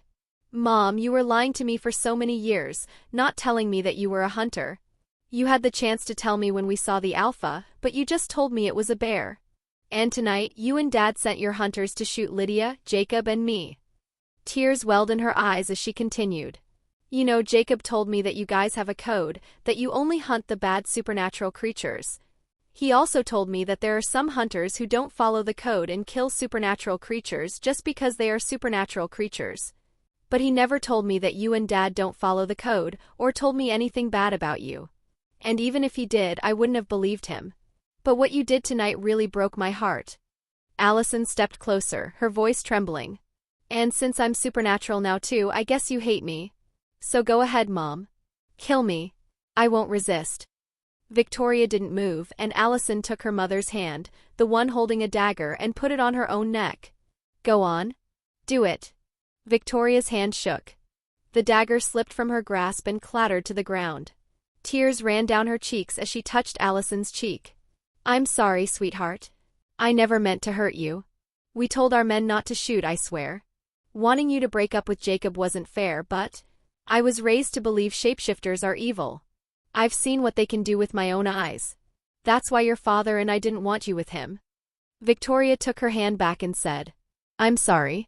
Maybe if we had told you the truth about us being hunters, you would have never fallen for him in the first place." Allison shook her head. "I'm glad you didn't. Otherwise you would have filled my head with hatred. You've seen what some shapeshifters do to innocent people, but I've seen what hunters do. I've seen them butcher people, supernatural or not, and sell the bodies on the black market.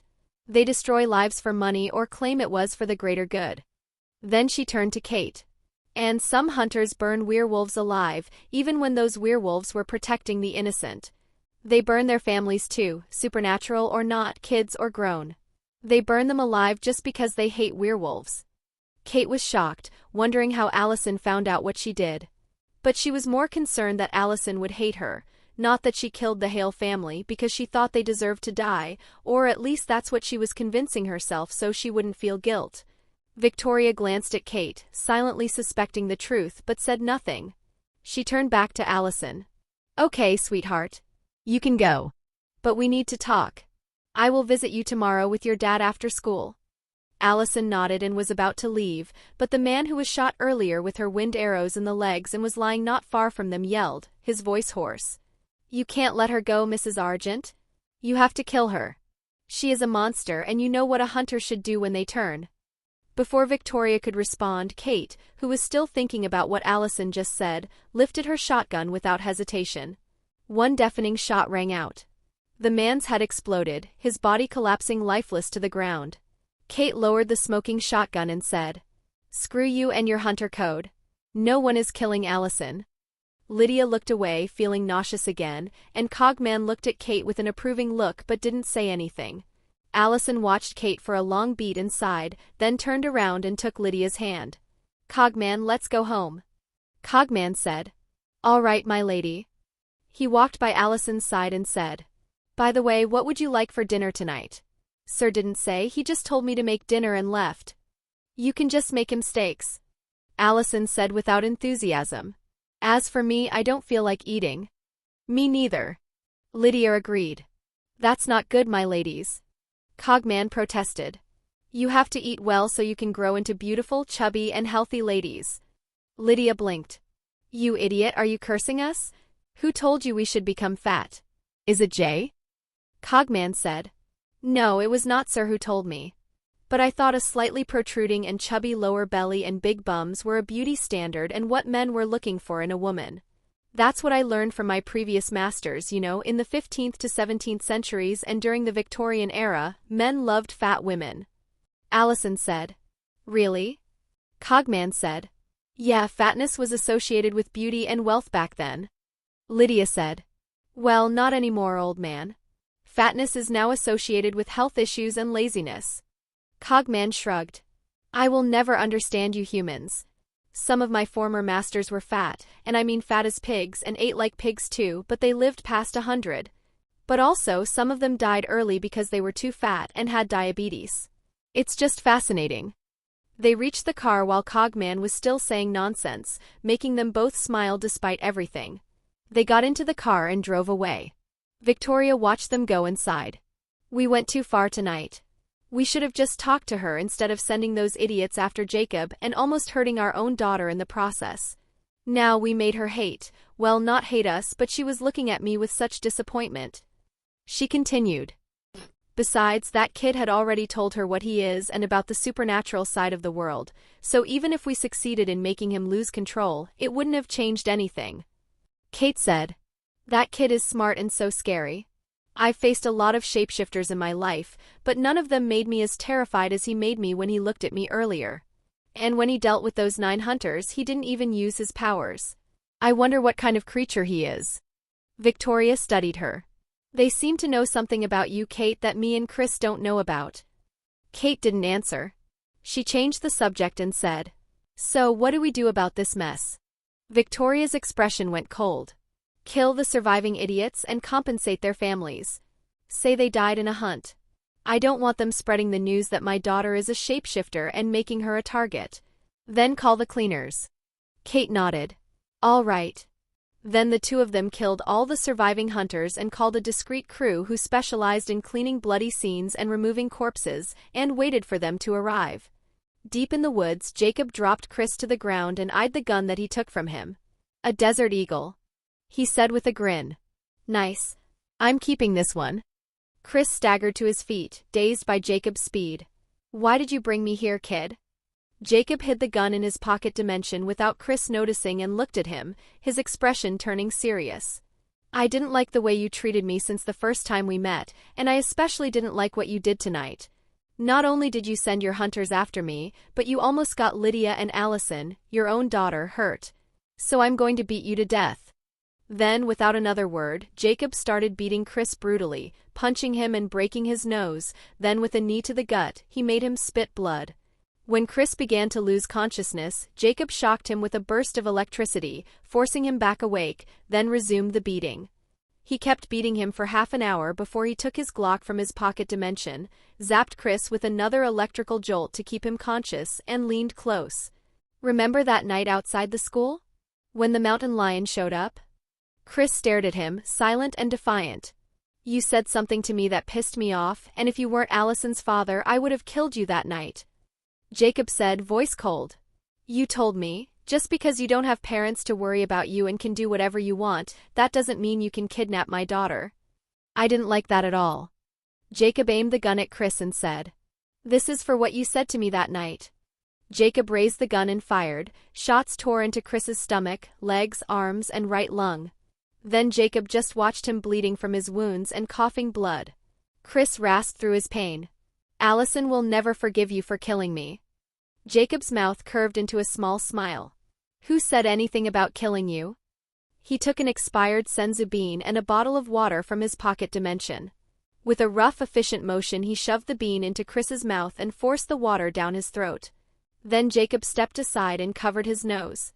He took his phone and a strong flashlight he got as a daily reward and shone it on Chris, starting to video record as Chris's wounds healed. Chris felt all his painful wounds heal and disappear like they were never there. He sat up, bewildered. How? Then his stomach gave a terrible, ominous rumble. He clutched at his belly and glared at Jacob. What did you do, kid? What followed was absurd and humiliating. A loud, thunderous fart burst from Chris. Then another. And another. Chris's face turned red. Damn it, I'll kill you one day, you little punk. Then he turned around and ran away while still farting, and Jacob just filmed him, holding his laugh to not cover the sound of the farts. Once Chris almost disappeared into the night, Jacob grinned and took a banana peel and threw it on the ground not far from him.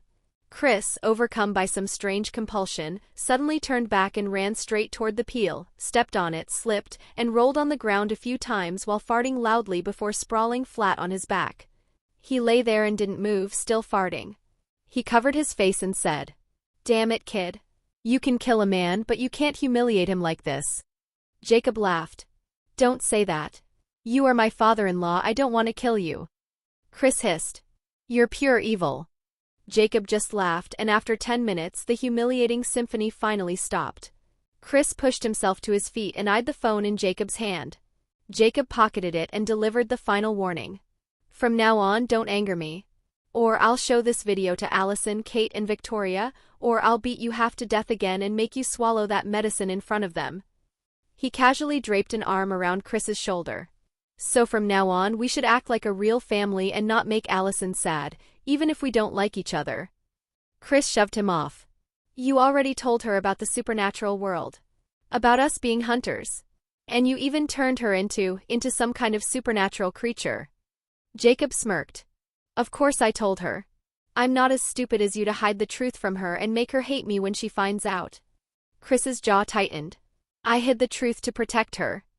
Then explain that to her, not me. Jacob said with a shrug. Besides, she can protect herself now. That's why I helped her become what she is. Chris narrowed his eyes. What did you turn her into?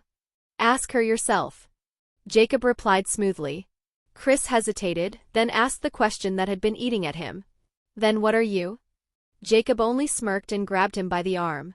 What are you doing? Chris demanded. Sending you back to your wife. Can't leave you weaponless out here, you'd just get yourself killed. Before Chris could argue, Jacob blurred into supernatural speed, dragging him through the forest until they arrived back where Victoria and Kate stood overseeing men cleaning up the bloody mess. Jacob dropped Chris at their feet. You two are ruthless. Jacob said flatly. We didn't kill all the hunters. Some were still alive when I left. Victoria said. I don't need people who don't listen to orders. Jacob studied her for a moment, then gave a faint smile. I see. Well, see you around, guys. Good night. Then he used his speed and disappeared, going back to his mansion. Victoria's gaze shifted to Chris, noticing the blood soaking his clothes. Are you all right? Chris rose unsteadily. Physically? Yes. Mentally? No. That kid is evil. He beat me half to death and then healed me with some kind of magical medicine. Kate raised her brows. Seriously? Chris nodded grimly. Yes. He even shot me a few times. Look. He showed them the bullet holes in his torn clothes and continued. After he gave me that medicine, my body pushed the bullets out and all my wounds healed instantly. Remembering the brutal beating, the shocks, and the humiliating farting, Chris shuddered. Anyway, let's not mess with that monster anymore. He's pure evil. Besides, since we can't break him up with Allison, let's try to get along and not make Allison angrier at us more than she already is. Chapter 61, The Gift of Protection. Jacob returned to his mansion and found Allison and Lydia in the living room, both fresh from the shower. He sat down and asked, How are you feeling, girls? Lydia frowned. Not good. I saw too many dead people tonight, and after you left I saw Kate blow a man's brains out. Jacob said. Oh? And why did she do that? The man told Victoria to kill Allison because she's a supernatural creature. Lydia said. I see. Jacob muttered. That explains why they killed the rest of the surviving hunters. Allison's eyes widened. What? They killed them all? Yeah. Jacob nodded. When I took your dad back to your mom, I saw that she and Kate executed the survivors. Probably to keep your identity as a shapeshifter secret. Allison narrowed her eyes. And what exactly did you do to my dad? Jacob remembered what he did to Chris and smirked. Nothing much. We just talked. Maybe I roughed him up a little, but he's fine and everything is good between us now. Allison sighed. As long as he's fine, I guess. All right, look at the bright side. Jacob said, leaning back with a grin. Now everything is out in the open. They know that you are supernatural and they know that you are my mate. So in my opinion, what happened tonight is a good thing. Allison sighed, letting go of all the anger and disappointment against her parents, and smiled softly. I guess you are right. Lydia looked between them in disbelief. Are you too serious? People tried to kill us tonight and we killed them. There's no bright side to that. Jacob turned to her, his expression firm. Lydia, would you rather one of us had died instead? Her face paled. Of course not. Then don't overthink it. We don't harm innocents, but if someone comes to kill us, we won't show them mercy. He's right. Allison added gently. Those men opened fire on us. They got what they deserved. And don't forget the evil hunter's memory Jay showed us. If we don't protect ourselves, we will end up worse than just dead. Lydia sighed. I know. All right then. Jacob said, standing. Let's stop talking about depressing things. He scooped Lydia into his arms, kissed her, and said, Let's have dinner. I'm sure Cogman's finished cooking by now. The three of them headed to the kitchen, ate together, and later went upstairs. Jacob looked at them with a playful smirk. So, which one of you is spending the night with me tonight? Lydia groaned. I don't feel like doing anything, but I don't want to sleep alone either. Allison smiled. Then go to Jay's room. We'll join you in an hour or two. I'm going back downstairs to talk to Cogman. You can call me when you are done. Lydia said. If I stay alone, I will start remembering those guys with their brains coming out of their heads. She kissed Jacob softly and left. Jacob then lifted Allison into his arms. So, did you choose a room? The one where you gave me the potion. She said with a small smile. That'll be mine. Jacob carried her there, closed the door behind them, they lost their clothes and had fun together. After 2 hours, Jacob and Allison took a shower, then called Lydia. The three of them ended up in Jacob's room, falling asleep in each other's arms. The next morning, Jacob woke to find Allison and Lydia cuddled up on either side of him, sleeping peacefully. A smirk tugged at his lips. System, sign in. Daily sign-in successful. Rewards obtained. Random underwear collection today's belongs to Elsa Frozen. Hand grenade times 10. Lobster roll times 50. Jacob sighed. Again with the perverted rewards, but hey, the Nami collection was new. If this one's new too, maybe I'll just hand it to Allison. The grenades are useful, and I love lobster rolls. Another screen popped up.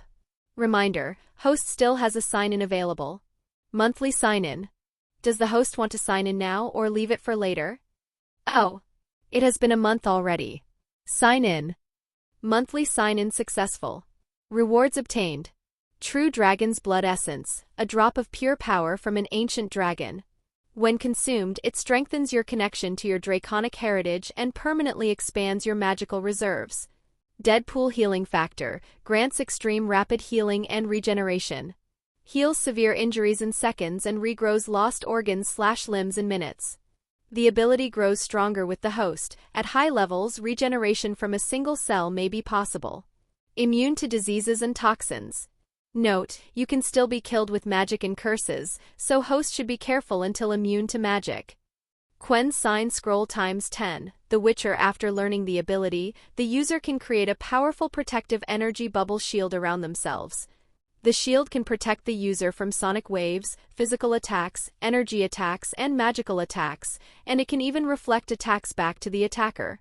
Multiple users can combine shields to form stronger barriers to protect themselves or trap someone inside the barrier. Note: the energy shield strength and duration depend on the user's magical energy reserves.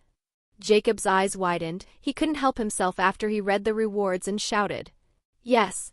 before he realized he wasn't alone. He looked over at Allison and Lydia to find them both awake and staring at him. "What's wrong with you, idiot?" Allison asked, rubbing her eyes. "You were spacing out when I woke up, then suddenly shouted yes. What's going on?" "You were awake?" Jacob asked, a little surprised. Lydia groaned. "Yeah, we both were. But you were staring into the void, too lost in your thoughts to notice." Jacob's mind raced. "I don't know if they believed me when I told them about my supernatural, crazy doctor who comes up with all the potions and other stuff. They'll start asking questions and maybe ask me to introduce them to him if I keep pulling new items and abilities out of nowhere. The whole crazy supernatural doctor excuse won't hold forever. I should find a better excuse." Allison brought him out of his thoughts. "You're spacing out again." Jacob came back to his senses. He untangled himself from their embrace. Sitting up, he rubbed the back of his neck. "There's something I need to tell you." The girls sat up, exchanging a glance. Allison arched a brow. "What is it? Did you find another girl and want to tell us about her?"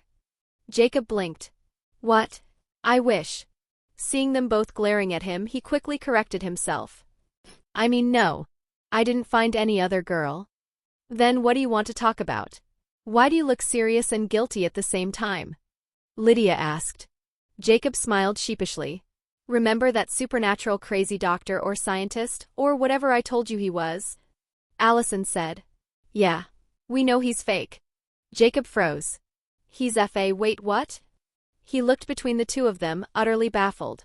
"You knew?" Lydia shrugged. "Not for sure, but we suspected. Only idiots like Scott and Stiles would believe someone sold you spatial rings and Cogman's summoning scroll. If he was a crazy scientist like you said, he would definitely not sell you the scroll, he'd use it himself." He looked at Lydia and said, "It was you who doubted my fake scientist friend?" Lydia smiled. "Yes." Jacob pulled a face at her. "Smart people are stupid." Lydia tilted her head. "What does that even mean?" "It means no one likes a smartass." Jacob retorted. Allison narrowed her eyes. "And how exactly do you know it was Lydia who doubted your little scientist friend?" Jacob looked at Allison and laughed like a stupid hyena trying to steal a meal from a male lion, unaware it was just signing its death warrant. "Come on, love, we both know it wasn't you. You couldn't even recognize a werewolf, you thought it was a bear, even though it had a wolf's head."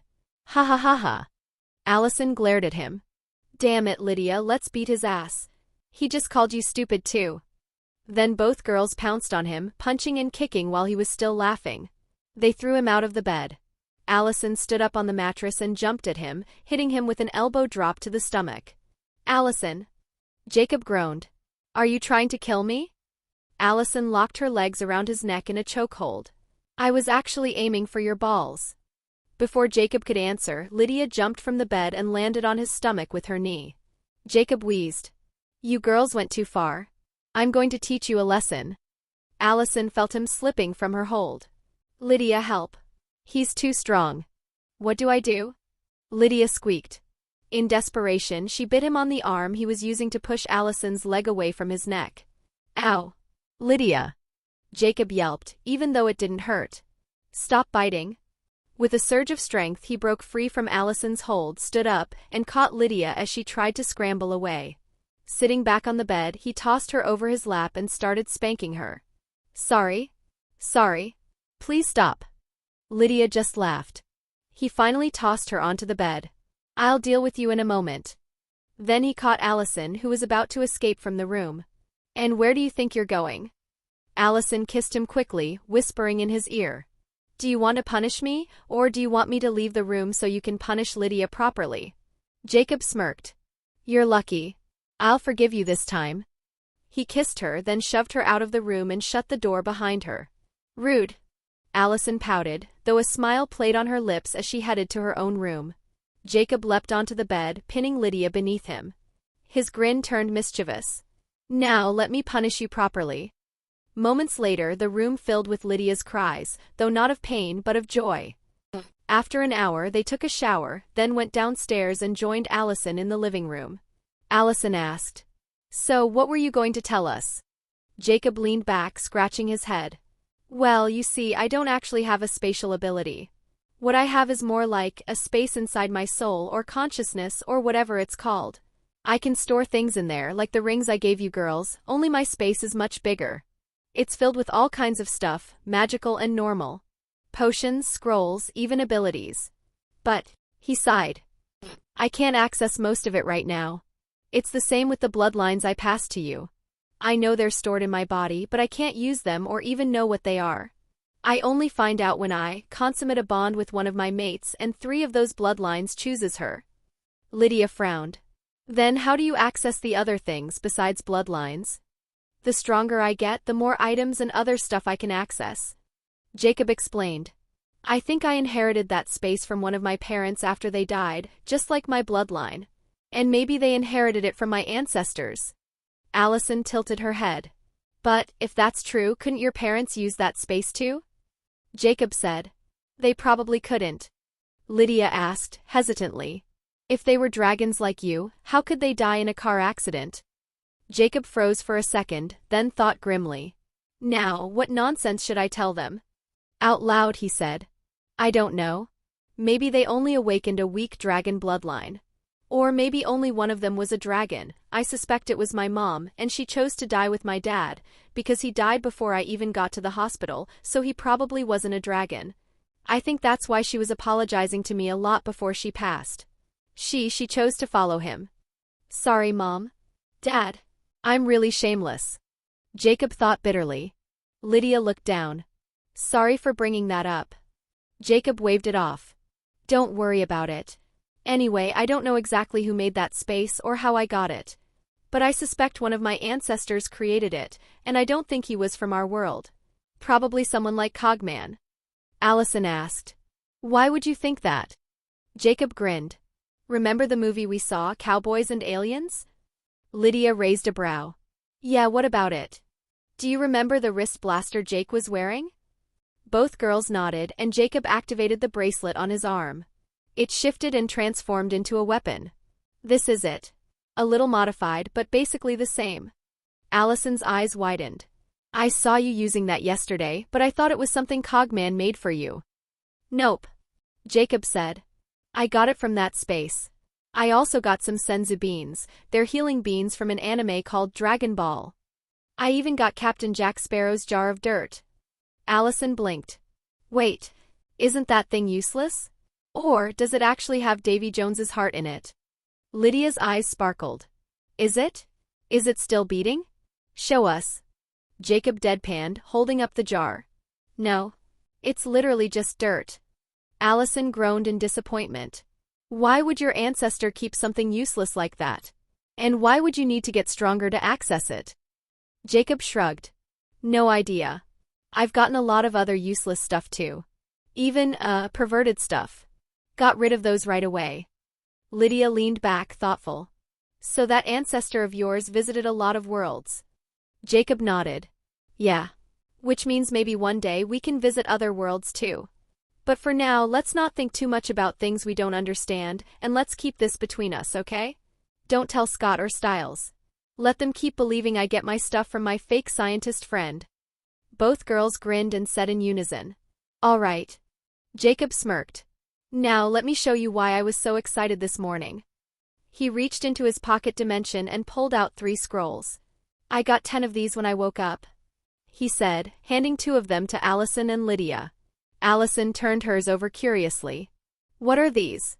Another summoning scroll like the one you used to summon Cogman?" Jacob shook his head. "No.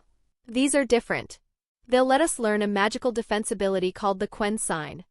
Lydia's eyes lit up. "So, how do we use it?" Jacob explained. "Just open it and think about learning the ability sealed inside." Without hesitation, both girls unrolled their scrolls. They glowed brightly, dissolving into streams of light that flowed straight into their minds. Jacob activated his own as well. 5 minutes later, the 3 of them had fully learned the new ability and opened their eyes. "Let's go outside to test it," Allison said eagerly. They went into the backyard. Jacob stood a few steps away. I'll start with physical attacks. Ready? Both nodded. He dashed forward, aiming a punch at Lydia. A shimmering shield appeared around her, stopping his fist. He pressed harder and the shield cracked under the force. Again. Lydia called. I'll pour more energy into it this time. Jacob struck once more. The barrier held. Then his arm shifted into a dragon's arm and punched from another angle, but again her shield absorbed the impact, before fading out with a shimmer. Breathing slightly heavier, Lydia grinned. That last attack of yours consumed a lot of my energy to stop, but it's not bad. I can still use the shield a few more times. My turn, Allison said. Jacob repeated the test with her, gradually increasing his strength. Then they tried magical and sonic attacks as well. The energy shield even managed to bounce attacks back. All three of them were very satisfied with its performance.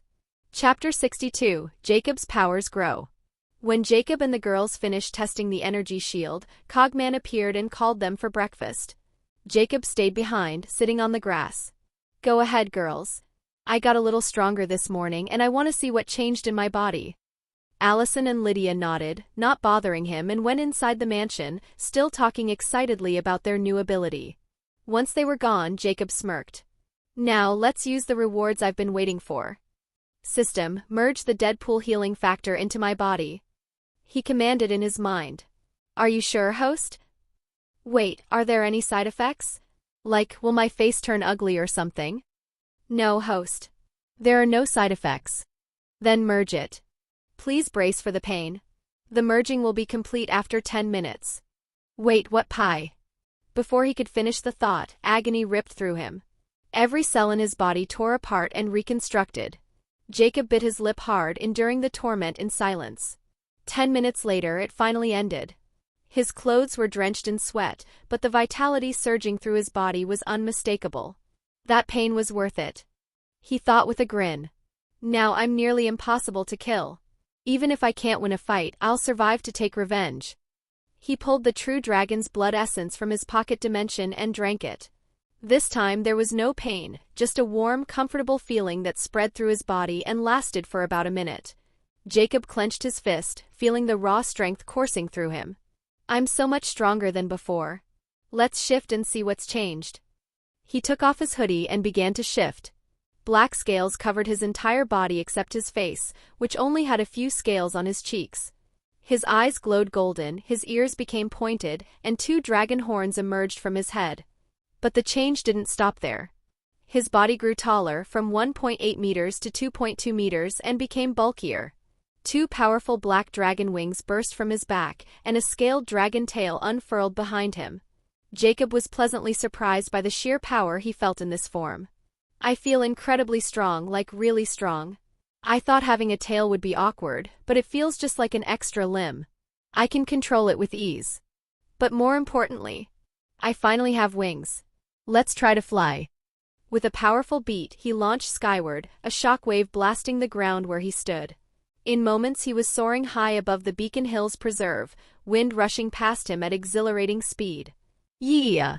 Jacob shouted with unrestrained joy streaking through the sky. I feel so free. He broke through the clouds, flying above them in the bright morning sun. Taking a deep breath, he unleashed his fire. A massive funnel of flame roared from his jaws, stretching more than 200 meters before fading away. Jacob laughed. Now that's what you call a fire breath. And my fire has changed too, it's much hotter than before. Now let's try my lightning breath. He opened his mouth. A crackling ball of lightning formed, first the size of a basketball, then swelling until it was 5 times larger. With a mighty roar, Jacob unleashed the lightning breath. Unlike before, when the lightning sphere simply shot forward, this time a thick beam of lightning blasted out while the ball remained at his mouth, shrinking with each second. The beam carved through the clouds, traveling so far that Jacob couldn't even see its end before it finally faded away. The glowing ball in front of his mouth finally dissipated, leaving the air tingling with static. Jacob's grin widened.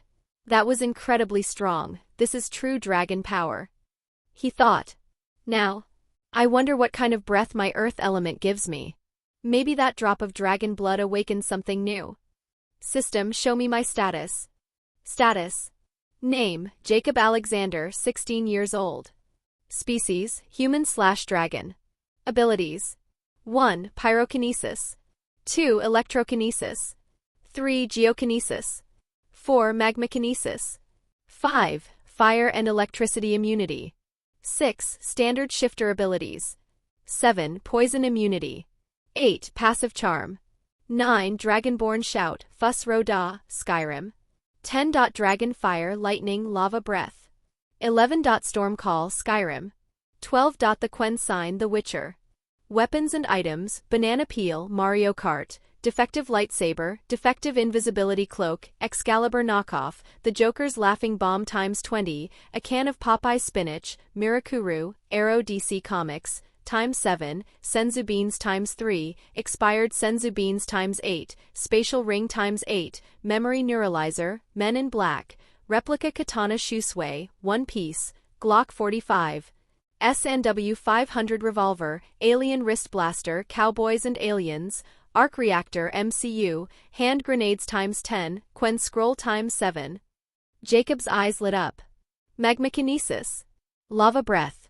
I definitely didn't have those yesterday. He closed his eyes and focused. A moment later, molten lava bubbled into existence above his palm, glowing red and hissing with heat. Cool. Jacob muttered, grinning. Now let's try the breath. He took a deep breath and with a roar unleashed his lava breath. A torrent of superheated molten rock shot from his mouth, traveling nearly 50 meters before splattering and raining down in a devastating shower of fire and stone. It's insanely powerful, Jacob thought. But damn, it eats more energy than fire and lightning combined. Still worth it. He turned and began flying home, diving below the clouds at incredible speed. But just as he was about to arrive at his mansion, he realized with a jolt that the lava hadn't disappeared. It was going to fall on the trees in the Beacon Hills Preserve and start a fire. He quickly flew back to the preserve, but he was already too late. Flames burned the trees, spreading fast. Damn it! He cursed, landing inside the inferno. With a sweep of his arms, he drew on his fire control, forcing the flames to die down. He manipulated the lava, solidifying it into hardened rock until the last ember faded away. He sighed in relief. I should be more careful next time. Just then, he caught the terrified heartbeat of something nearby. Jacob turned his golden eyes toward the sound and spotted a coyote with glowing blue eyes staring at him in sheer terror. A slow, wolfish grin spread across his face. Well, hello, beautiful. The coyote whimpered in fear and bolted away. With a powerful flap of his wings, Jacob caught up and scooped her into his scaled arms. She struggled wildly and bit his arm, but it was like trying to bite stone. Jacob bared his fangs in a grin. Do you really think I'll let you go after finding you? Be a good girl and become my mate. I mean, come home with me. Damn. I sound so creepy. Then, without thinking, Jacob let out a monstrous dragon roar. The coyote's eyes rolled back in her head and she fainted in his grasp. Jacob blinked. What's going on? Isn't she supposed to turn into a human? Or do I need to be an alpha to force her to shift? He tilted his head, frowning. And why is she so scared anyway? Then it hit him. He looked at his scaled hands, his wings, his horns. Right. I'm in my hybrid form. Even if I'm not releasing my aura, some of it still leaks out. He chuckled, scratching the back of his head. Oops. I almost scared my future wife to death. His grin widened. But this works too. I'll take her home like this, let the girls get used to her and let her get used to us. There's no rush. Jacob carried Malia in his arms and flew back home. He landed in the mansion still in his hybrid form, wings folded tightly behind him, and walked into the kitchen. Inside, Allison and Lydia were already done with breakfast, giggling as they tested out the new phones Cogman had built for them. Both girls froze when they saw him.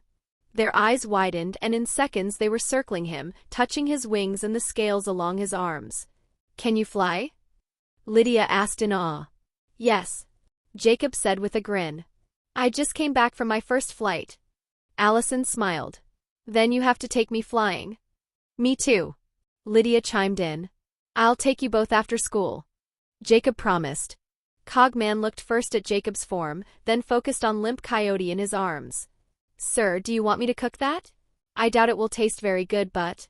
Malia shivered violently, fear radiating from her small body. Jacob snapped. Shut up, you idiot. She's already terrified enough. Allison and Lydia raised their brows in unison. She? Jacob sighed, shifted back into his human form and sat at the table. He placed Malia carefully on his lap. Yes, she. This isn't just a coyote, she's a were-coyote. A girl, judging by her scent. For some reason, she's stuck in this form and has probably been living alone in the woods for years. And why did you bring her home? Lydia asked, narrowing her eyes. I won't lie. Jacob said honestly. I'm very interested in her. But I don't know how to turn her back into a human. So she'll stay with us until we figure it out. What do you girls think? Allison frowned. I don't like it. But there's nothing I can do about it. Jacob looked to Lydia. She snorted and turned away. I'm not talking to you today. Allison, let's go to school. But as she moved to leave, Jacob caught her hand.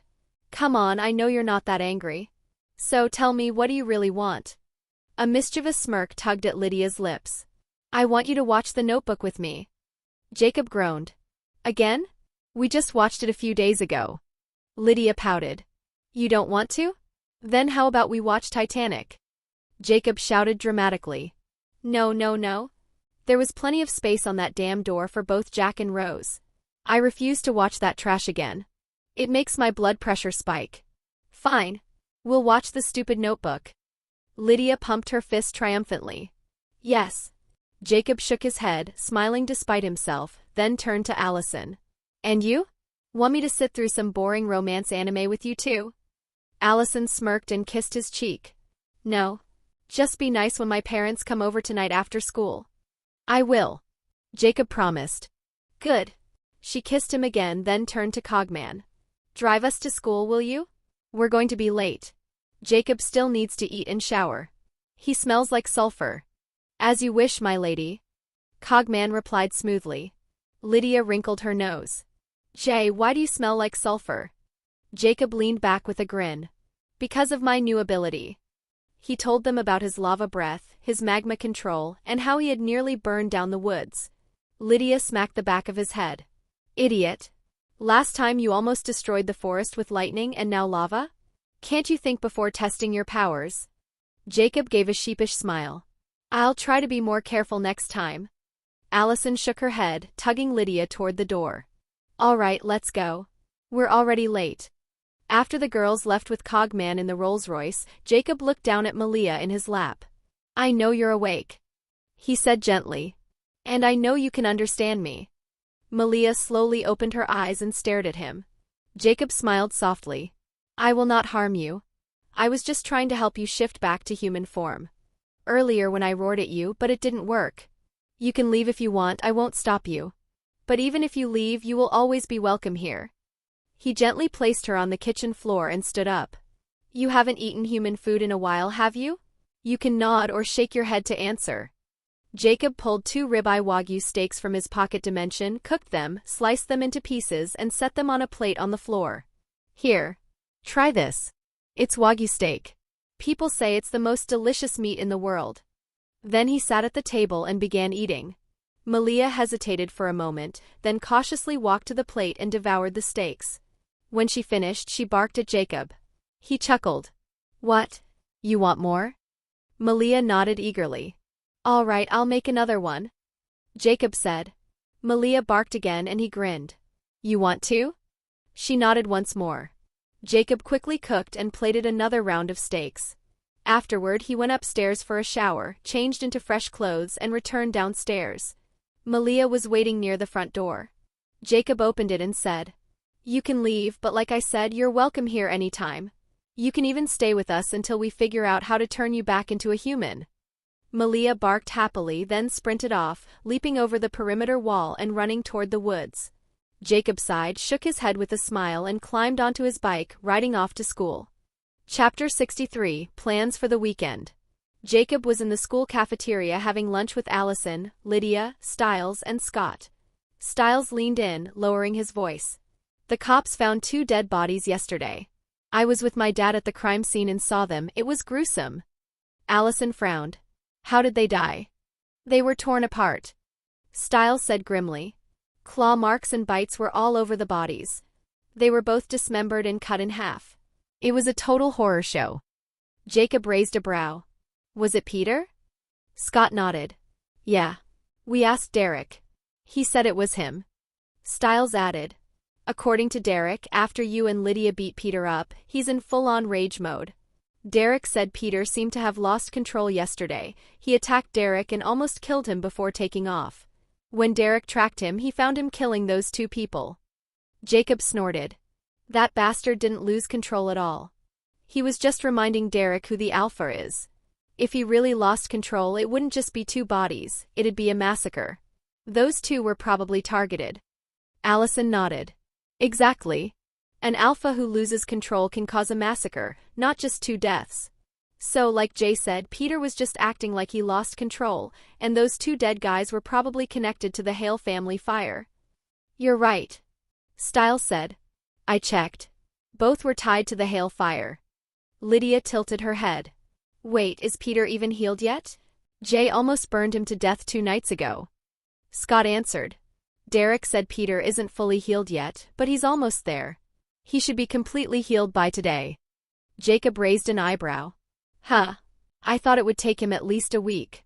Maybe next time I should cook him a little longer. Or just burn him to ash. Stiles muttered. Really? Jacob asked, studying him. Do you want him dead?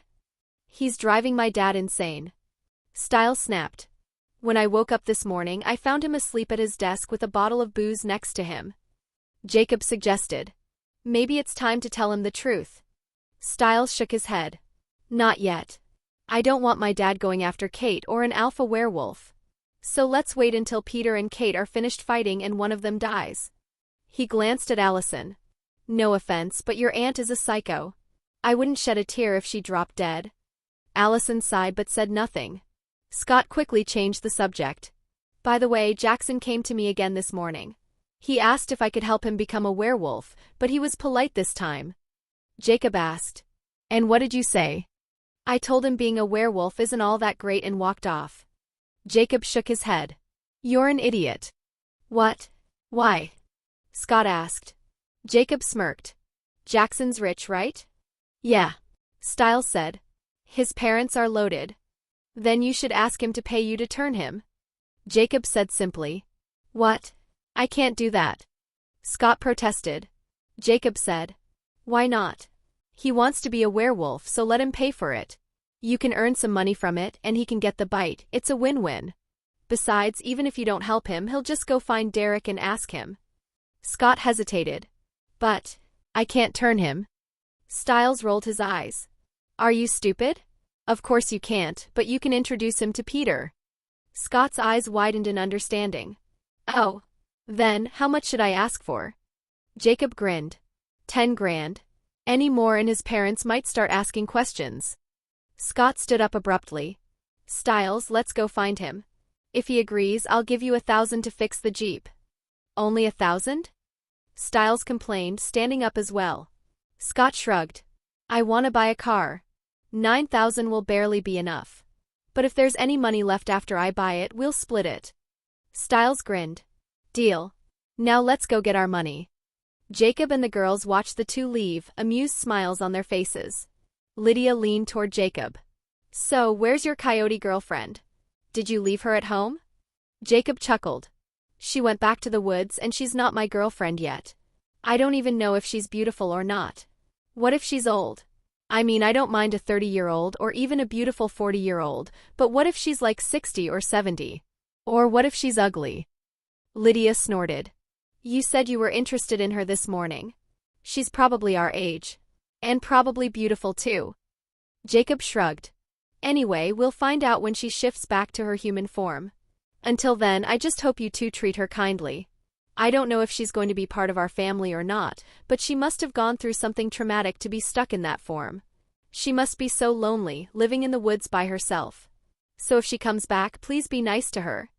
Allison nodded. All right, we'll be nice to her. Then she narrowed her eyes. But about what you said regarding older women. Should I be worried about you going after Kate? Or even my mom? Jacob shook his head quickly. No. Kate is definitely attractive, but I don't really like her. And your mom? She's way too mean for my taste. So there's nothing to worry about. Internally, he scoffed. Victoria isn't attractive, she's just an old mean lady. I was just being polite when I said she was too mean for my taste. You're sure? Allison pressed.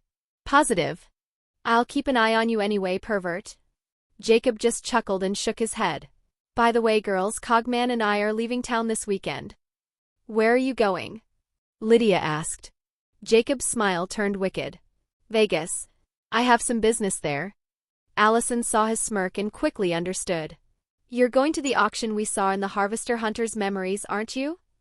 Jacob didn't deny it. Yes. I'm going to kill them all, destroy that place, and make some money while I'm at it. Instead of trying to talk him out of it, Allison said. Then you're taking me with you. Don't even try to say no. I can protect myself with the energy shield and I can fight. Jacob studied her carefully. Are you sure? Whoever's running that auction will have strong subordinates. It's going to be dangerous. All the more reason to take me with you. Allison insisted. You won't have to protect me. I can take care of myself and I won't get in your way. Jacob hesitated for a moment, then nodded. All right, you can come. But you'd better be prepared mentally for what Cogman and I will do there. We will not show mercy. That auction is going to turn into a bloodbath. Allison's expression was grim but said firmly. Good. I hate those people too. Rapists, butchers, organ traffickers, they even sell children and babies. People like them don't deserve mercy. They don't deserve to live. I'll kill as many as I can. Lydia hesitated before finally saying. I want to go too. Jacob shook his head. No. You're not going. Not this time at least. But. Lydia started. No buts. Jacob cut her off. You're not ready yet. You froze during the fight yesterday. Until you get used to killing, I won't take you to a dangerous place like that auction. Lydia lowered her gaze, disappointed, not at him but at herself. She knew he was right, and she knew he was just trying to protect her.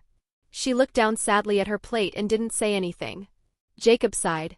All right, how about this? I'll take you with us to Vegas, but you'll stay in a hotel room while we deal with the auction. Once it's over, we can all have some fun before returning home. Her face brightened instantly. You're the best. And starting tomorrow, I'll train with Allison. I want to learn how to fight, and I'll need your help getting used to blood. And killing. Jacob smirked. That's easy. There are plenty of nasty, evil supernatural creatures out there. We'll hunt some and let you finish them off. Allison raised a brow. If that's the case, why not just let her come with us to the auction? Jacob shook his head. The auction would be a good place for her to get used to blood and killing for sure. But the problem is, I don't know how strong the people running that place are. I don't want to risk taking her with us. I'll be too busy to protect her and you can barely protect yourself. As for Cogman. He trailed off. I don't trust that psychopath to keep her safe. He's strong, but he'll probably be too busy enjoying himself slaughtering people. Lydia gave a small smile. It's okay. I'm not in a hurry to kill anyone. I was just sad that I couldn't go to Vegas with you guys. But since you said I can, I'm happy to just wait in the hotel room. You guys handle the auction. I'll take charge of finding fun things to do once you're done. Allison shook her head with a smile. All right then. Let's get back to class. After school, Jacob and the girls said goodbye to Scott and Stiles, who were grinning like idiots after Jackson agreed to pay them in exchange for getting the bite. Then the girls left with Cogman in the Rolls-Royce, while Jacob hopped on his bike and rode home. When they all regrouped at the mansion, they gathered in the living room. Jacob leaned back on the couch. Cogman, you still haven't given me my phone. Ah, my apologies, sir. It quite slipped my mind. Cogman replied. I'll fetch it for you now. No rush. Jacob said. Did you make the masks I asked for? Indeed I did, sir. Do you need them now? No, I was just asking. What I need right now is food. Jacob said. The lunch in the cafeteria was too little and barely edible. Cogman smirked and headed off to cook. Soon they ate together in the kitchen before returning to the living room.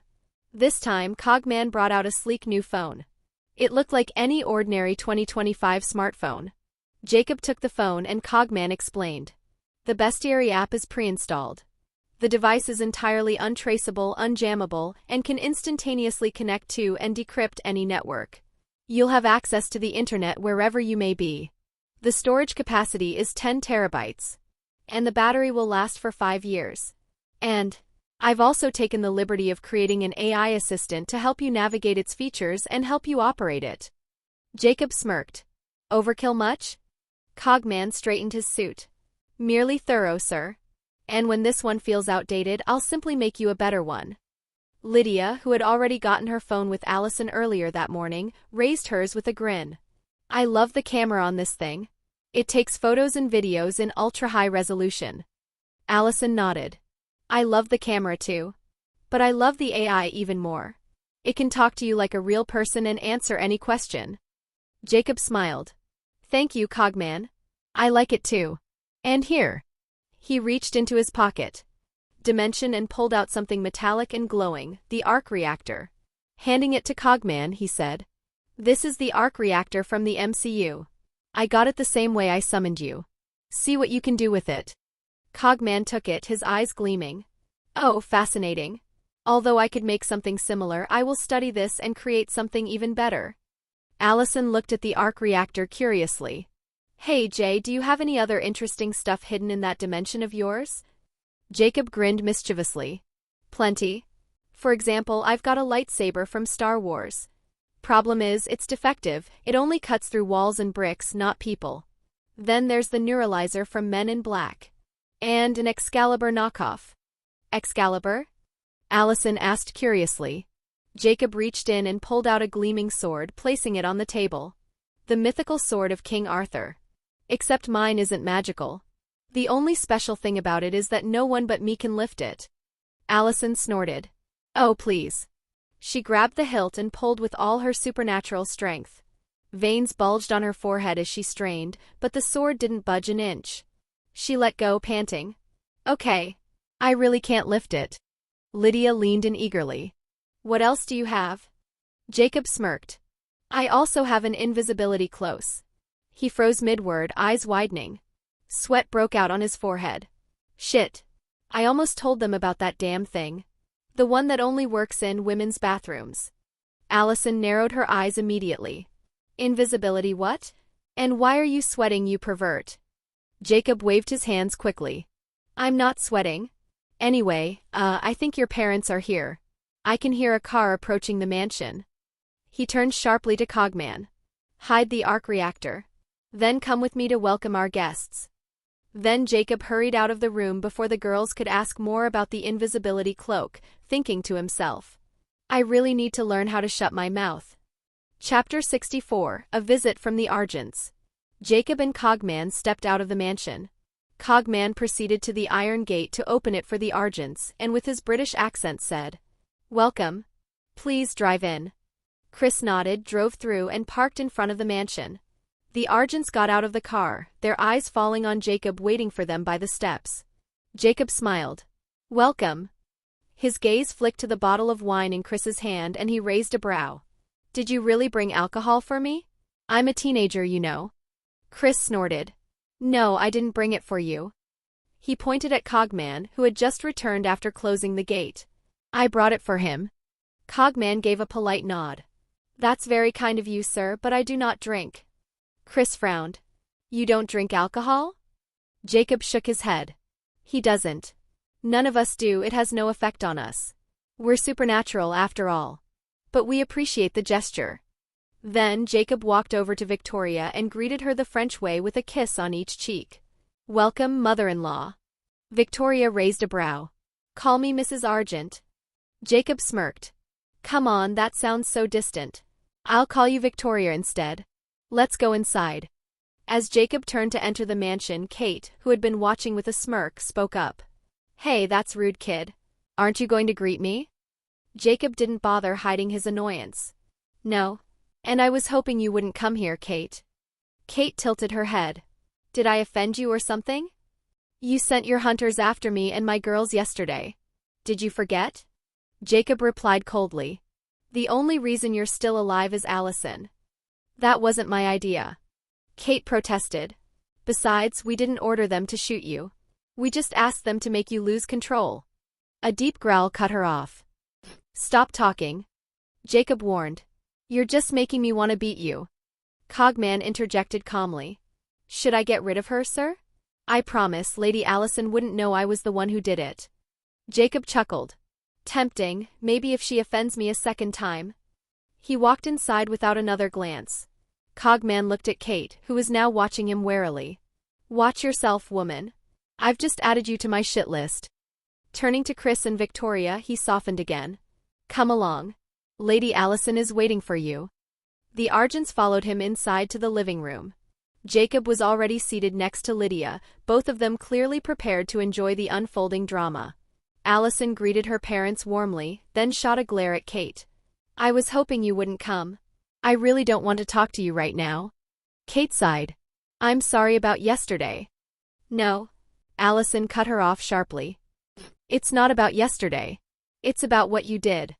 Chris and Victoria, who had just sat down, looked at Allison. Chris asked, what did she do? Allison sat down and looked at her father. Let's talk about what you did first. Chris frowned. What did I do? You sent your hunters after Jacob, Lydia, and me. And you never told me you were a hunter. Chris explained. I didn't tell you we were hunters because I wanted you to have a normal childhood. I wanted to protect you from my world for as long as I could. Allison frowned. I see.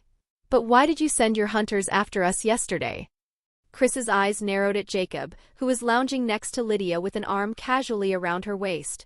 The two were munching on chips, looking far too entertained by the family drama. Chris said, because I didn't want you to date that Mons. Jacob smirked and subtly gestured with his eyes toward his phone. Chris remembered the embarrassing fart video of himself and quickly changed his tone. Because I didn't want you to date Jacob. I didn't know the two of you shared a mating bond. Allison sighed. You could have just talked to me, Dad. I'm sorry, sweetheart. Chris said softly. I'll never do something stupid like that again. I'll try to get along with him. Allison smiled. That would be great. Then she turned to her mother. What about you, Mom? Victoria exhaled slowly. Honestly? I don't like that you're dating, married to a shapeshifter.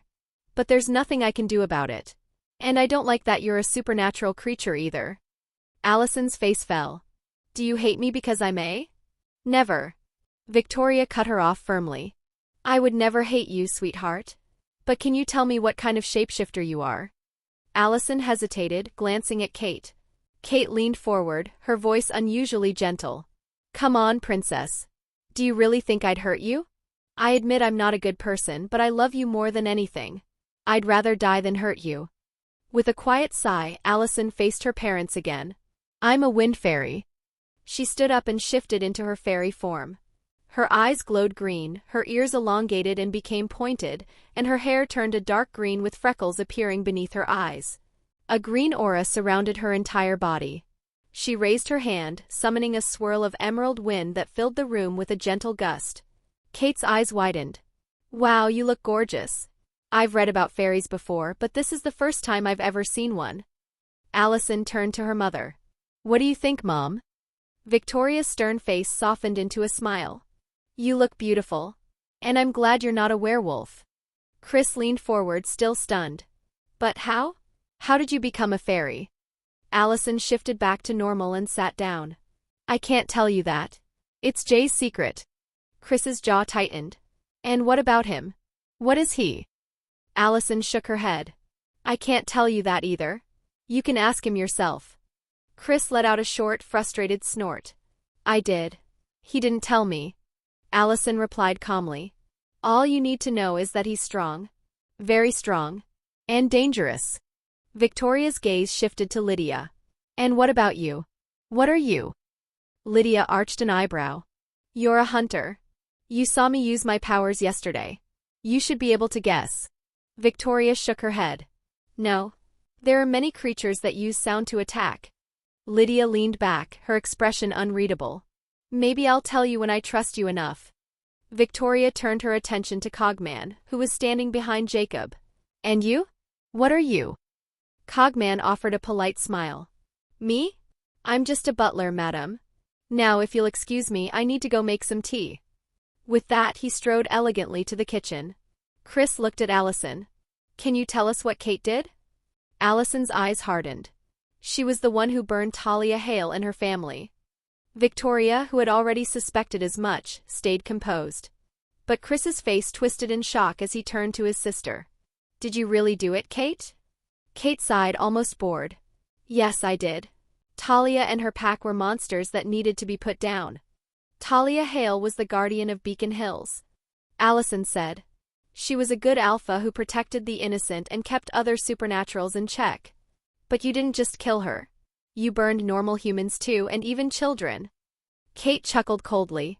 I don't know who's been filling your head with lies, princess, but there's no such thing as a good werewolf. They're all monsters. As for the humans and children, that wasn't my intention. I was only trying to kill Talia and her pack. Jacob interjected. No one is filling Allison's head with lies. It's your head that's filled with hatred. He looked at Chris. You knew who Talia was, didn't you? You must have met her before. She was a peace-loving woman. Chris hesitated, then nodded. Yes, I knew her. I met her a few times with Gerard. She was a strong alpha, respected by many other alphas in their packs. Victoria, reluctantly, added. Although I hate werewolves, I'll admit, I respected that woman. Chris looked at Kate with profound disappointment. How could you break the code, Kate? You even killed children. Kate snapped. Don't look at me like that. I just did what I was told. It was the first time Gerard entrusted me with something like that. Chris froze. What? It was his order? Kate snorted. Of course it was his order. You don't really know who he is, do you, brother? Chris's face paled. I don't know what to say. How could he do something like that? He was the one who taught us the code. Jacob smirked darkly. That old bastard doesn't have a code. He'll do anything to get what he wants. And believe me, he'll use the three of you and Allison to achieve it. Chris glared at him. You seem to know a lot about him. Jacob leaned back casually. I do. I investigated him. Do you know Deucalion? Chris nodded grimly. Yes, we do. Allison frowned. Who's Deucalion? Jacob explained. Deucalion was once a peace-loving alpha werewolf. He tried to negotiate peace between werewolves and hunters with Gerard. Peter Hale warned him Gerard couldn't be trusted, but he didn't listen. He met Gerard in an abandoned warehouse. Gerard, who wanted no peace, ambushed him. He killed Deucalion's betas and even slaughtered his own hunters.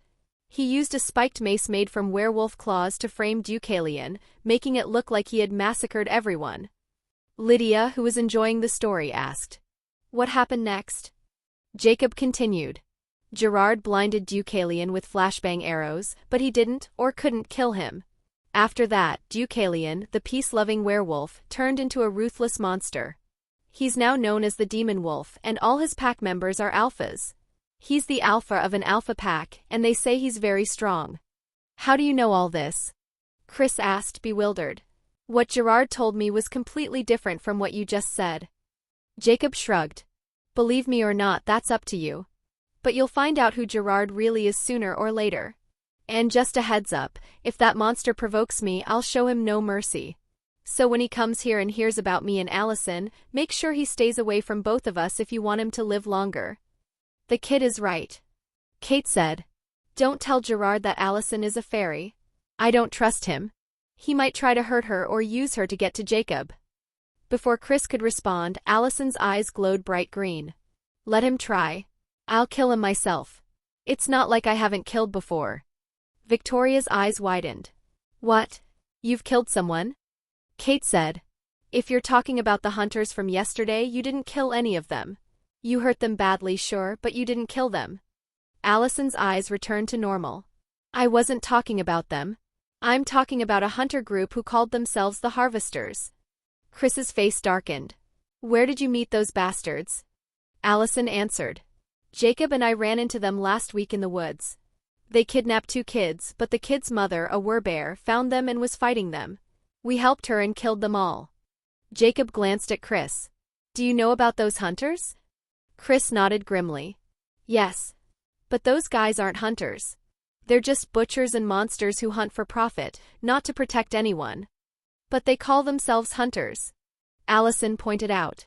So, just like there are good and bad supernatural creatures, there are good and bad hunters.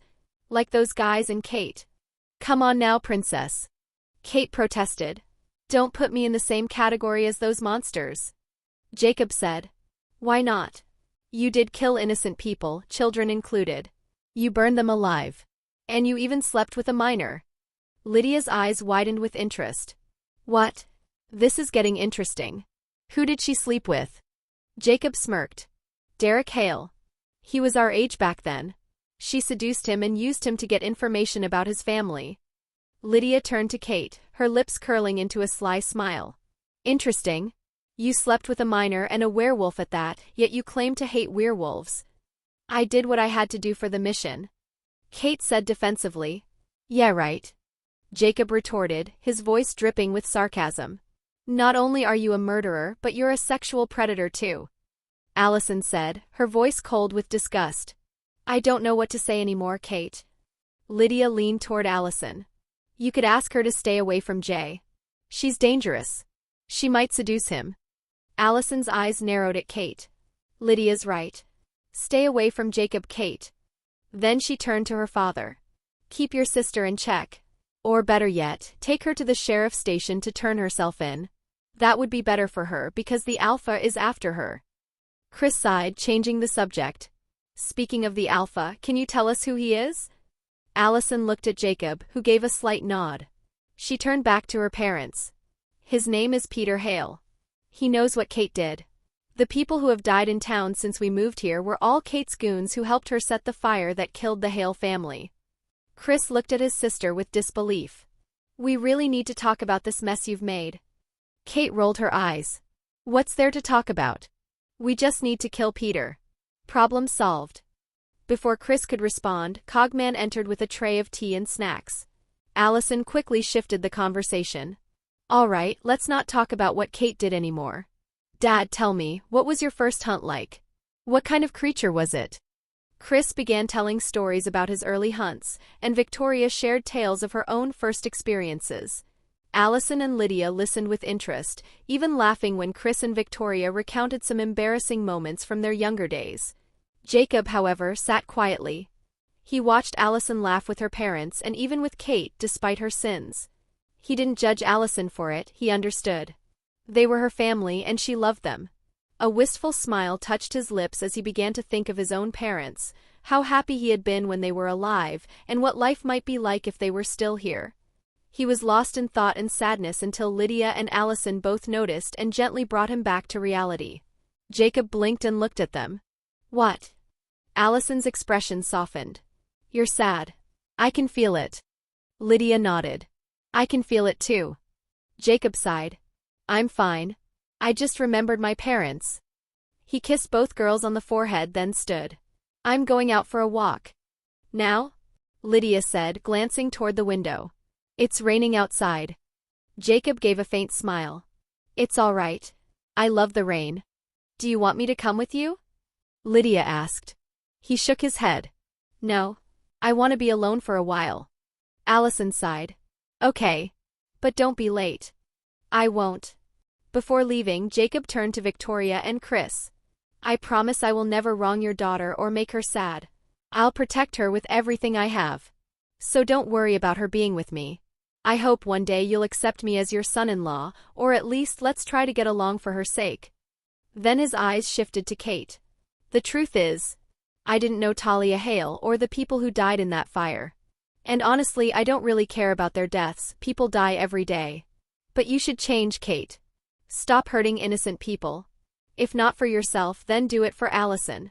She still loves you despite the monster you are. So do better. Without waiting for a response, he turned and walked out of the living room. Cogman followed him into the hallway. Do you need a brolly, sir? Jacob blinked. What's a brolly? An umbrella, sir. Jacob shook his head. No need, Cogman. Then when shall I expect you back, sir? So I can prepare dinner. I don't know. I'll let you know when I'm on my way back. Very good, sir. Jacob gave a casual wave and left the mansion, heading toward the woods under the heavy rain. Chapter 65, A Creeping Presence. A cold, relentless rain fell upon Beacon Hills, turning the earth to mud and the air to a frigid mist. The preserve wasn't far from Jacob's mansion. After walking for 15 minutes under the heavy rain, he noticed a black van parked not far from the path leading into the forest. Suspicious, his eyes glowed golden. With his enhanced vision, he saw two people inside the vehicle, a man and a woman who were locked in a passionate embrace, kissing with an intensity that seemed to block out the storm around them. They were oblivious to him. Jacob shook his head and continued walking toward the woods, soon disappearing into the darkness. Inside the SUV, the moment Jacob disappeared, the couple stopped kissing. The woman, Alex, shoved the man away from her, her face twisting in disgust. "Your breath stinks, you bastard." The man, Jack, smirked, wiping his mouth with the back of his hand. "That was fun. I should thank that freak before we kill him." Alex glared. "If you ever tell a living soul that we kissed, I'll cut your dick off and feed it to the dogs. Understood?" Before Jack could retort, Alex tapped the communication device nestled in her ear. "Boss, the target has left his house and is heading into the preserve alone." A voice sounded in her ear. "Release the dog. It will track him. Then fall back to camp immediately." Jack got out of the van and opened the back door. A dog-like skeletal creature leaped out and shot into the tree line, following the path Jacob had taken. The man closed the door and got back inside the van. He tapped his own earpiece, a note of concern in his voice. "But boss, what if the kid sees the thing and runs?" "Don't worry about that," the voice replied. The wizard said as long as those dogs aren't fed, the eyes of shapeshifters can't see them in the dark while they're hiding. You've seen what they look like, it's just bones with no heat signature. A shiver ran down Alex's spine. "Yeah, those things are creepy. I've never seen anything like them before, and their owner is scary. Are you sure we can trust the wizard, boss?" "Don't worry about the wizard." The boss's voice crackled. "He paid us to help him hunt the kid and we'll do our job. I've heard on the forum that Charles is trustworthy, but he doesn't like people questioning him or sticking their nose in his business. So let's finish tonight's hunt, get the rest of our money and leave. Now get back to camp." "Copy that, boss. We're on our way." They drove for 10 minutes before reaching a makeshift camp hidden in a secluded clearing in the woods. There, the air was thick with the smell of wet canvas and gun oil.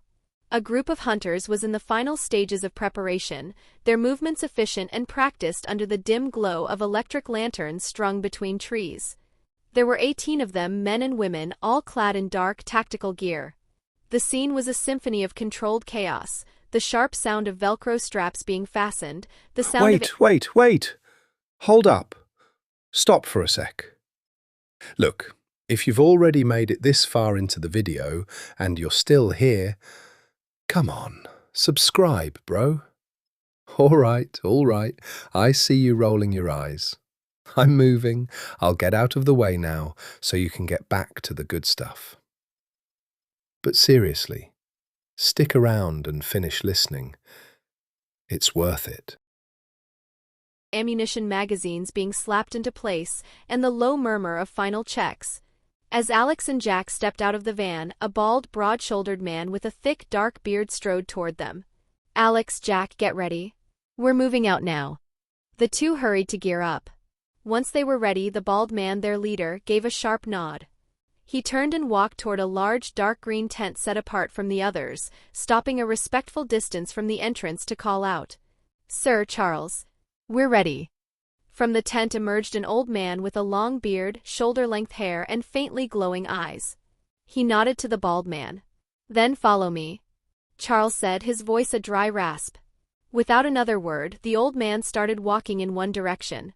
From behind the tent, two creepy-looking black dogs with skeletal features fell into step behind him. The bald man and his 19 hunters followed close behind, their forms swallowed by the dark, rainy woods. The Beacon Hills Preserve was a different place in the rain. The usual chorus of crickets and night birds was silenced, replaced by the relentless drumming of water on leaves and the squelch of mud underfoot. Jacob walked aimlessly through the woods, the memory of his parents leaving a dull ache in his chest. He had come here to clear his head, but a persistent feeling that something was off nagged at him. Every time he looked around, he saw nothing. He sniffed the air, but the heavy rain washed away any scent. Shrugging it off, he continued until he arrived at a rocky hill. He found a shallow cave, just deep enough to shield him from the downpour.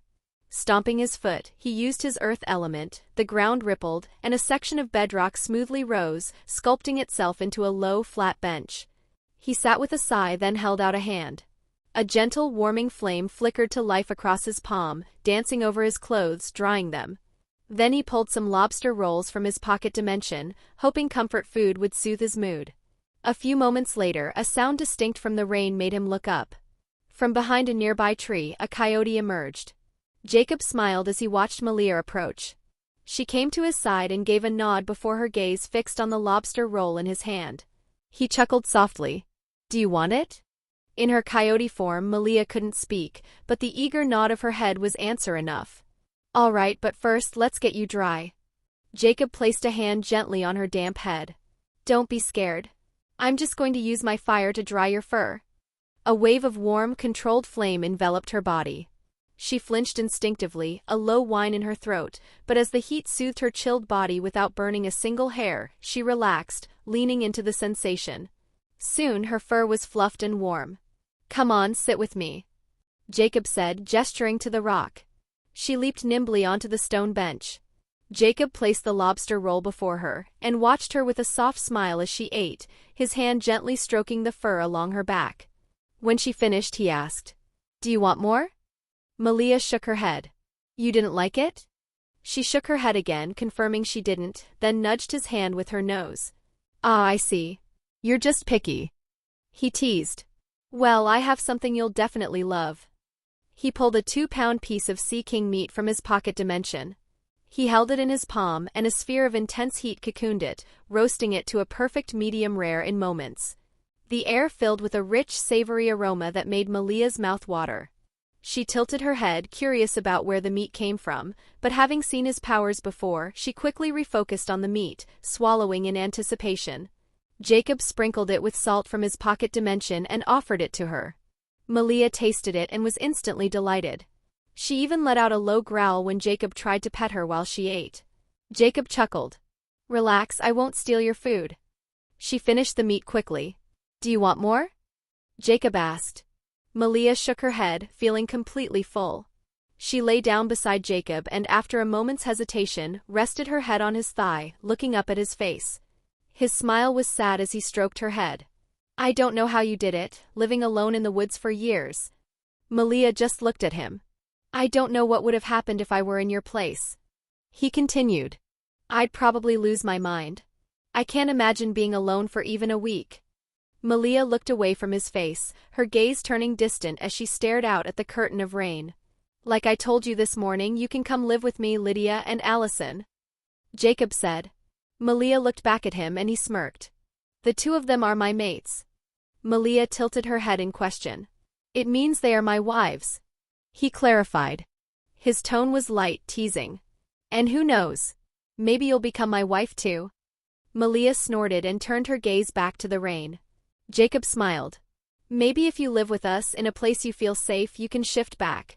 And you don't have to worry about hurting us. We're all strong. Stronger than you."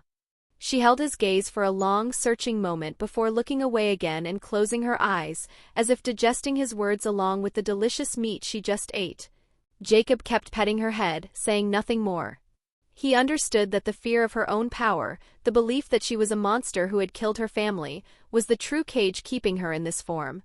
They sat in comfortable silence for a time, until the strange feeling from earlier returned, colder and more menacing than before. Jacob's eyes glowed golden as he scanned the tree line. "When Malia showed up, I thought she was what I was sensing," he thought. "But now there's definitely something else." Suddenly he saw them, 2 dim red points of light, like dying embers, watching him from deep within a thorny bush. They were hidden, but he could see them clearly now. At the same instant, Malia's fur bristled. She sprang from the rock, a low warning growl tearing from her throat. After a frantic scan of the surroundings, she bit Jacob's pants and tried to drag him away from the threat. Jacob placed a calming hand on her head. "Relax. I'll deal with it. But I don't know what it is. It has no heat signature, and I can't sense any energy from it like I can with other creatures. It's like it's not even there and it feels creepy." He stood up. "Stay here. Just watch and don't make a sound." Malia obeyed and jumped back onto the rock. Jacob walked toward the creature. He raised a hand, pointing a finger, and a small rock shot toward it like a bullet. The creature didn't dodge.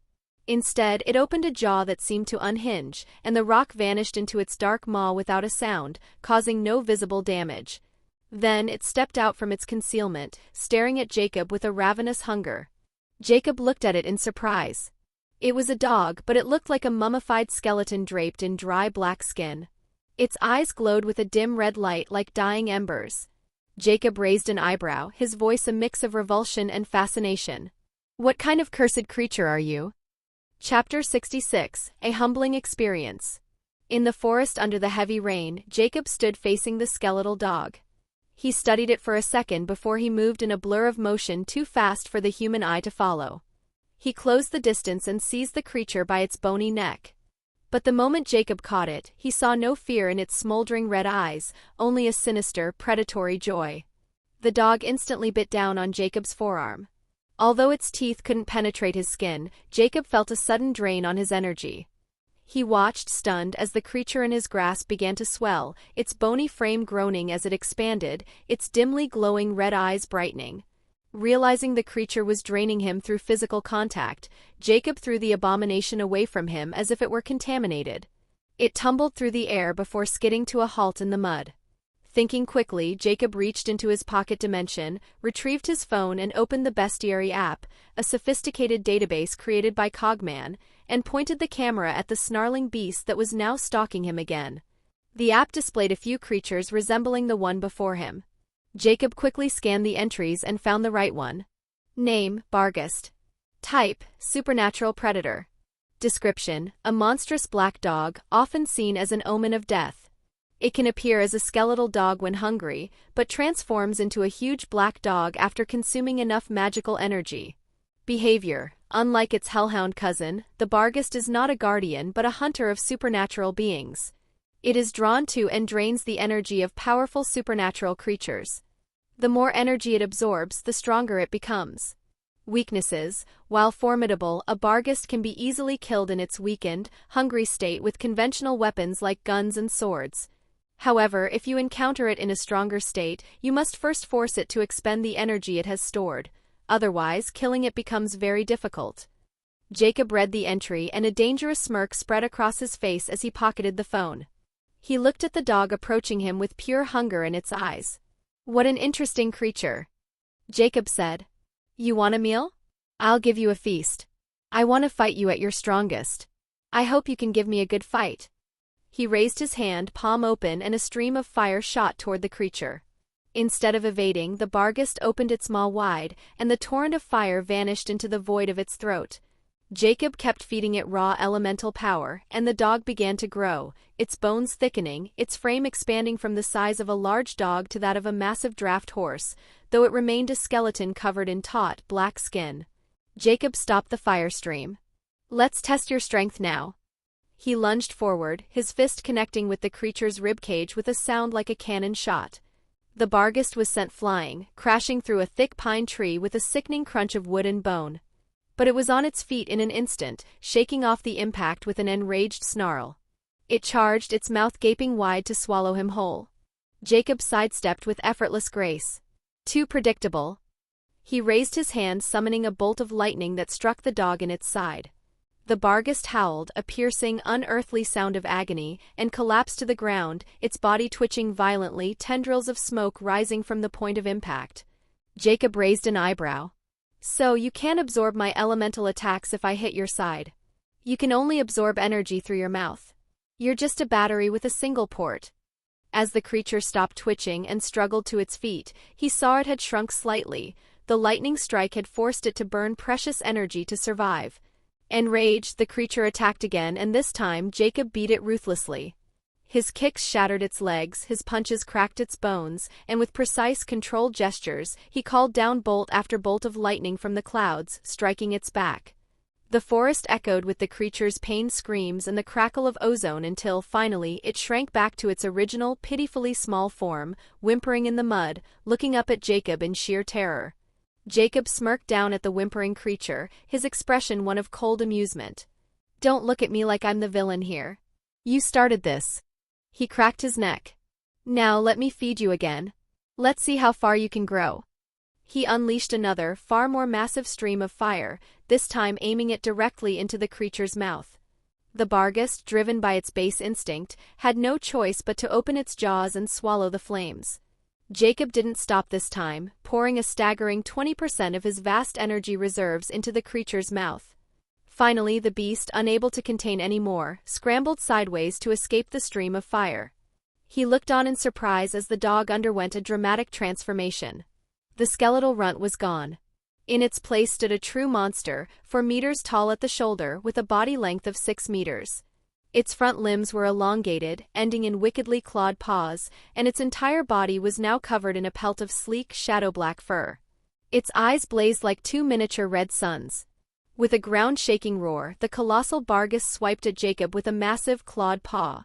Jacob blocked the attack, resulting in a shockwave that rippled outwards, shaking the trees around them, flattening ferns and sending a spray of water radiating out in a circle. The creature then inhaled, its chest swelling, and unleashed a torrent of fire, Jacob's own fire, back at him. Jacob simply waved a hand, and the stream of flame parted around him like water around a stone. He sent it back to the creature, but it didn't cause any harm to it. Jacob raised a brow. So, you're immune to the fire you consume. But if you are immune, why did you dodge earlier when you had eaten enough fire element? But seeing the dog growling at him, he shook his head and said, I guess I won't be getting an answer. Anyway, you are definitely stronger than an alpha like Peter, but you're still too weak to give me a good fight. He lunged at the dog, adding, But I still want to have some fun with you. What followed was not a fight but a brutal demonstration of power. Jacob weaved between the Barghest's savage swipes, answering every attack with a devastating counterblow. He shattered its fangs with an uppercut, used his claws to leave deep, gaping wounds on its body, and drove a fist wrapped in crackling lightning into its sternum, making the massive beast stagger and roar in frustration and pain. Jacob was having fun in testing the creature's limits, while the poor dog, for all its terrifying power, was utterly outclassed and howling in rage and pain. Meanwhile, somewhere else in the forest, the hunting party moved like ghosts through the downpour, their tactical gear shedding water in sheets. At their head, the wizard Charles suddenly froze, his head cocked as if listening to a distant commotion. His glowing eyes narrowed. We must hurry, he hissed, his voice a dry rasp that cut through the storm. The kid has found my Barghest and is fighting it. And the hound won't last long. The group broke into a swift, practiced jog. The bald leader, Marcus, fell in beside Charles, his voice low and tactical. Sir, can you tell us what that kid is? If we knew what we're hunting, it would help. Knowing a target's weaknesses is the difference between a clean kill and a body bag for my team. Charles didn't bother to look at him. I do not know what he is. I didn't dare get too close and alert him. All I know is that he possesses a tremendous amount of magical energy unlike any I have sensed in a century. I want his body for my potions. So do your job, Marcus, and make sure to kill him. I will assist if necessary. Marcus's jaw tightened, but he said nothing more, falling back to discuss strategies with his hunters. Charles thought to himself, this isn't going to be an easy hunt. If that kid is really the one who created that lightning storm a few days ago, then he is immensely powerful. I'll use these idiots to kill him, or at least delay him long enough for me to cast a powerful spell. Back with Jacob. Seeing that the monstrous dog was exceptionally good at taking a beating, Jacob kept playing with it, enjoying himself a little too much. From her seat on the rocky bench, Malia watched the one-sided battle, almost feeling sorry for the creature. It was like watching a cat toy with a mouse the size of a truck. After about 20 minutes of toying with the Barghest, Jacob was finally ready to finish it. But just as he moved to strike, a loud gunshot echoed through the woods. He felt something fast approaching from behind, a bullet. He smirked, confident it wouldn't penetrate his tough skin. After all, he had tested his own SNW 500 revolver against his skin and it hadn't penetrated. How wrong he was. A searing, excruciating agony exploded in the right side of his chest a fraction of a second later. The bullet shot straight through his right chest, dropping him to the ground. Jacob lay in the mud, so shocked that the bullet had penetrated his skin that he even stopped feeling the pain. His accelerated healing kicked in and the gaping wound closed in seconds. As he came back to his senses, he thought, this is a humbling experience, I guess. I thought my skin was impenetrable, but apparently I'm wrong. And it seems I was enjoying my fight with that stupid dog so much that I didn't even realize I was surrounded. Or maybe the heavy rain masked their approach. Well, that's just an excuse. I was careless. Voices now cut through the rain as figures emerged from the tree line, their rifles aimed at him. Nice shot, Jack. The kid didn't even know what hit him. One of them laughed. Marcus's voice, cold and professional, cut through the celebration. Jack, you used the Canema venom-tipped rounds like I ordered, right? Affirmative, boss. Jack called back, reloading his high-caliber sniper rifle with a smug grin. Marcus nodded with grim satisfaction. Then that kid is done for even if he's still breathing. Hey there, novel lovers. I know it's not the usual thing, but if you enjoy what you're hearing, please like and subscribe. Okay, shameless plug over. Now, let's get back to the listening. Chapter 67, When Hunters Become Prey. Inside Jacob's mansion. While Jacob was being shot in the woods, Allison and Lydia were still talking with the Argents. Suddenly, Lydia's eyes glowed white and she fell into a trance. Her teacup slipped from her fingers, shattering on the floor. Allison looked at her worriedly, shaking her shoulder gently. Lydia, what's wrong? But Lydia didn't respond, no matter how much Allison shook her. Cogman, who had been playing a soft sonata on the piano, rushed over. Lady Allison, please do not shake her. She is likely having a vision, it is one of her abilities. But whatever she is seeing, it will not be good. A moment later, Lydia gasped, the white light vanishing from her eyes. She clutched Allison's arm, her fingers like ice. She's going to die. She choked out, her voice trembling with panic. Who? Allison asked urgently. Malia. Lydia gasped. She is going to die. Allison raised a brow in confusion. Who is Malia? The girl Jacob brought home this morning. What? Can we save her? Allison asked. Lydia shook her head, her expression grim. No, it is too late. She is in the woods, but what? Allison pressed. Jacob seems to be with her and he feels different. Different how? Lydia shivered, wrapping her arms around herself. In my vision, he feels terrifying. I've never felt anything like that from him before. Maybe he's enraged because the girl got hurt. Allison reasoned. Lydia, you predict mortal danger, so she might still be alive. Let's tell Jacob before she gets hurt. He might be able to save her. Back in the woods. Malia, who had seen Jacob get shot, thought he was dead. She didn't know why, but a profound rage overwhelmed her. A low, guttural growl erupted from her throat, and her eyes ignited with a fierce blue light. Forgetting all caution, she launched herself from the cave, a blur of fur and fury, charging directly at the nearest hunter. Jacob, still lying in the mud, heard Lydia's voice echo inside his head. Jay, save Malia. She is going to die. A hunter noticed the snarling coyote charging toward them and aimed his rifle. Before Jacob could react, the hunter fired without hesitation. 3 bullets struck Malia in the chest. The impact hurled her backward. She hit the ground with a pained whimper, her chest a ruin of bloody fur. Jacob's eyes went wide and time seemed to stop. His world narrowed to the sight of Malia's still form.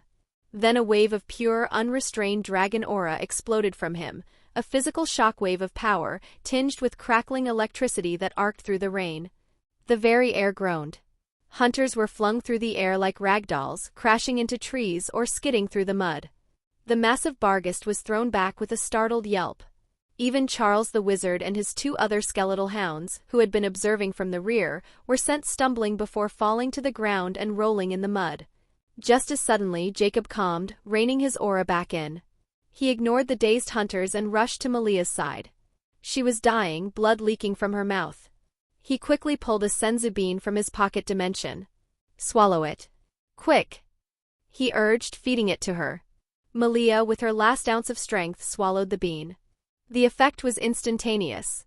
The bloody bullet holes in her chest closed and vanished. She stood up, fully healed, and looked at him with her glowing blue eyes, shocked that he was alive and that he had healed her so completely. Jacob's own glowing golden eyes met hers. He pressed his forehead against her coyote head, his voice thick with relief. I'm so glad you're alive. And I'm sorry. This is my fault. If I hadn't been so cocky, if I hadn't let myself get shot and been lost in my thoughts, you would never have been hurt. He pulled back and flicked her nose gently. Don't do that again. When I tell you to hide, you stay hidden. I'm really strong and I am really, really hard to kill. His expression turned deadly serious. Now go back to that cave and watch how I tear these idiots apart for hurting you. Malia gave a sharp nod before turning and darting back to the safety of the cave, her blue eyes now fixed on the scene about to unfold.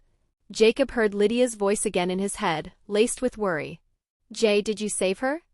Yes, he replied telepathically, his gaze scanning the recovering hunters. She was shot, but I healed her. By the way, how do you know her name? I don't know. Lydia responded. I just saw her in a vision and knew her name. I saw you too and you were so scary. What's going on over there? Jacob connected telepathically to both Lydia and Allison. Some idiots attacked me. There are 20 hunters plus another man. He is supernatural for sure, but I don't know what he is. Anyway, talk to you girls later. Now I need to kill some people. We're coming to help. Allison's voice cut in, sharp and determined. There's no need. I can handle them alone. Jacob insisted. We're coming anyway. Allison replied. Then bring Cogman with you. Jacob instructed. These guys have some weird dogs that can absorb energy.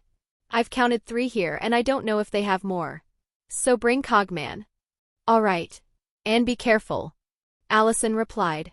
Jacob turned his attention back to the hunters. The first to recover and attack was the monstrous Barghest he had been toying with earlier. Jacob stopped playing around. He shifted, not fully, but his body beneath his clothes became covered in black dragon scales, his hands transforming into powerful, scaled claws. He didn't wait for the beast to charge. He opened his mouth, and the air crackled as a sphere of raw, blue-white lightning gathered before him. With a roar, he released a devastating lightning breath straight at the creature. The Barghest tried to absorb the attack, opening its maw wide. But the sheer power was too much. The beam of electricity tore through the dog's head and body, turning its massive skull to ash. The headless, massive body swayed for a moment before crashing to the ground, instantly shrinking back into a pile of mundane, scorched bones. The hunters who had been blown away earlier were now getting to their feet, groaning in pain. Under the orders of their leader, Marcus, they quickly fell into a defensive formation. One of them, Jack, aimed a Barrett M82 sniper rifle at Jacob. "Eat this, you freak!" he screamed, pulling the trigger. Jacob didn't dodge this time either. He was confident the bullet wouldn't penetrate his hardened dragon scales. He stood his ground, allowing the bullet to strike him square in the chest. It tore through his hoodie and slammed into the dragon scales beneath with a sound like a hammer striking an anvil. The round didn't penetrate. It shattered into a shower of harmless metallic sparks, failing to even leave a scratch on his dragon scales. All the hunters watched in stunned silence, their eyes wide. "Impossible!" Jack whispered, his face pale. "That was a .50 BMG round." A woman looked at Marcus, her voice trembling. "Boss, what have we provoked? I don't know how he defended himself from that round, but even earlier when it went through his chest, it didn't seem to cause any lasting damage. And let's not forget the round was laced with canima venom, but it had no effect on him at all. And he sent us flying with just a shockwave when the coyote was shot." Another hunter added, his voice tight with fear. "And boss, the kid can use electricity. He just vaporized that monstrous dog with his breath. Imagine if he attacks us directly." "Enough," Marcus bellowed, though a flicker of doubt was in his eyes. "He's still one man. And from what we saw, he can be hurt by bullets. I don't know how he defended himself this time, but I don't think he can do it indefinitely. So let's light him up." The hunters fanned out, taking positions and raising their rifles, fingers tightening on triggers. But Jacob just smirked. Electricity erupted, enveloping his entire body in a crackling blue aura. His golden eyes flared with a fierce blue light. A katana materialized in his right hand from his pocket dimension, the perfect replica of Shuswei from One Piece. He unsheathed it with a sharp shing, tossing the scabbard back into the void. In his left hand, the desert eagle he'd taken from Chris appeared. Before a single hunter could squeeze a trigger, Jacob vanished. He became a living bolt of lightning, a blur of blue energy moving faster than the human eye could track. What followed was not a battle, it was a slaughterhouse ballet choreographed to the soundtrack of screaming men and thunder. Zap! He reappeared between 2 hunters. Shuswei, coated in sizzling electricity, swept horizontally. 2 heads, wearing identical looks of confusion, tumbled from their shoulders before their bodies crumpled. Where did he go? A hunter screamed, spinning wildly and desperately spraying bullets into the trees.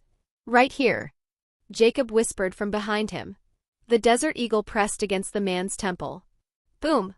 The hunter's head exploded like an overripe melon, painting the mud red. Another hunter unleashed a full auto burst. Jacob was already gone, the bullets shredding the tree where he'd stood. He dropped from the branches above, driving Shusway down in a vertical slash that split the shooter clean in half from skull to groin. A female hunter dropped her rifle, hands raised. Please. Don't. I have a family. Please. Her plea was interrupted by the thunderous boom of the desert eagle, which turned her head into a fine pink mist. Sorry, sweetheart. Jacob's voice echoed from everywhere at once. I'm a feminist, I believe in gender equality and all that shit. So you're definitely not getting the don't kill a woman discount from me. Jacob didn't discriminate. Man, woman, they were all hostiles who had tried to kill him and had succeeded in nearly killing Malia. Bullets flew wildly, shredding bark and hitting the hunter's own comrades. Stop shooting me, you idiot. One man caught his teammate by the collar and screamed at him, right before a lightning-coated blade speared through both their chests, pinning them together like a shish kebab. Now kiss and make up. Jacob whispered as he zipped past. He moved through them like a force of nature, a blue-white blur of impossible speed. The desert eagle roared, blowing holes in chests and heads. Shusway sang, severing heads, limbs and torsos with electric precision. The clearing became a charnel house, the rain doing little to wash away the blood and viscera that painted the ground. In under 30 seconds the screaming stopped. The gunfire ceased. The clearing was painted red. 19 hunters lay in grotesque, dismembered pieces. The only one left breathing was Marcus, the bald leader, his arms and legs bent at sickening, unnatural angles. He lay moaning in the mud amidst the carnage of his team. Jacob stood over him, the lightning aura fading from his body, though his eyes still glowed with cold fury. Now, he said, reaching for Marcus's head. Let's see what you know. But just then Jacob felt a sudden, intense wave of cold. He grabbed Marcus by the collar and vanished in a flash, reappearing 10 feet away. The spot where he'd just been standing was instantly encased in a solid block of glittering ice. Jacob dropped the whimpering hunter and turned his gaze to a man stepping out from behind a tree. It was the wizard Charles. Jacob's smirk returned, wider and more feral than before. You seem impatient to die, old bastard. Let me send you on your way then. Damn it. Charles cursed inwardly, his face a mask of strained calm. The kid is too fast and too strong. I thought I could use those idiots to my advantage, but he slaughtered them before I could even react. He let out a slow, steadying breath, his mind racing. This is going to be a tough fight. If I'm not careful, I might lose my life here. Chapter 68, Jacob versus the Wizard. Jacob stood face to face with the wizard, watching him with an evil smirk. Charles's mind raced, his face a mask of strained calm. I think I bit off more than I can chew this time. I'll test him first, and if I can't kill him, I'll run away. With a gesture of his hand, his 2 remaining skeletal hounds lunged from the shadows, their ember eyes fixed on Jacob, maws gaping to drain his power. Jacob didn't even glance at them. I'm done playing with dogs. In a blur of motion too fast to track, Shusway, still crackling with residual electricity, swept through the air twice. 2 precise horizontal arcs severed the charging creatures in mid-leap. Without pause, Jacob raised the Desert Eagle and fired. Boom! Boom! Boom! The gunshots echoed like thunder in the clearing. Charles's eyes widened, but his hands were already moving, tracing a shimmering, intricate symbol in the air as he muttered in Latin. Glacis scutum. A disk of solid, translucent ice materialized before him. The high-caliber round slammed into it, fracturing the surface into a spiderweb of cracks but failing to penetrate, dropping to the ground as flattened lumps of lead. A wide, exhilarated grin spread across Jacob's face. Oh, a wizard. Interesting. He decided to play. The wizard attacked, clenching his fist and chanting in Latin. A volley of icicles, each the size of a spear and sharper than any blade, shot toward Jacob with bullet-like speed. Jacob responded in kind. He conjured arrows of superheated flame and launched them with pinpoint precision. His fire arrows didn't just melt the ice, they flash-boiled it into scalding clouds of steam that rolled back toward Charles. The old wizard didn't flinch. He mumbled again in Latin and waved a hand, and a hurricane-force gust erupted, shredding the steam cloud and heading toward Jacob. The wind was so sharp it carved grooves into the bedrock beneath the mud. Jacob answered not with more fire, but with earth. He stomped his foot, and the ground in front of him erupted. A 10-foot-thick wall of soil and stone surged upward to form a massive barrier. The decapitating wind slammed into it, leaving deep scars but failing to penetrate, and dissipated harmlessly. Seeing his attacks neutralized, Charles changed tactics. He slammed both hands onto the ground. Instantly, the rainwater at Jacob's feet flash froze, trapping his boots in a block of enchanted ice that crept up his calves. Simultaneously, Charles gestured overhead, and the air itself crystallized, forming a cage of razor-edged ice bars that descended to encase Jacob. Jacob raised an eyebrow, impressed. Not bad. Then, fire ignited all around his body. The ice at his feet didn't melt, it sublimated, turning directly from solid to vapor with a violent hiss. With a wave of his hand, a huge serpentine flame shot forth, vaporizing the descending cage before it could touch him. He then extinguished the fire around him and took a step forward, completely unfazed. Frustration flickered across Charles's face. He began layering spells with dizzying speed. A beam of soul-numbing cold shot from his left hand to slow Jacob, while his right hand summoned a localized tornado filled with spinning ice shards. Jacob met the cold beam with a puff of dismissive fire from his palm. As the icy tornado closed in, he simply pointed a finger, calling down a single, precise bolt of lightning from the clouds above that struck the vortex's center, disrupting its magical core and causing it to collapse in on itself. They fought like that for a while, Charles attacking and Jacob defending. After Jacob had his fun, he decided it was time to attack too. Charles began a powerful, complex incantation that required absolute focus, his hands weaving intricate patterns as he prepared to freeze the blood in Jacob's veins. Jacob didn't wait for him to finish. He made a simple clenching motion with his hand. The earth beneath Charles's feet instantly liquefied into a pit of quicksand. It was a crude trick, but Charles, his focus entirely on his high-level spell, was caught completely off guard. He sank to his waist, his spell disrupted. The magical backlash hit him like a physical blow, and he coughed a spray of blood into the rain. He glared at Jacob, wheezing. "Damn it, kid. You have no martial ethics." Jacob just smirked. "I guess I don't." Charles started to struggle to get out of the quicksand. Jacob's smirk turned evil. "Let me help you out," he said, then stamped his foot on the ground. Charles felt an ominous dread but had no time to react. In a panic, he froze the quicksand solid, but it was too late. A sharp upward jutting rock spike erupted from the pit, stabbing him through the taint with brutal force. The impact nearly shattered his pelvis and launched him out of the pit, sending him crashing to the ground with a cry of pure agony. Jacob smirked. "Oh, you're bleeding. It seems I missed your hole." Malia, watching from the cave, let out a short, sharp bark. Jacob looked at her. "You think it's funny too? I turned the old bastard into a shish kebab." Malia shook her head, indicating she did not. "You don't find it funny? Well, I think it's hilarious." Charles, screaming in pain, managed to unscrew himself from the rock spike that was stuck in his body. He fumbled a vial from his bag and drank it, his grievous wound beginning to knit closed.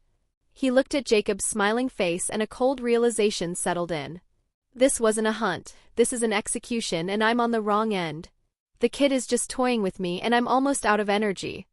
But I must live. He thought, desperation clawing at him. I will find powerful allies in return. His body will definitely be mine, but not today. Gritting his teeth, he poured his remaining energy into a short-range teleport. With a pop of displaced air, he vanished from the clearing, reappearing 10 meters away as he turned to flee. Jacob didn't immediately give chase. He simply smiled, a cold, knowing look in his golden eyes. He took a deep breath, his chest swelling, and roared at the sky. A massive bolt of lightning shot from his open mouth, piercing the storm clouds. He used his storm call ability, and unlike the last time when he was testing it with Lydia, this time he poured more energy into it. The sky, already heavy with storm clouds, became even darker. The heavy rain transformed into a torrential downpour. Charles, running as fast as his legs and injured pelvis would allow, felt the massive magical energy gathering overhead, a suffocating pressure that made his own power feel like a flickering candle next to a bonfire. "Damn it!" he cursed, his blood running cold. He tried to teleport again, but his body screamed in protest. He was too drained. Even if he could, a 10-meter jump was useless against the colossal storm that was now hunting him. Jacob followed now, but he kept his distance, a specter in the downpour, his glowing eyes fixed on his prey. He was letting the storm do the work. The first lightning bolt struck a tree beside Charles, splintering it into 1,000 burning shards. The second hit the ground where his foot had just been, blasting a crater of superheated mud and steam. The third, fourth, and fifth came in a relentless, deafening barrage. Charles danced a desperate, terrified jig of survival, using his remaining energy to conjure ice shields. Crack! A bolt shattered his first shield. Boom! Another vaporized the second. He erected a third, stronger shield, but a simultaneous strike from 2 bolts smashed through it, the magical feedback throwing him to the ground. He was running out of time, energy, and hope. With a look of great pain in his eyes, as if wasting a priceless treasure, he fumbled potions from his bag and drank them. The liquid energy surged through him, giving him just enough strength to raise more ice shields against the lightning strikes. After about 10 minutes, the relentless fury of the storm call began to wane. The intervals between lightning strikes grew longer, and after a few more seconds, the ability stopped completely, though the heavy rain continued. With a final desperate surge of will, Charles triggered his teleportation, vanishing from the spot and reappearing at the edge of a ravine, his body screaming in protest.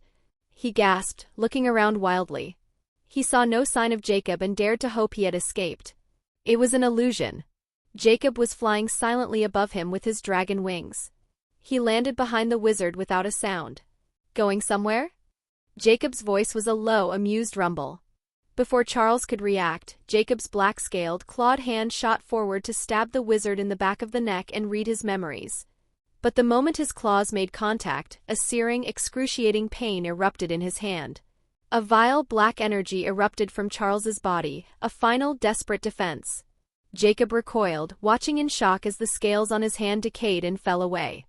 The flesh underneath was left bleeding and necrotic, dark veins crawling up his wrist like thick, black worms burrowing beneath his skin. Charles, despite his predicament, let out a wet, triumphant laugh. I know I'm dead. But at least now you will die too. That curse will spread with each passing day until it reaches your heart and kills you. Ha ha ha ha ha. Jacob looked at his cursed hand and sighed internally. Note to self, never touch a wizard or try to read his memories without magic immunity. He looked back at the proudly laughing wizard.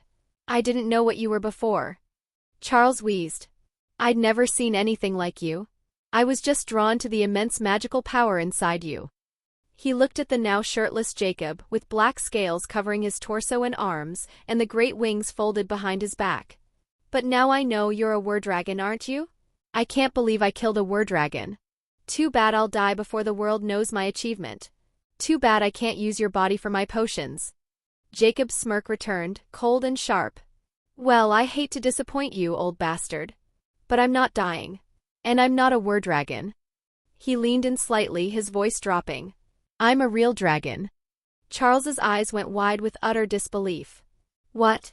That's impossible. Dragons are extinct. Nothing is impossible, Jacob said, his voice a deadly whisper. Now.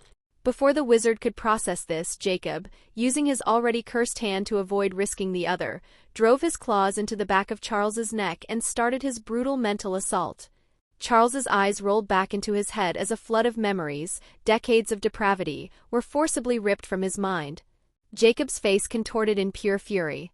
He saw it all, the butchering of adults, children, and even babies for potions, the sacrificial rituals using innocent virgin girls, a bottomless well of evil. As the mental connection broke, Charles staggered forward, free for a moment. He turned, a final spell forming on his lips. He never got to cast it.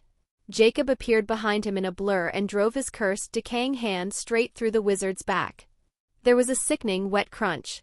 Charles looked down, disbelief in his fading eyes, to see the bloody claw protruding from his chest, his heart clutched in its grasp. Jacob leaned close, his whisper the last thing the wizard would ever hear. I really wanted to torture you for the horrors I saw in your mind. But I don't want you to live for even a second longer in this world, you evil monster. He retracted his claw and Charles's body crumpled to the ground, lifeless. Jacob let the heart drop into the mud. He then took a small bag Charles was carrying and without ceremony unleashed a torrent of dragon fire, reducing the vile wizard to ashes. He looked at his cursed hand. It wasn't healing. The dark veins were creeping further, the pain a constant, burning agony. He clenched his jaw, his decision made. With a savage, brutal motion, he grabbed his own forearm with his other hand and tore the cursed limb clean off from the elbow. "Aha! That hurts!" He screamed into the storm, staggering from the self-inflicted trauma. Gritting his teeth, he looked at the bleeding stump. Already, his accelerated healing was kicking in, the flesh knitting and bone beginning to regrow at a visible but slow pace. He released a jet of fire from his other hand, incinerating the severed, decaying arm on the ground. After ensuring no trace of the dark magic remained on his body, he thought, "Tonight was crazy.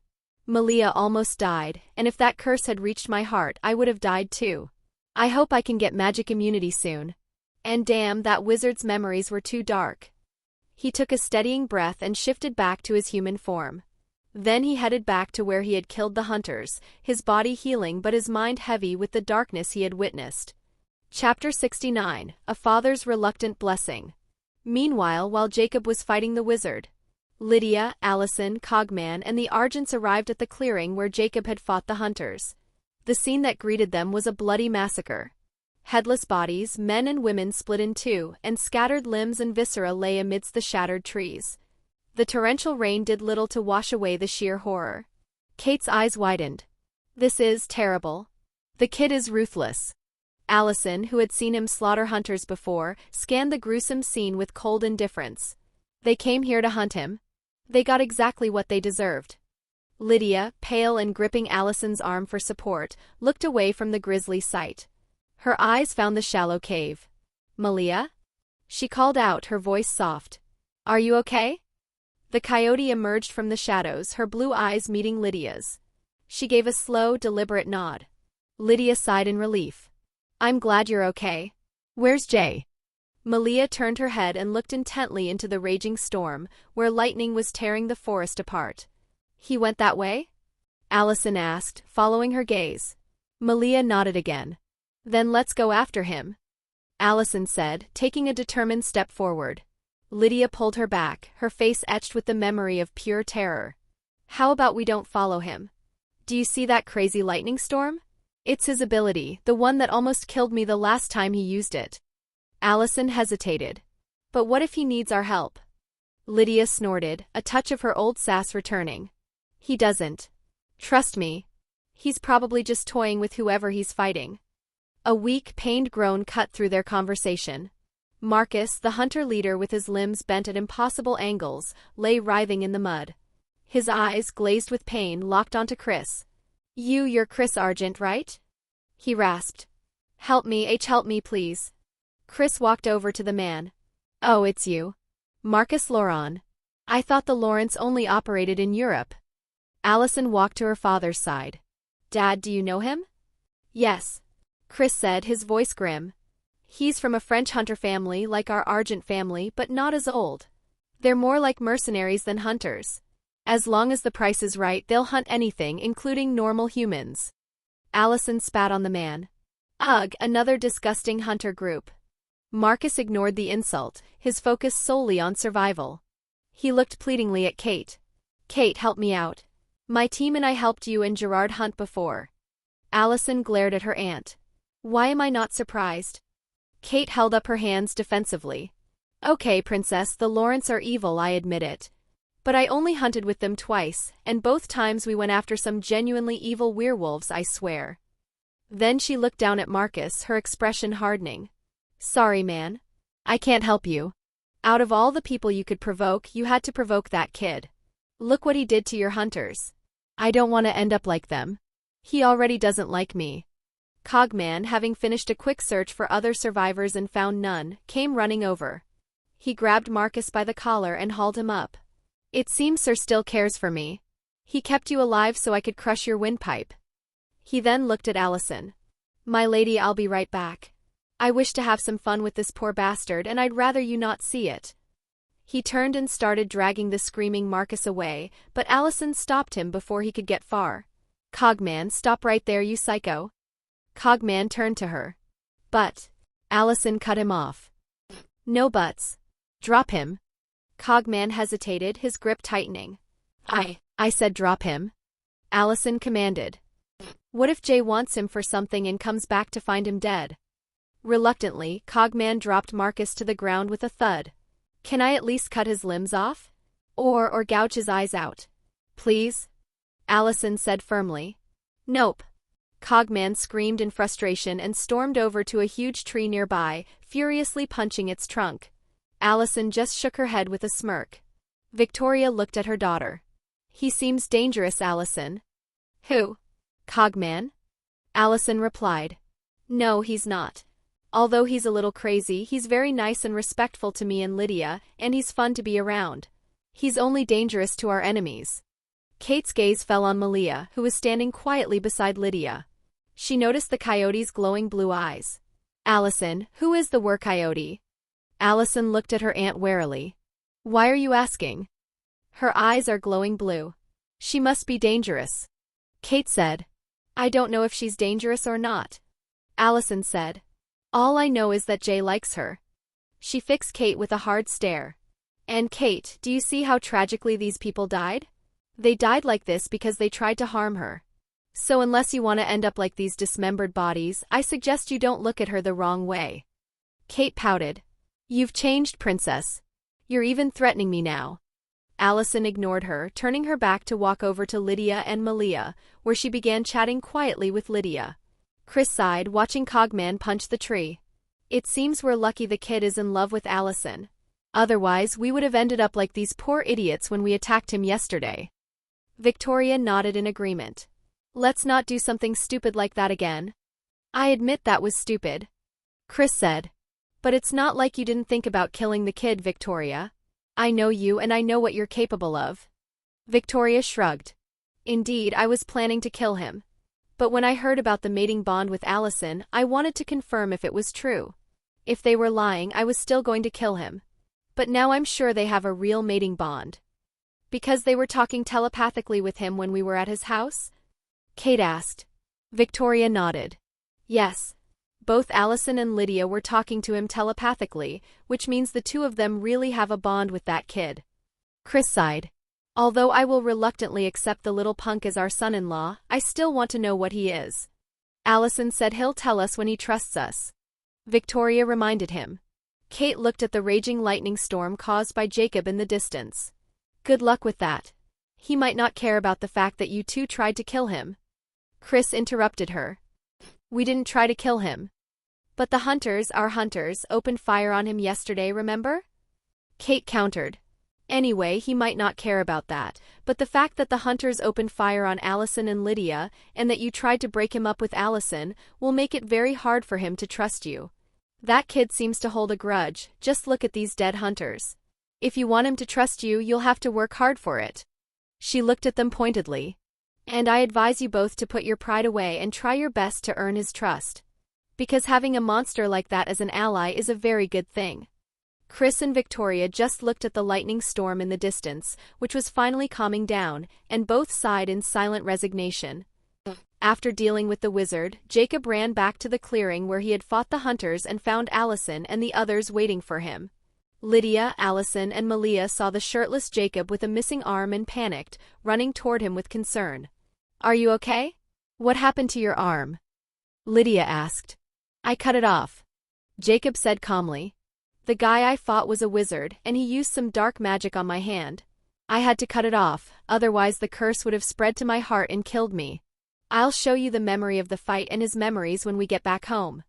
But you lost your arm? Allison said with concern. Don't worry, it will grow back soon. He reassured her.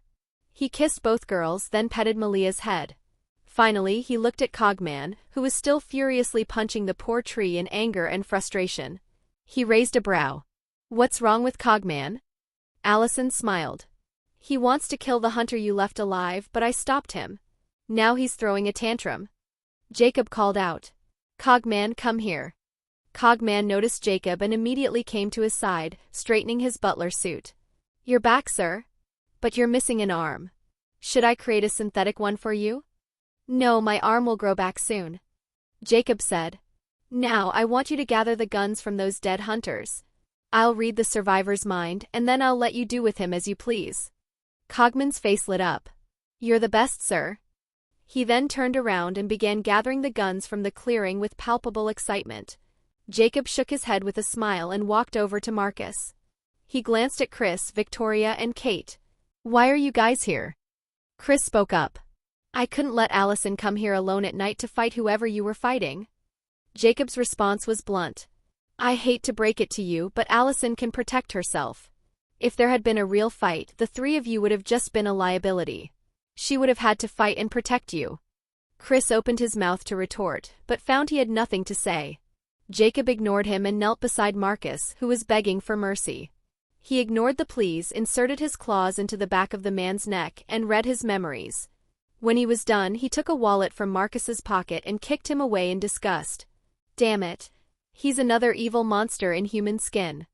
Is he like the harvester hunters? Allison asked. Jacob shook his head. No. He and his family don't butcher people and sell their parts, but they hunt anything as long as the price is right. And I mean anything, men, women, children, babies. Anything. It's like Dad said. Allison murmured. Jacob looked at the Argents. Yeah, he knows your family. He even hunted with Kate and Gerard. I only hunted with them to take down some bad werewolves. Kate said quickly. I know. Jacob replied. Cogman returned with an armful of guns and looked eagerly at Marcus. Sir, can I? Jacob nodded. Go ahead. And Cogman? Yes, sir. Make sure he doesn't die quickly. Cogman grinned. With pleasure, sir. He grabbed Marcus by the collar and dragged him away. Marcus screamed in pain, shouting. Help me, Argent. You're a hunter too. Are you going to let these freaks kill me? Help me, please. Cogman kicked him in the mouth, breaking his teeth. Shut it. No one is going to help you. He dragged Marcus behind a tree, and a moment later, the man's agonized screams began to echo through the clearing. Jacob shook his head. Poor bastard. Allison pointed at the remains of the Barghists. By the way, Jay, what are those dog-like things? They're a supernatural creature called a Barghist. Jacob explained. They can absorb supernatural energy, let's call it magical energy, and grow bigger and stronger. I fed one of them my fire and it grew to the size of an elephant. Really? Lydia asked, wide-eyed. Yep. Jacob said. He then looked at the Argents. Have you guys dealt with a Barghist before? Chris shook his head. I've heard of them, but I've never dealt with one. Besides, they target the supernatural, so they're not our enemies. They're more like allies to us. Jacob nodded in understanding. So hunters won't hunt a creature that hunts the supernatural. He held out his hand and a giant lifelike fire snake appeared from his palm. It hissed, slithering across the clearing and swallowing the bodies, turning them to ash as the Argents watched in shock.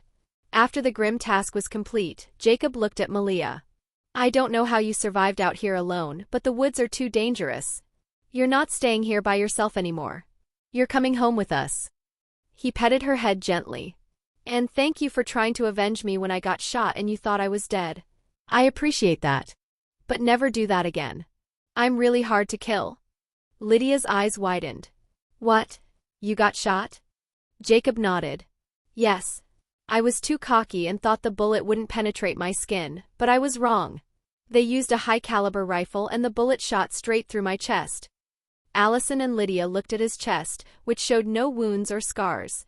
You should be more careful, Allison said, her voice tight with worry. What if they had shot you in the heart or the head? Don't worry, I'll be careful next time, Jacob assured her. Besides, even if they shot me in the head or heart, I would heal. Like I said, I'm really hard to kill. Seeing both Lydia and Allison glaring at him, he raised his hands in surrender. Okay. Stop looking at me like that. I'll be careful from now on. Just then, Cogman returned. His white suit was painted red with blood, and a satisfied smirk was plastered on his face. Jacob looked at him. Done already? Cogman shrugged. You broke his limbs and made him lose a lot of blood. He was already dying before I even started playing with him. Jacob nodded. Well, let's go to their camp.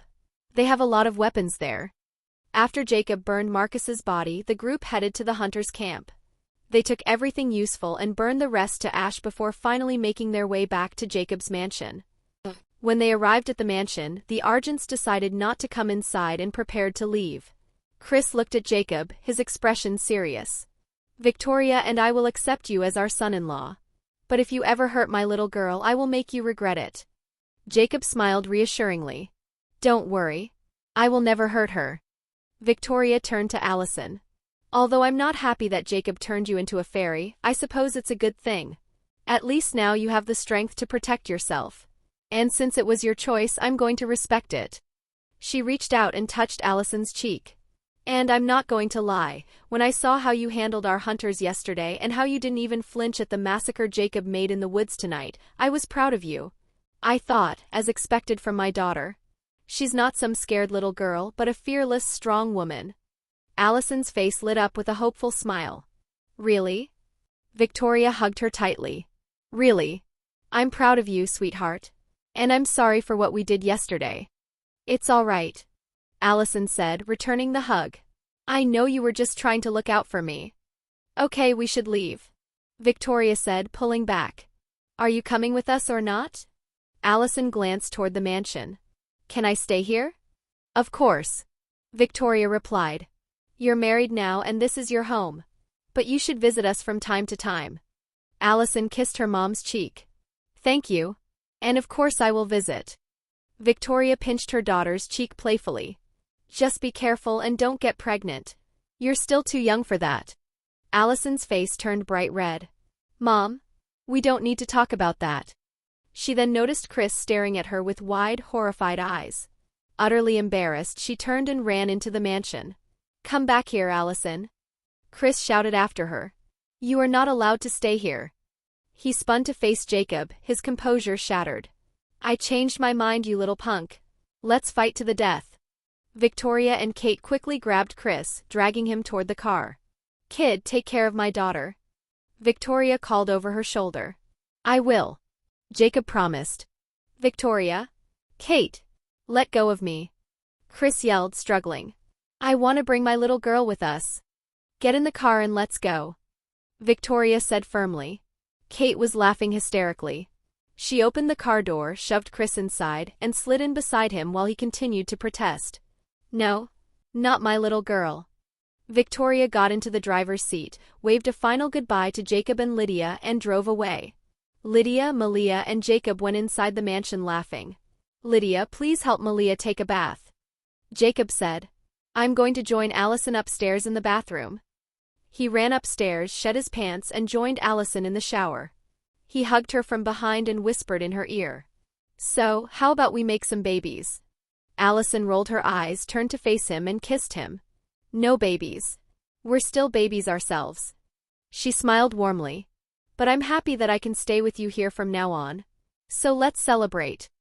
The two of them began to kiss, and soon the bathroom was filled with the sound of Allison's happy sighs, laughter, and cries of pleasure. Chapter 70, Baby Hands. After Lydia helped Malia get a bath, they went back downstairs to the living room. Soon after, Allison and Jacob joined them. Lydia looked at Allison, who had her arms crossed tightly over her chest and was looking at Jacob in disgust. "What's wrong with you? What did he do?" "I don't want to talk about it," Allison muttered. "Now I want to know even more." Lydia pressed. "Did he do something perverted?" Allison shook her head. "No, nothing like that, but..." She shivered. "He touched me with his baby hand. It was so creepy." Lydia raised a brow. "Baby hand?" "Yeah, his missing hand is growing back, and now it looks like a baby's hand." "Really?" Lydia said, then turned to Jacob, who was sitting on the couch next to Malia. The coyote leaned into his side, and he was absently stroking her fur with his normal hand. "Jay, show me your baby hand." Jacob took off his hoodie and revealed his newly grown arm, which indeed looked small and soft like an infant's. "Do you want to touch it? It's so soft." Lydia moved next to him and gently took his arm, examining it. "It really is soft." Jacob put his small hand on her chin, stroking it with his tiny thumb before leaning in to kiss her. Lydia suddenly jumped away and sat next to Allison. "Okay, that's weird. Don't touch me with your creepy hand until it grows back to its normal size." "Don't get me wrong, I like the kiss. It's just that when I felt that little hand touching me, it was like I was kissing a baby, and I don't like that. She then looked at Allison. Wait, if you find his baby hand so creepy, why didn't you think it was creepy when you two were, in the bathroom earlier? Allison blushed. He didn't have a hand in the bathroom, just a stump. And he wasn't touching me with it, at least I don't think so. I was preoccupied with other things. Lydia rolled her eyes. Yeah, we heard your moaning. Suddenly, Jacob yelped. Aha! Malia, don't bite it. Both Allison and Lydia looked over to see Malia gently nibbling on his newly grown arm, and they burst out laughing. Jacob pulled his hand free and cradled the small hand to his chest. That hurt. He looked at Malia sternly. What do you think you're doing? My arm is still weak and sensitive. You're being a bad girl. He moved as if to grab her. Let me punish you. Malia jumped from the couch and scurried to sit between Allison and Lydia, looking back at him with what seemed like a grin on her coyote face. Jacob started to stand up to catch her, but Allison stopped him. Okay, leave her be. She was just curious. Now tell us how the hunters and the wizard found you. Jacob leaned back on the couch. It was the wizard who found me, or more precisely, his Barghists did. Lydia asked. Those creepy-looking dogs? Jacob nodded. Yes. Remember the night I tried out my storm call ability in the woods? Lydia glared at him. How could I forget? You almost killed me that night. Jacob coughed awkwardly. Anyway, the wizard was headed to the supernatural auction we're going to on Saturday. He knew there's a Nemeton here in Beacon Hills, so he stopped to siphon power from it. But he saw my storm and sensed the magic in it, so he sent his dogs to investigate. Allison asked. How did the dogs find you? Well, they couldn't follow my scent because of the rain that night, but they're very sensitive to magical energy. So they found me yesterday when I was in the woods, talking to your dad. They followed me back here to the mansion but kept their distance. Lydia frowned. And why didn't you sense them? It's hard to sense their presence. When those dogs are in their hungry state, they have no magical energy at all. They kept their distance and the wizard ordered them not to attack me, so I didn't feel any immediate danger. That's why it was hard to detect them. Allison asked. What about the hunters? How did they come to town and target you? The wizard was planning to attack me by himself. Jacob explained. But when he first saw me, he sensed the huge amount of magical energy inside my body. So he posted a commission on a supernatural forum in the dark web, asking for hunters to help him hunt a powerful shapeshifter. Those poor bastards were close by and accepted the job. When I left the house earlier and went to the woods, they followed me. He paused. Now let me show you what happened and the memories of that wizard. Lydia hesitated. Wait, are they bad? The wizard's memories, I mean. Yeah, very bad. Jacob said grimly. You don't have to see them if you don't want to. Lydia thought for a moment before steeling herself. No, I have to see them. All right. Are you girls ready? Allison and Lydia nodded. Jacob closed his eyes, focused, and telepathically shared the memories of his fight against the Barghist, the hunters, and the wizard, followed by the dark memories he had ripped from the wizard and Marcus. Images, sounds, and sensations flooded into Allison and Lydia's consciousness. They saw Marcus' memories, then they saw through the wizard's eyes, the grimy basement altars, the terrified faces of innocent girls, the unspeakable rituals performed under a sickly green light. They felt his twisted devotion, his hunger for power, and the cold alien presence of the demon he had bound himself to in exchange for it. The final memory was the most chilling, the sacrifice of an infant, an act of such profound evil that it felt like a stain on their very souls. When the psychic connection severed, both girls gasped, their eyes flying open. Lydia was pale, one hand pressed to her mouth as if to hold back a wave of nausea. Allison, however, was vibrating with a cold, pure rage, her hands clenched into white-knuckled fists on her knees. Damn those bastards. Allison spat, her voice low and venomous. Those hunters were monsters, but that wizard was far worse. She then looked at Jacob with concern.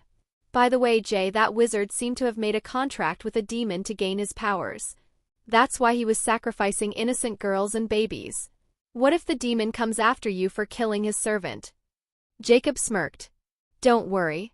If the demon comes, I'll burn him to ash too. And if I knew where that demon was hiding right now, I'd go after him myself without waiting for him to find me. Lydia, who was just recovering from the horrific memories, sighed heavily. I wish I hadn't seen that. What a cruel, cruel world we live in. Very cruel indeed. Allison agreed softly. All right, let's stop thinking about bad things, Jacob said, shifting the mood. He pulled the wallet he had taken from Marcus and the bag from the wizard out of his pocket dimension. Let's talk about our loot. That evil wizard had a bank card with 38 million, and the hunter Marcus had a card with 2 million. Lydia's eyes widened. That's a lot of money. Jacob smiled. Yes, it is. And now it's ours. My only regret is that Marcus didn't have a bank card linked to his entire Loron family fortune. If he had, I would have asked Cogman to take all their money. Allison mused. Maybe you still have a chance. Since Marcus died in Beacon Hills, his family might come here to investigate what happened. Jacob's smile turned predatory.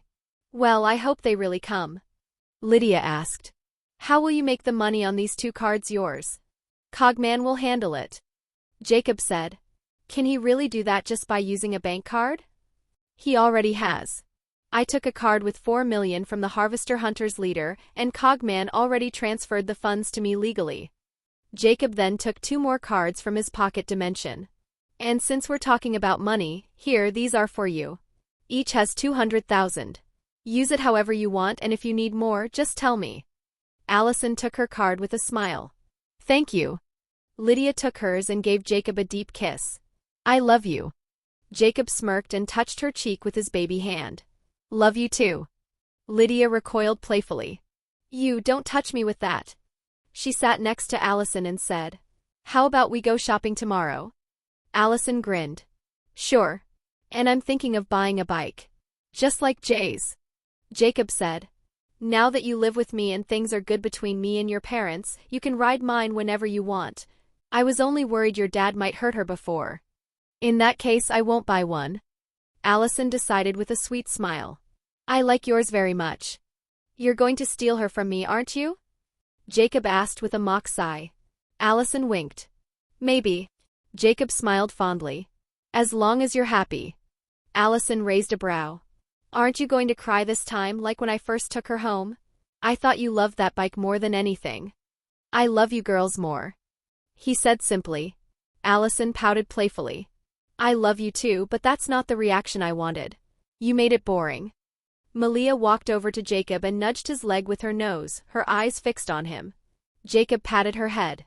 If you want money, you have to turn into your human form first. Malia let out a dismissive huff and shook her head vigorously. What? You don't want money? Jacob asked. She shook her head again. Then, how about more of that meat I gave you in the woods? Malia nodded eagerly, her coyote head bobbing up and down several times in enthusiastic agreement. Jacob smiled. All right. I get it. I'll give Cogman some to cook. They all went to the kitchen. Jacob gave Cogman some Sea King meat to prepare and sat at the table with the girls. By the way, girls, we'll head to Vegas on Friday. We can have fun Friday night and during the day on Saturday, and we'll probably come back to Beacon Hills after we deal with the auction at night. He added firmly. And no gambling. I hate to lose. If I lose even a single dollar, I'll do anything to win it back and probably end up losing everything. And then. He paused, his gaze darkening. I'll probably lose control and end up attacking the casino. Allison said. All right. No gambling for you. Ever. Lydia pulled out her phone, her fingers flying across the screen. She suggested. We can get tickets for the Mystere show at the Treasure Island Theater Friday night. It's supposed to be incredible acrobatics, music, etc. Then, on Saturday, we can spend the day at the Shark Reef Aquarium. They have a walk-through tunnel with sharks swimming overhead. And if we have time, there's always the high roller observation wheel or the Bellagio fountains. She looked up, her eyes alight with the thrill of planning. There are 1,000 fun things to do there. That works for me. Jacob agreed. Why don't we stay in Vegas and come back Sunday night? Lydia asked. It's such a waste to rush back on Saturday. Because there's a very high probability that I'll have to burn that auction building and everyone in it to the ground. Jacob explained matter-of-factly. So we should leave before Vegas becomes chaotic and the police and FBI show up. The stark reality of his statement hung in the air for a moment, a chilling contrast to the glittering Vegas plans. Soon, Cogman served dinner. After they ate, Jacob gave him the bank cards to handle. Then he and the girls headed upstairs to sleep. As they reached the top of the stairs, Jacob looked at Lydia. "Should we go to your room?" Lydia shook her head. "No. I don't feel like doing anything tonight. Not after seeing those bodies in the woods and those memories you showed us." "All right," Jacob said understandingly. "Then let's all sleep in my room." They went into Jacob's room and collapsed into the king-sized bed. Allison curled against Jacob's left side, Lydia on his right, their heads on his chest, listening to the steady, reassuring beat of his heart. Even Malia jumped onto the bed and slept with them. The next morning, pale sunlight streamed through the windows. Jacob was the first to wake up. His first conscious action was to look at his right hand, which had fully regenerated. He looked at the still sleeping Lydia and Allison, then carefully got out of bed without waking them. After a quick shower, he went downstairs. He found Malia in the living room, lying on the couch, her full attention captured by the large TV. A documentary about the great migrations of the Serengeti was playing, and she was utterly enthralled, her ears twitching at every lion's roar and wildebeest bellow. Jacob smiled and sat beside her, running his hand through the thick fur on her back and thought. System, sign in. Daily sign-in successful. Rewards obtained. A pair of rollerblades. A black leather reclining chair with built-in massager and cup holders. 6 kilos of Cabrales blue cheese. Jacob read the rewards and sighed internally. Rollerblades? Useless. The reclining chair is good, I guess. I need one in my gaming room. And Cabrales blue cheese sounds expensive. Let me do a quick search. He pulled out his phone and looked it up. It's a $55 per kilo stinky blue cheese. Let's see if it's edible. He took the wheel of cheese wrapped in black and yellow packaging from his pocket dimension. Malia looked at him curiously. He took a knife and opened the wrapping. The smell that erupted was not just strong, it was an assault. It was a pungent, eye-watering wave of ammonia, old socks, and damp cellar, so potent it felt like a physical blow. The moment the smell hit them, they both recoiled. He threw the cheese wheel aside, coughing and shouting. "Damn, that's not cheese, that's a bioweapon." Malia whimpered, trying to cover her nose by nudging his leg. "I'm sorry, Malia," Jacob said. "I didn't think it would smell that bad." The commotion brought Allison and Lydia stumbling down the stairs, their hair messy and eyes still heavy with sleep. "What's wrong? Why are you shouting?" Allison asked. Jacob, still coughing, pointed a trembling finger at the offending cheese. "I tried to taste that thing. It smells like something died and then was left in a locker room for a month." Allison frowned, keeping her distance. "Then why did you even buy it?" "I thought it would be good." Lydia walked over to the cheese, took a cautious sniff, and immediately gagged. "Ugh, it smells terrible. What are you going to do with it?" "I don't know," Jacob said, stepping further away. "You girls get rid of it. I don't want to get close to it again." "I'll take it to my parents," Allison offered. "They love all kinds of weird stinky cheese." "Okay, great. Can you please put it in your ring? It smells really bad, my nostrils are burning," Jacob pleaded. Allison walked over to the cheese, took one whiff, and immediately regretted it. She gagged, her eyes watering as she quickly waved her hand. The foul cheese wheel vanished into her storage ring. Ugh, disgusting. After the cheese fiasco, they had breakfast. Cogman then drove them to school, leaving Malia at home watching the animal documentaries she seemed to love so much.